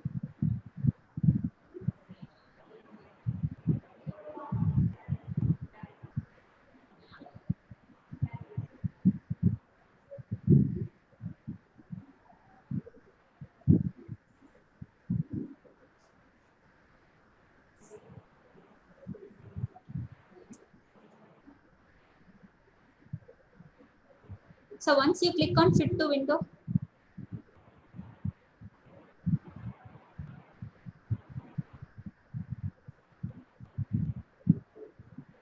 Is it okay, Maina ma'am? sir, it is not okay because we are getting only half of your screen. Sir, once stop sharing கொடுத்துட்டு மறுபடியும் share பண்ணி பாருங்க sir.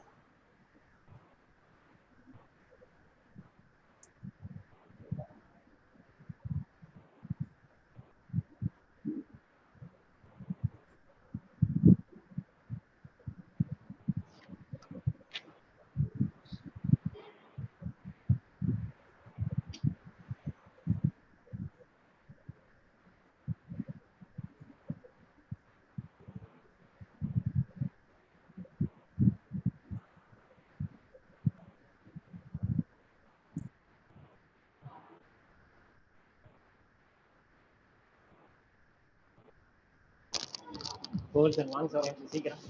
இது screen size குறைக்க சொல்றாங்க பாரு. Screen size குறைக்க சொல்றாங்க. Off the screen.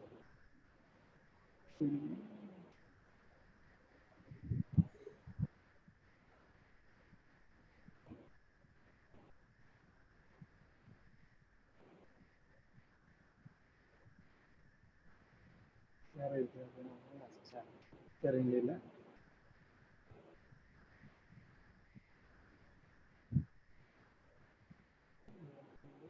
பட்டன் மாதிரி இது இல்லையா பட்டன் ஸ்க்ரீன் தானே வச்சுருவேன் பிபிடி எல்லாம் ஆஃப் பண்ணுறேன்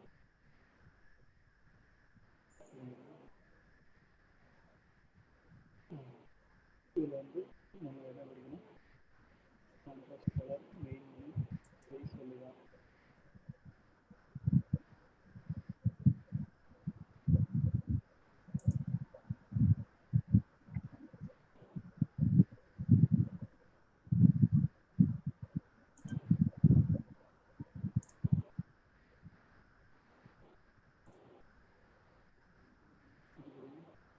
டவுன்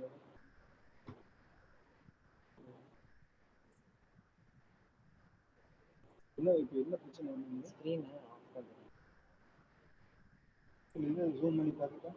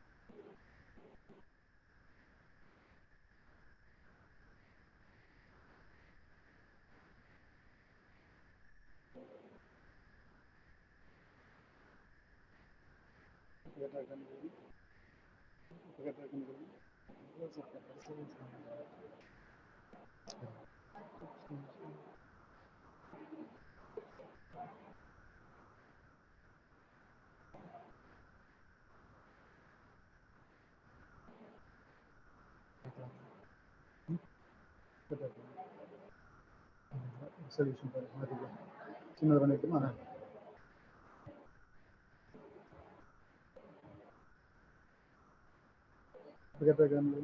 ஷேர் பண்ணி share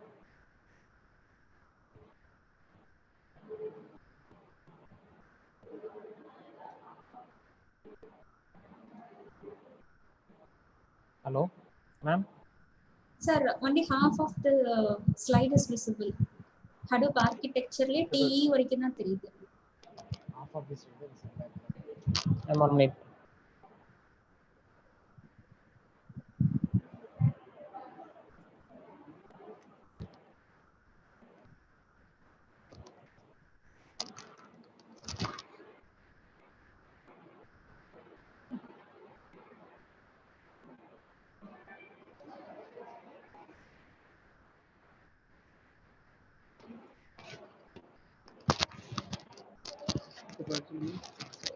sharing hello Kirupa Satish பேசுகிறேன் ஒரே நிமிஷம் இப்போ கொடுக்குறேன் பாரு எப்படி இருக்குன்னு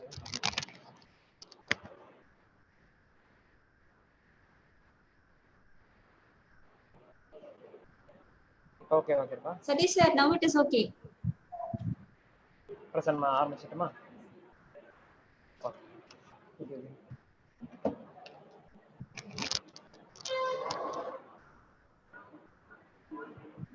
hello Sir, you can start. Okay ma'am. Sorry for delay ma'am. Okay sir, no First problem. of all, okay ma'am. First of all, I would like to thank HOD IT Dr. VK Manala Sundaram sir and coordinators Dr. Mainavati ma'am and Kiruba ma'am for giving me an opportunity for present a topic Hadoop architecture, HDFS and MapReduce programming, and later on we're going to see one demo session on MapReduce programming. First, initially moving into Hadoop. First, we know what is big data is. Today big data plays a major and vital role. Most of enterprises are beginning to realize that there is huge volume of untapped information before them in form of structured, semi-structured and unstructured data. So this varied variety of data is spread across the network. So how an enterprises or tackle are going to tackle with this kind of unstructured data. So we need some terminology for tackling unstructured data. In previous, in RDBMS, we tackle only structured kind of data. So nowadays we receive only 10% of structured data. So mostly 80% of data in terms we receive in terms of unstructured data. So how we going to tackle with this kind of varieties of data spread across the network? So we need some terminology in order to storaging and also for processing those huge volume and varieties of data, so that we go for Hadoop kind of feature. Okay. Before entering to Hadoop, let us look at few statistics to get an idea of amount of data which gets generated every day, every minute, and every second. So this is some statistics. Okay. So for in every day, New York Stock Exchange generates 1.5 billion search and thread data, and Facebook stores 2.7 billion comments and likes. Google processes about 24 petabytes of data. So every minute, Facebook users has nearly 2.5 million pieces of content. Twitter users tweet nearly 300,000 times. Instagram users post nearly 220,000 times new photos. Email users send over 200 million messages. Amazon generates over $80,000 in online sales. Google receives over 4 million search queries. So every minute, this kinds of data generated every minute. Every second, banking application process more than 10,000 credit card transactions. So how important data? So we are living in digital era. So how important data? So we can call a data as treasure trove. So treasure trove nothing but store of valuable things. So how we going to preserve this kind of valuable things? So we need some terminologies for storaging huge amount of data, and also for processing this huge amount of data in terms of parallel. Okay. So it provides business advantages such as generating product recommendations. So nowadays, data are move on to generating product recommendations such as in Amazon, Flipkart. Okay. Whenever we search for something, okay, it will recommend us. Okay. So so such a dynamic thing happen nowadays. Okay. It provides few early key indicators that can turn the fortune of business. To process, analyze, and make sense of these different kinds of data, we need a system that scales and address the challenges. So that we move on to Hadoop. Why Hadoop? The key consideration for moving on to Hadoop, it's a capability to handle a massive amount of data and different categories of data. Okay. Here 5 reasons why the most of enterprises they move on to Hadoop. Okay. The first reason is low cost. Okay. Since it is an open source framework and it uses commodity hardware, so relatively inexpensive server and easy to obtain hardware. Okay. So that Hadoop doesn't require very high-end server, and also we can use some commodity hardware. It relatively inexpensive and easy to obtain the hardware. Since Hadoop is distributed type of process system, it capable of running different operating systems. And second reason they move on to Hadoop is computing power. So actually Hadoop is based on distributed computing model, which process very large volume of data fairly quickly. So the more number of computing nodes, the more the processing power at hand. So third reason is scalability. So simply we add on nodes as the system grows and requires much less administration compared to RDBMS. And fourth reason is flexibility. So unlike the traditional relational databases in Hadoop, data need not to be pre-processed before storing data. So whereas in RDBMS data warehousing and all, we need to pre-process those data before storing it. In Hadoop and all, one can store unstructured data like images, videos, etc. We need not to be pre-processed before storing it. Okay. Fifth reason, data production. So Hadoop products data and executing application against hardware failure. So here replication plays a vital role in Hadoop. If a node fail, it automatically redirect the job that had been assigned to this node to some other available node, and ensure that distributed computing does not fail. So replication plays a major role. So these are all the some difference between RDBMS and Hadoop regarding a parameter system in RDBMS or the relation database system, whereas in Hadoop node-based flat structure. In data RDBMS, it's mainly suitable for structured data, whereas in Hadoop It is suitable for structured, unstructured, and semi-structured. It also supports a variety of data format like real time, such as XML, JavaScript, object notation, etc. Processing in RDBMS, online transaction processing, whereas in Hadoop, analytical kind of processing, real time processing. So processor in RDBMS, we need some expensive hardware, whereas in Hadoop, we need some commodity hardware, since Hadoop doesn't require any high-end server and all. So cost-wise, RDBMS cost around $10,000 to 114,000 per terabytes of storage, whereas in Hadoop it costs around only lesser than that of RDBMS. So these are all the reason why most of enterprises they move on to Hadoop rather than RDBMS. Actually, Hadoop is an open source project of Apache Foundation. So it is a framework written in Java, initially developed by Cutting in 2005, who named it after his son's toy elephant. So no special name for Hadoop and all. Okay, and he was initially working with Yahoo then, and Hadoop uses Google MapReduce and Google File System technology as its foundation. So the core part in Hadoop is MapReduce and HDFS. Okay, actually Hadoop distributed file system. So these are all the two major component of Hadoop. One is Hadoop distributed file system and MapReduce programming. So Hadoop distributed file system, HDFS, is mainly for storaging huge amount of data, and MapReduce is mainly for processing those data.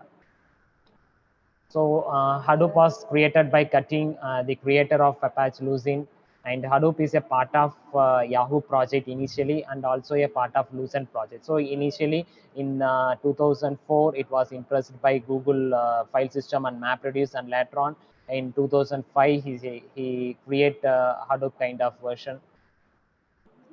Some of key aspects of Hadoop, since it is an open source software, it is free to download and easy to use and contribute. It is a framework, means everything that you will need to develop and execute, and application is provided. So it is easy for use, and it is a distribute. It divides and store data across multiple computers, so we can add more number of data. And massive storage, it stores a huge amount of data across nodes of low cost commodity hardware, and it is a fast processing. So we have two different versions of Hadoop, Hadoop 1.0 and Hadoop 2.0.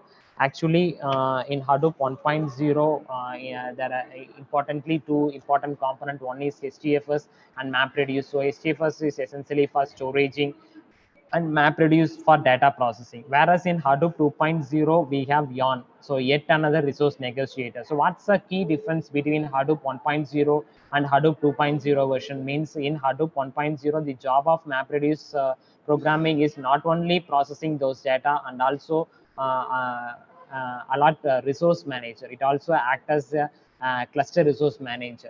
Whereas in Hadoop 2.0, we have separate cluster resource manager called Yarn. So yet another resource negotiator. So the main responsibility of yet another resource negotiator is to assign resource for various client applications.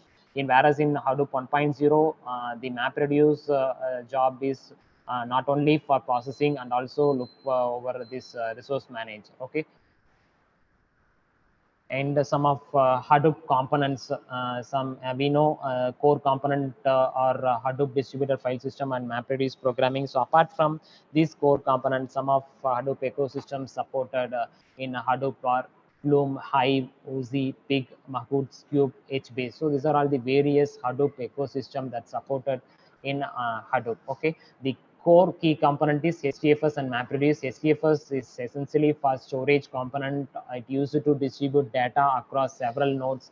And MapReduce, the main job for MapReduce is processing those data and process those data in parallel. It splits a task across multiple nodes. Okay.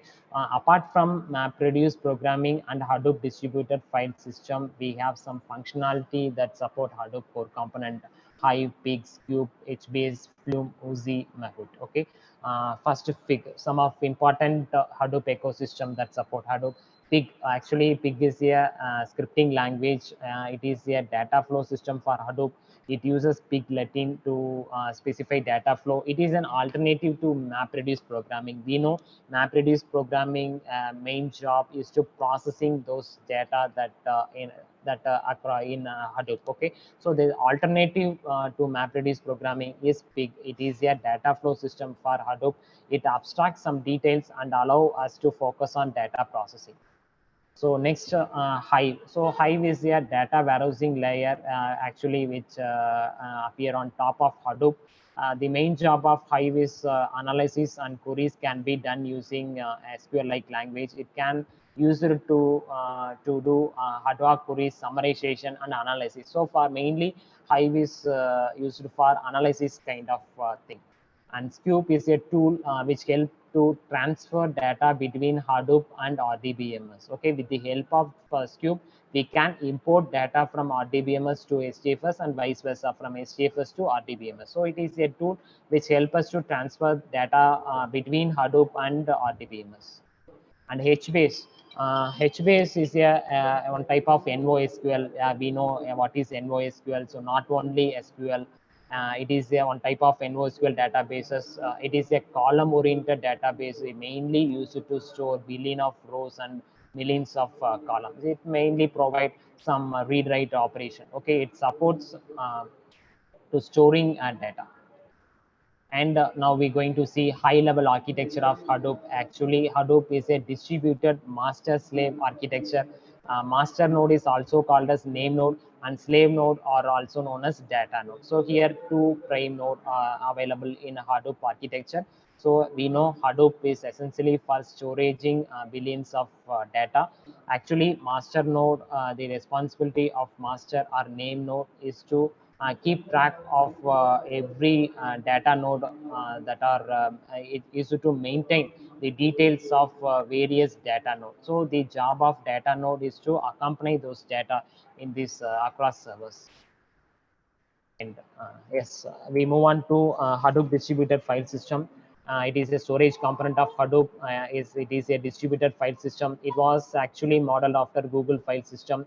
The main features of HDFS are it is high throughput and replication. It supports replication. Suppose if any node fail, we can easily realize that data that occur in some other node, we can easily retrieve those data. And it is a power of HDFS is really awesome to perform some read and write on large files.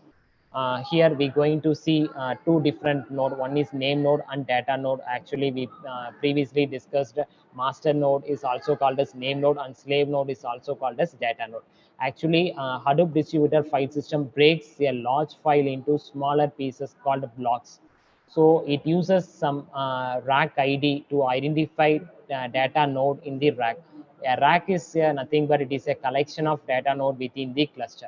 So name node, the main job of name node is to keep track of those blocks of file as it is placed on various data node.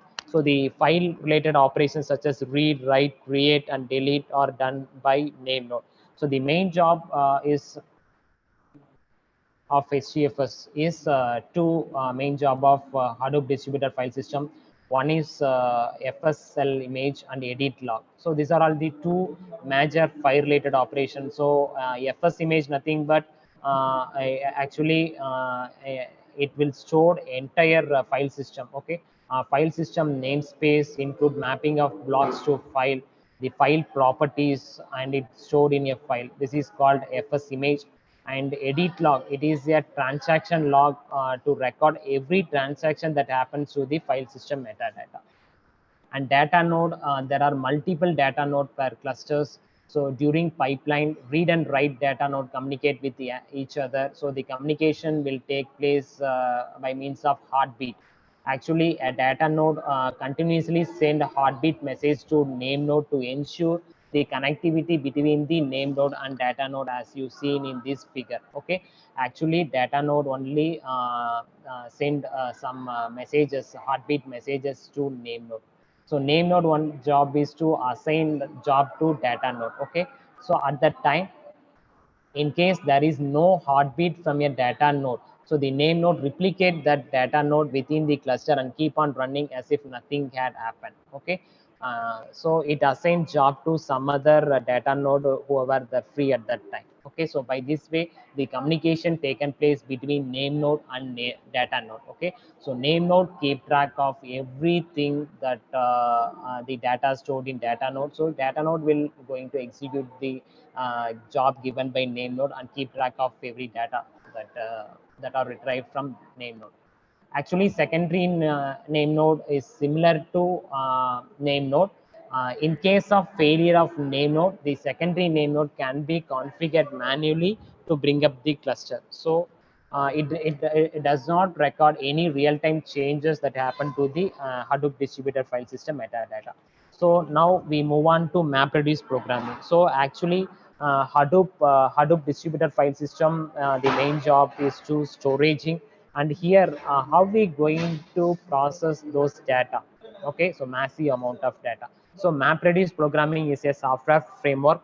So it help us to process massive amount of data in parallel. Actually, the input data set is split into independent chunks. So here we have two different tasks. One is map task and reduce task. So what is mapper and what is reducer? Actually, map task process those independent chunks completely in a parallel manner. The output produced by the map task serve as intermediate data and is stored on the local disk of that server. So the output of mappers are automatically shuffled and sorted by the framework called MapReduce framework that sorts the output based on keys. This sorted output become the input to the reduced task. So reduced tasks provide reduced output by combining the output of various mappers. So job input and output are stored in a file system. So MapReduce framework also take care of the other tasks such as scheduling, monitoring, re-executing failed tasks. So the job of MapReduce programming is not only processing those data. So other job of MapReduce framework is scheduling the data, monitoring and re-executing failed tasks, if any. Hadoop distributed file system and MapReduce framework run on the same set of node. This configured allow effective scheduling of tasks on the node where data is present. That is called data locality. This in turn result in very high throughput. So here already we have seen two different phases of MapReduce framework. One is mappers and another one is reducer. Actually, mapper convert input data into key value pair, and reduce, what reduce done means it combines output of mapper and produce a reduced result set to reducer. Okay, so here we going to see two different daemons. Actually, daemons are that run background features. Okay, here in MapReduce programming, we discussed two different daemons. One is job tracker and another one is task tracker. So actually, we discussed in Hadoop distributed file system, we have seen two different node. One is name node, which is also called as master node, and another one is data node, which is also called as slave node. So likewise, in MapReduce programming, here we discussed two different daemons. One is job tracker and another one is task tracker. So job tracker is also called as master tracker, and the task tracker is also called as slave tracker. Actually, the job of master or job tracker is to scheduling tasks, and the job of task or slave tracker is to execute those tasks. Okay. Okay, first we're going to see job tracker. Actually, job tracker, it provides connectivity between Hadoop and our application. So whenever we submit code to cluster, job tracker create the execution plan by deciding which task to assign to which node. Okay, it also monitors all the running tasks. Okay, when a task fail, it automatically reschedule our task to some other different node after a predefined number of retries. Okay, job tracker is a master one responsible for executing overall MapReduce job. There is a single job tracker per Hadoop cluster. So next we're going to see task or slave tracker. So the job of task or slave tracker is executing individual tasks that is assigned by the job tracker. Actually, there is a single task tracker per slave and spans multiple Java virtual machine to handle multiple map or reduce tasks in parallel. Once the client submits a job to the job tracker, it partitions and assigns diverse MapReduce tasks for each task tracker in the cluster.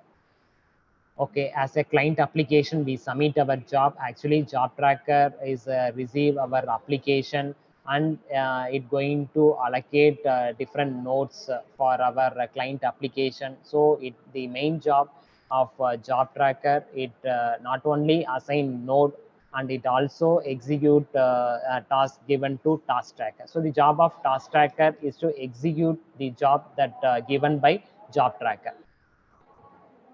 And how does MapReduce work? Actually, MapReduce divides data analysis task into two parts. One is map task and another one is reduce task. So in map task, actually the input data set is divided into key value pairs. So, and after that we shuffling and sorting and all done, and the output of map task is given to reduce task, and reduce task reduce the output data set and give the output to the client application. Okay, and it is the architecture for MapReduce programming. So we already discussed what is job tracker and what is task tracker. So in task tracker, two different tasks are done by task tracker. One is map task and another one is reduce task. Okay, so how MapReduce programming works? First, the input data set is split into multiple pieces of data. That means small subset. Next, the framework creates a master and several workers processes and execute the worker process remotely. Several map tasks work simultaneously and read pieces of data that were assigned to each map task. And map workers uses partitioner function to divide the data into region, where partitioner decide which reducer should get the output of the specified mapper. When the map workers complete their work, the master instruct the reduce worker to begin their work. We know two different work. One is job track and another one is task track. The reduce worker in turn contact the map worker to get the key value data for their partition. So the data thus received is shuffled and sorted as per key. Then it calls reduce function for every unique key. So when all the reduce workers complete their work, the master transfer the control to the user program.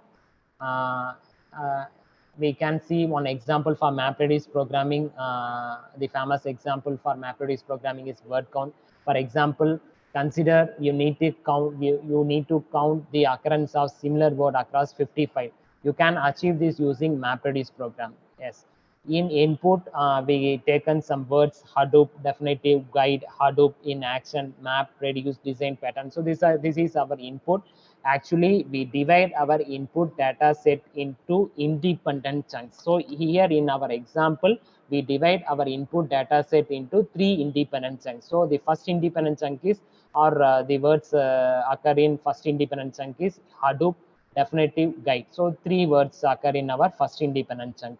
The second independent chunk, we have three different words: Hadoop, in action. In third independent chunk, we have four different words. One is map, second reduce, design, pattern. So the first initial step is the input data set is divided into different independent chunks. That means smaller data set. So each independent chunk, we have independent mappers. Okay, what's the task of mapping? So we have two different tasks. One is map and another one is reduce. The job of mapping is to convert those independent data set into key value pair. So here I'm having word Hadoop. So I'm going to convert the input data set into key value pair. Okay, so actually the key is Hadoop, and in Hadoop occur only one time. The value is 1. So I'm mentioning Hadoop comma 1, key and value. So definitive occur only one time in that particular chunk. So the key is definitive and value is 1. So I mention as key comma value, nothing but definitive comma value, nothing but 1. So guide occur only one time in that independent chunk. So key value pair, I'm converting the input data set into key value pair. So guide comma 1.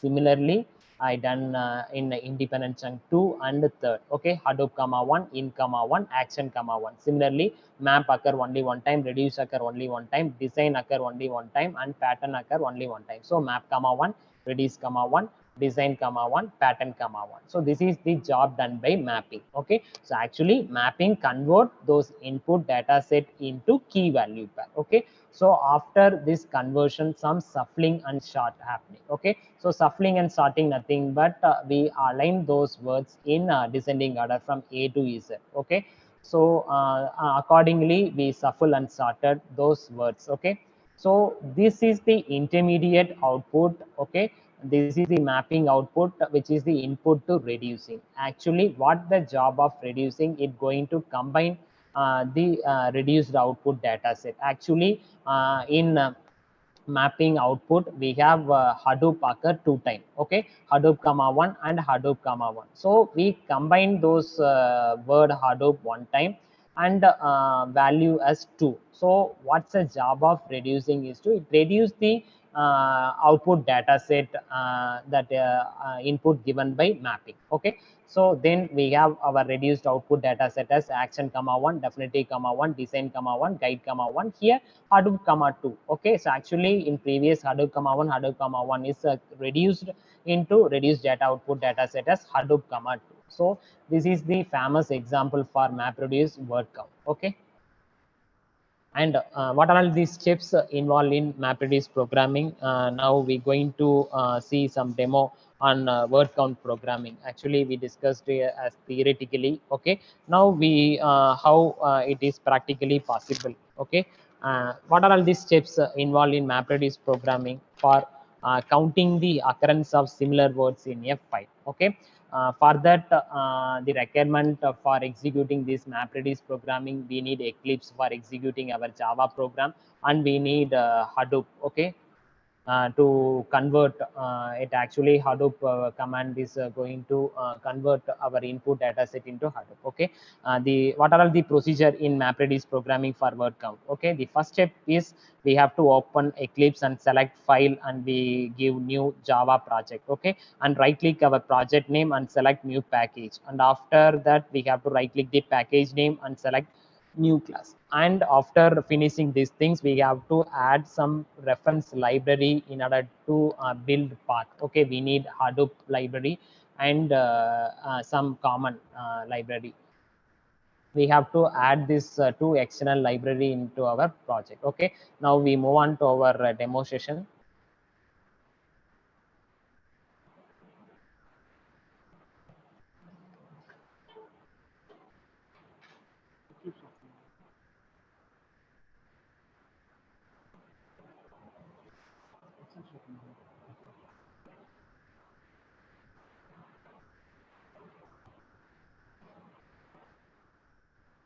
Okay, this is our word count Java program. Okay, here we only need to write the splitting parameter, map function logic, and reduce function logic. We no need to type everything. So here we going to import our package. Okay, so package we import everything, and here the program consists of only 3 different classes. One is driver class, mapper class, and reducer class. We can see first class is driver class. Okay, here in driver class, it is an entry point of our any Java programming. Okay, and second one is map class, which extends the public class mapping key input, value input, and key output and value output. So here the key thing in first entry path, we have to correctly set our input path and output path. Okay, so input path, so some directory name sample1, and my input is word.txt. So what is the output path? Okay, so similarly same directory sample1 and different name word count. So we have to set properly our input path and output path. Okay, so next we going to write program on map class and reduce class. Okay, so how input and what are all the input and output that are done by map function logic similarly, and reduce function logic. Okay,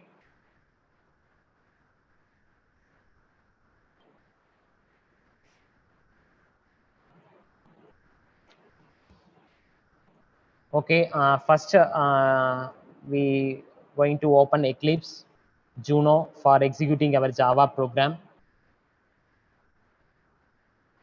Ma'am, is screen visible, ma'am? Yes, sir, it is visible. So if already some project is there, we have to delete those projects. Okay, so the first step in executing our MapReduce programming, first we have to open our Eclipse and select file, and in file we have to select new and Java project. Okay, so here I am giving project name as MapReduce demo. and we have to give finish. Okay.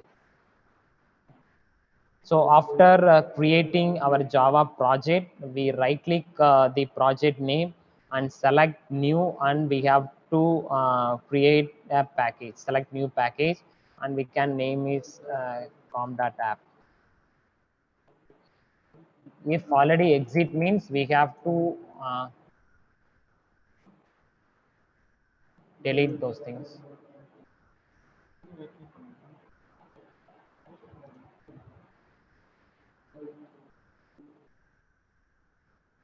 We have to give finish. So after finishing package and right click the package name,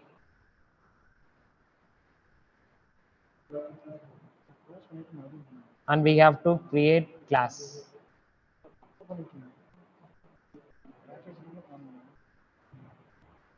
So class name as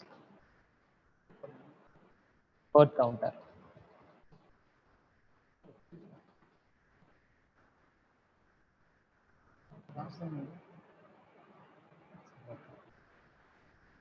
So after that, we have to add the some reference properties, and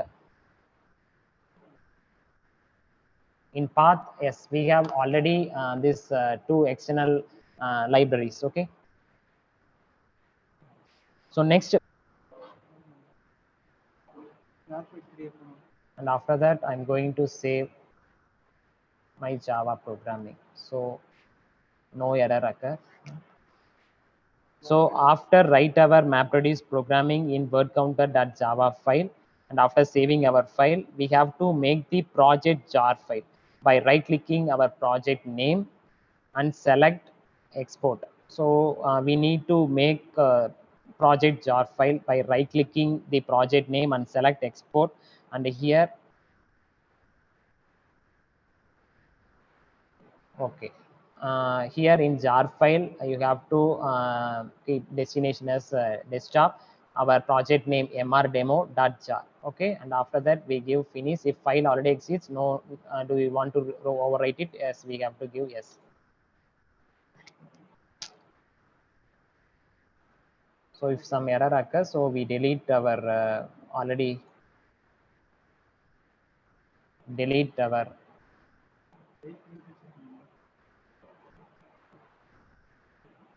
and right click our project name and export.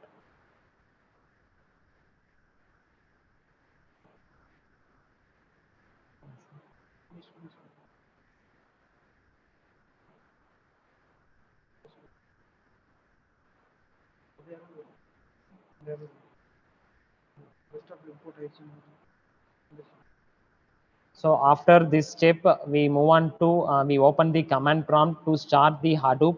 Okay, and we have to give start all. Okay, and we move on to Hadoop command prompt. So in command prompt,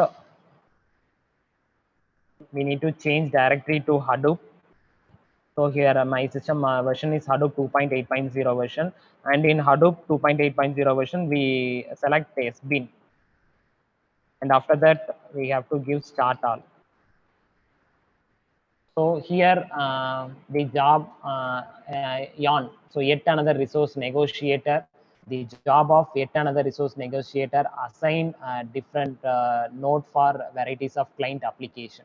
So in version 1, the job of MapReduce is not only data processing, it also look over this source manager. Whereas in Hadoop 2.0 version, we have yawn, yet another resource negotiator. So for every client application, this only allocate nodes for every client application. So it runs.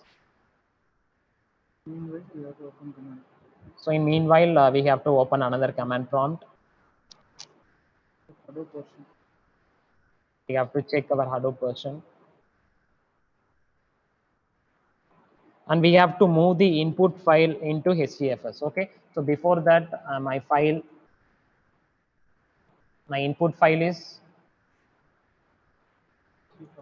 this is my input file. So the words taken input data sets are, so varieties of words: Hadoop, big data, map, reduce, Hadoop, map, program, word, count. So this is my input data set. We theoretically we discussed this is our input data set. So the job of mapping is they convert those input data set into key value pair. So this is our input data set. So in command prompt here I'm going to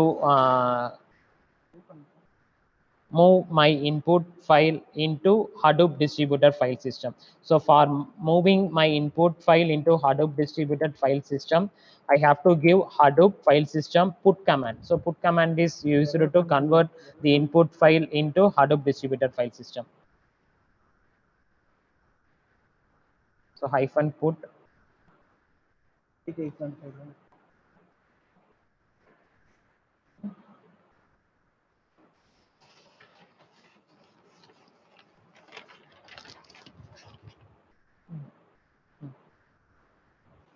Hadoop file system put C colon.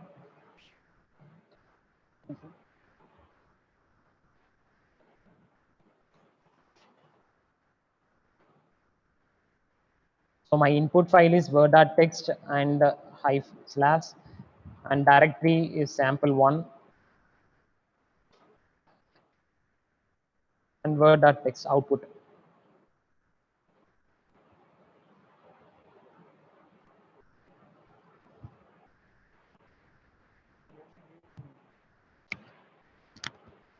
Okay, and now the file is moved into a local file system into Hadoop distributed file system. So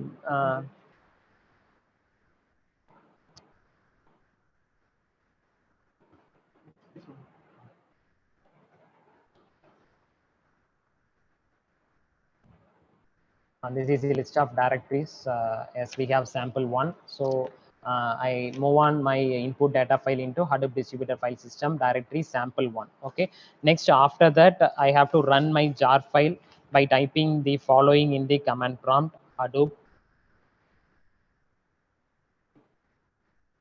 jar, and my project name mrdemo dot jar, and the package name followed by class name.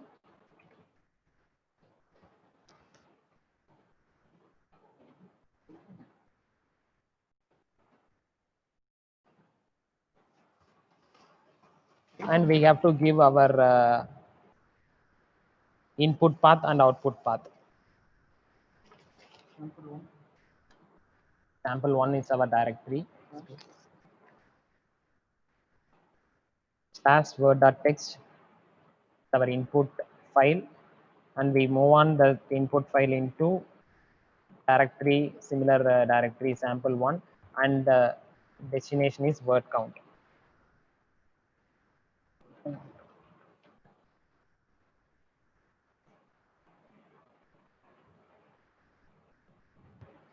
Okay, it will executing the in background it will execute mapping, reducing. Actually in MapReduce programming it have actually 5 different tasks. Okay, splitting, mapping, intermediate splitting, reduce, combining. So the workflow in MapReduce programming are splitting, mapping, intermediate splitting, reducing, combining.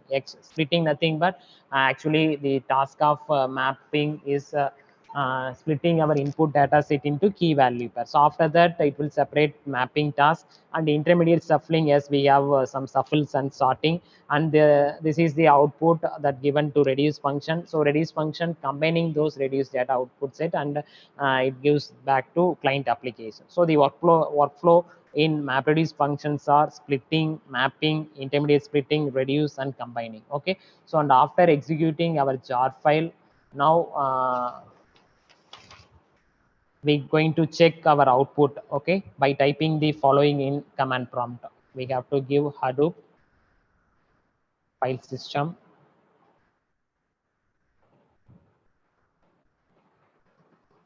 sample1. Sample1 is our directory, and word count is our final destination.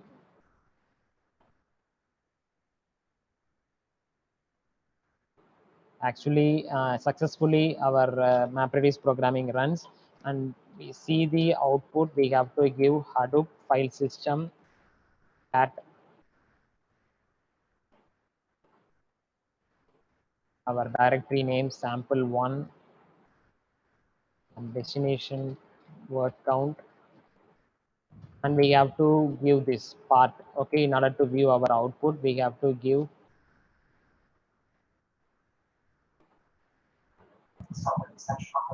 Satish sir, excuse me. ma'am. Can you move your command prompt to top corner so that, yeah, now it is visible. Okay, sir. Okay. Okay, we check the output by typing the following in our command prompt: Hadoop file system cat, and we have to give our directory sample1, our destination word count. Okay.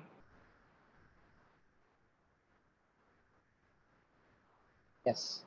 So actually, in input data set, it will combine our reduced data set. Okay. So Hadoop, we have two different Hadoop. It combined into reduced data output data set as Hadoop 2, and map as occurs 2 times. Okay. So map as 2. So by this way, the map reduce programming combined the reduced data output set. Okay. So actually, on the successful completion of a job, the MapReduce runtime creating a success file in output directory as we can get. This may be useful for applications that need to see, okay, that need to see if a result set is complete just by inspecting Hadoop distributed file system. So the output files are by default named as part some hyphen r. So some that is the actually the R is depending on whether the job was a map only job or reduced job. Okay, and that's 5 zeros actually is the mapper or reducer task number, so that is 0 base. Okay, so if a job which has 10 reducer, file generate will have named part R comma 5 zeros. Okay. So again, I recall what are the procedure in executing MapReduce programming. First, we have to open Eclipse and we have to select file.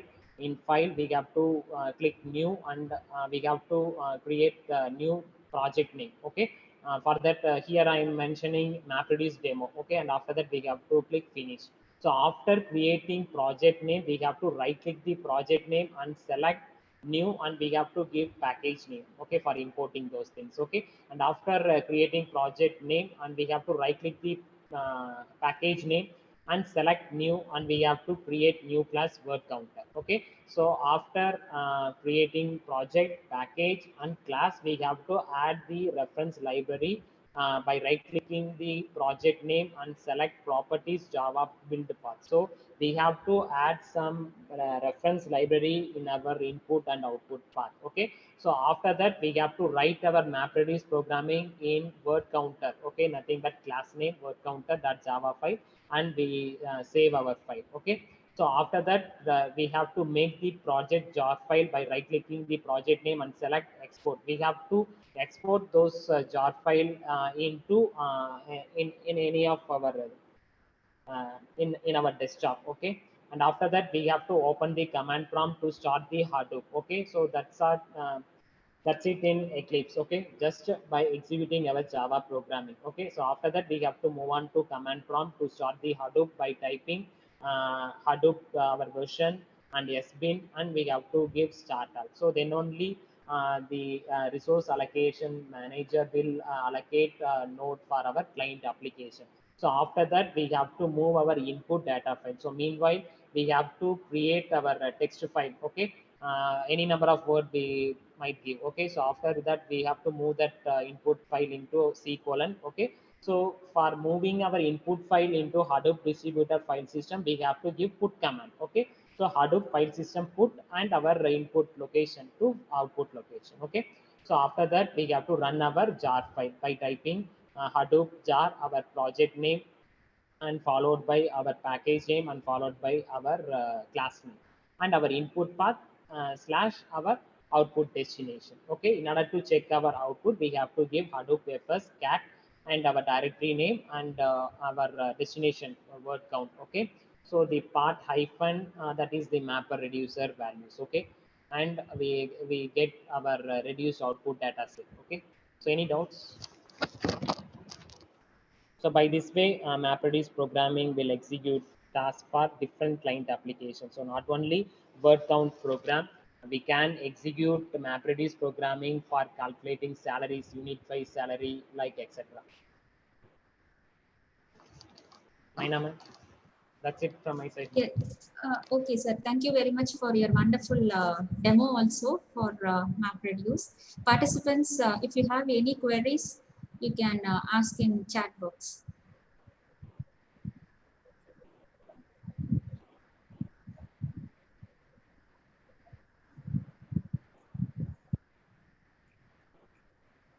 Thank you, ma'am.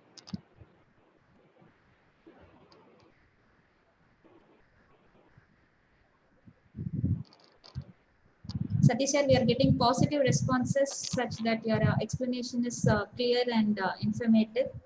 So I hope Thank you, there ma'am. is no queries So from thank you, participants' participants. side. Thank you, participants. So thank you very much for this wonderful session. It is Thank you, ma'am. indeed very informative to all the participants. They will try it with the hands-on what you have given. And thank you so much for being a part of our STTP, sir. Thank you, ma'am. Thank you once again. I thank HOD, IT, and coordinators for giving me an opportunity. And also, I thank every participants. Thank you, Ananda. Thank you, sir.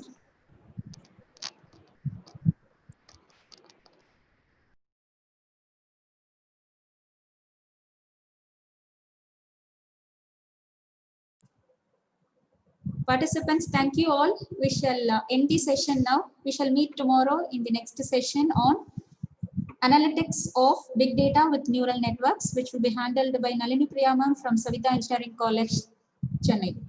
Thank you all.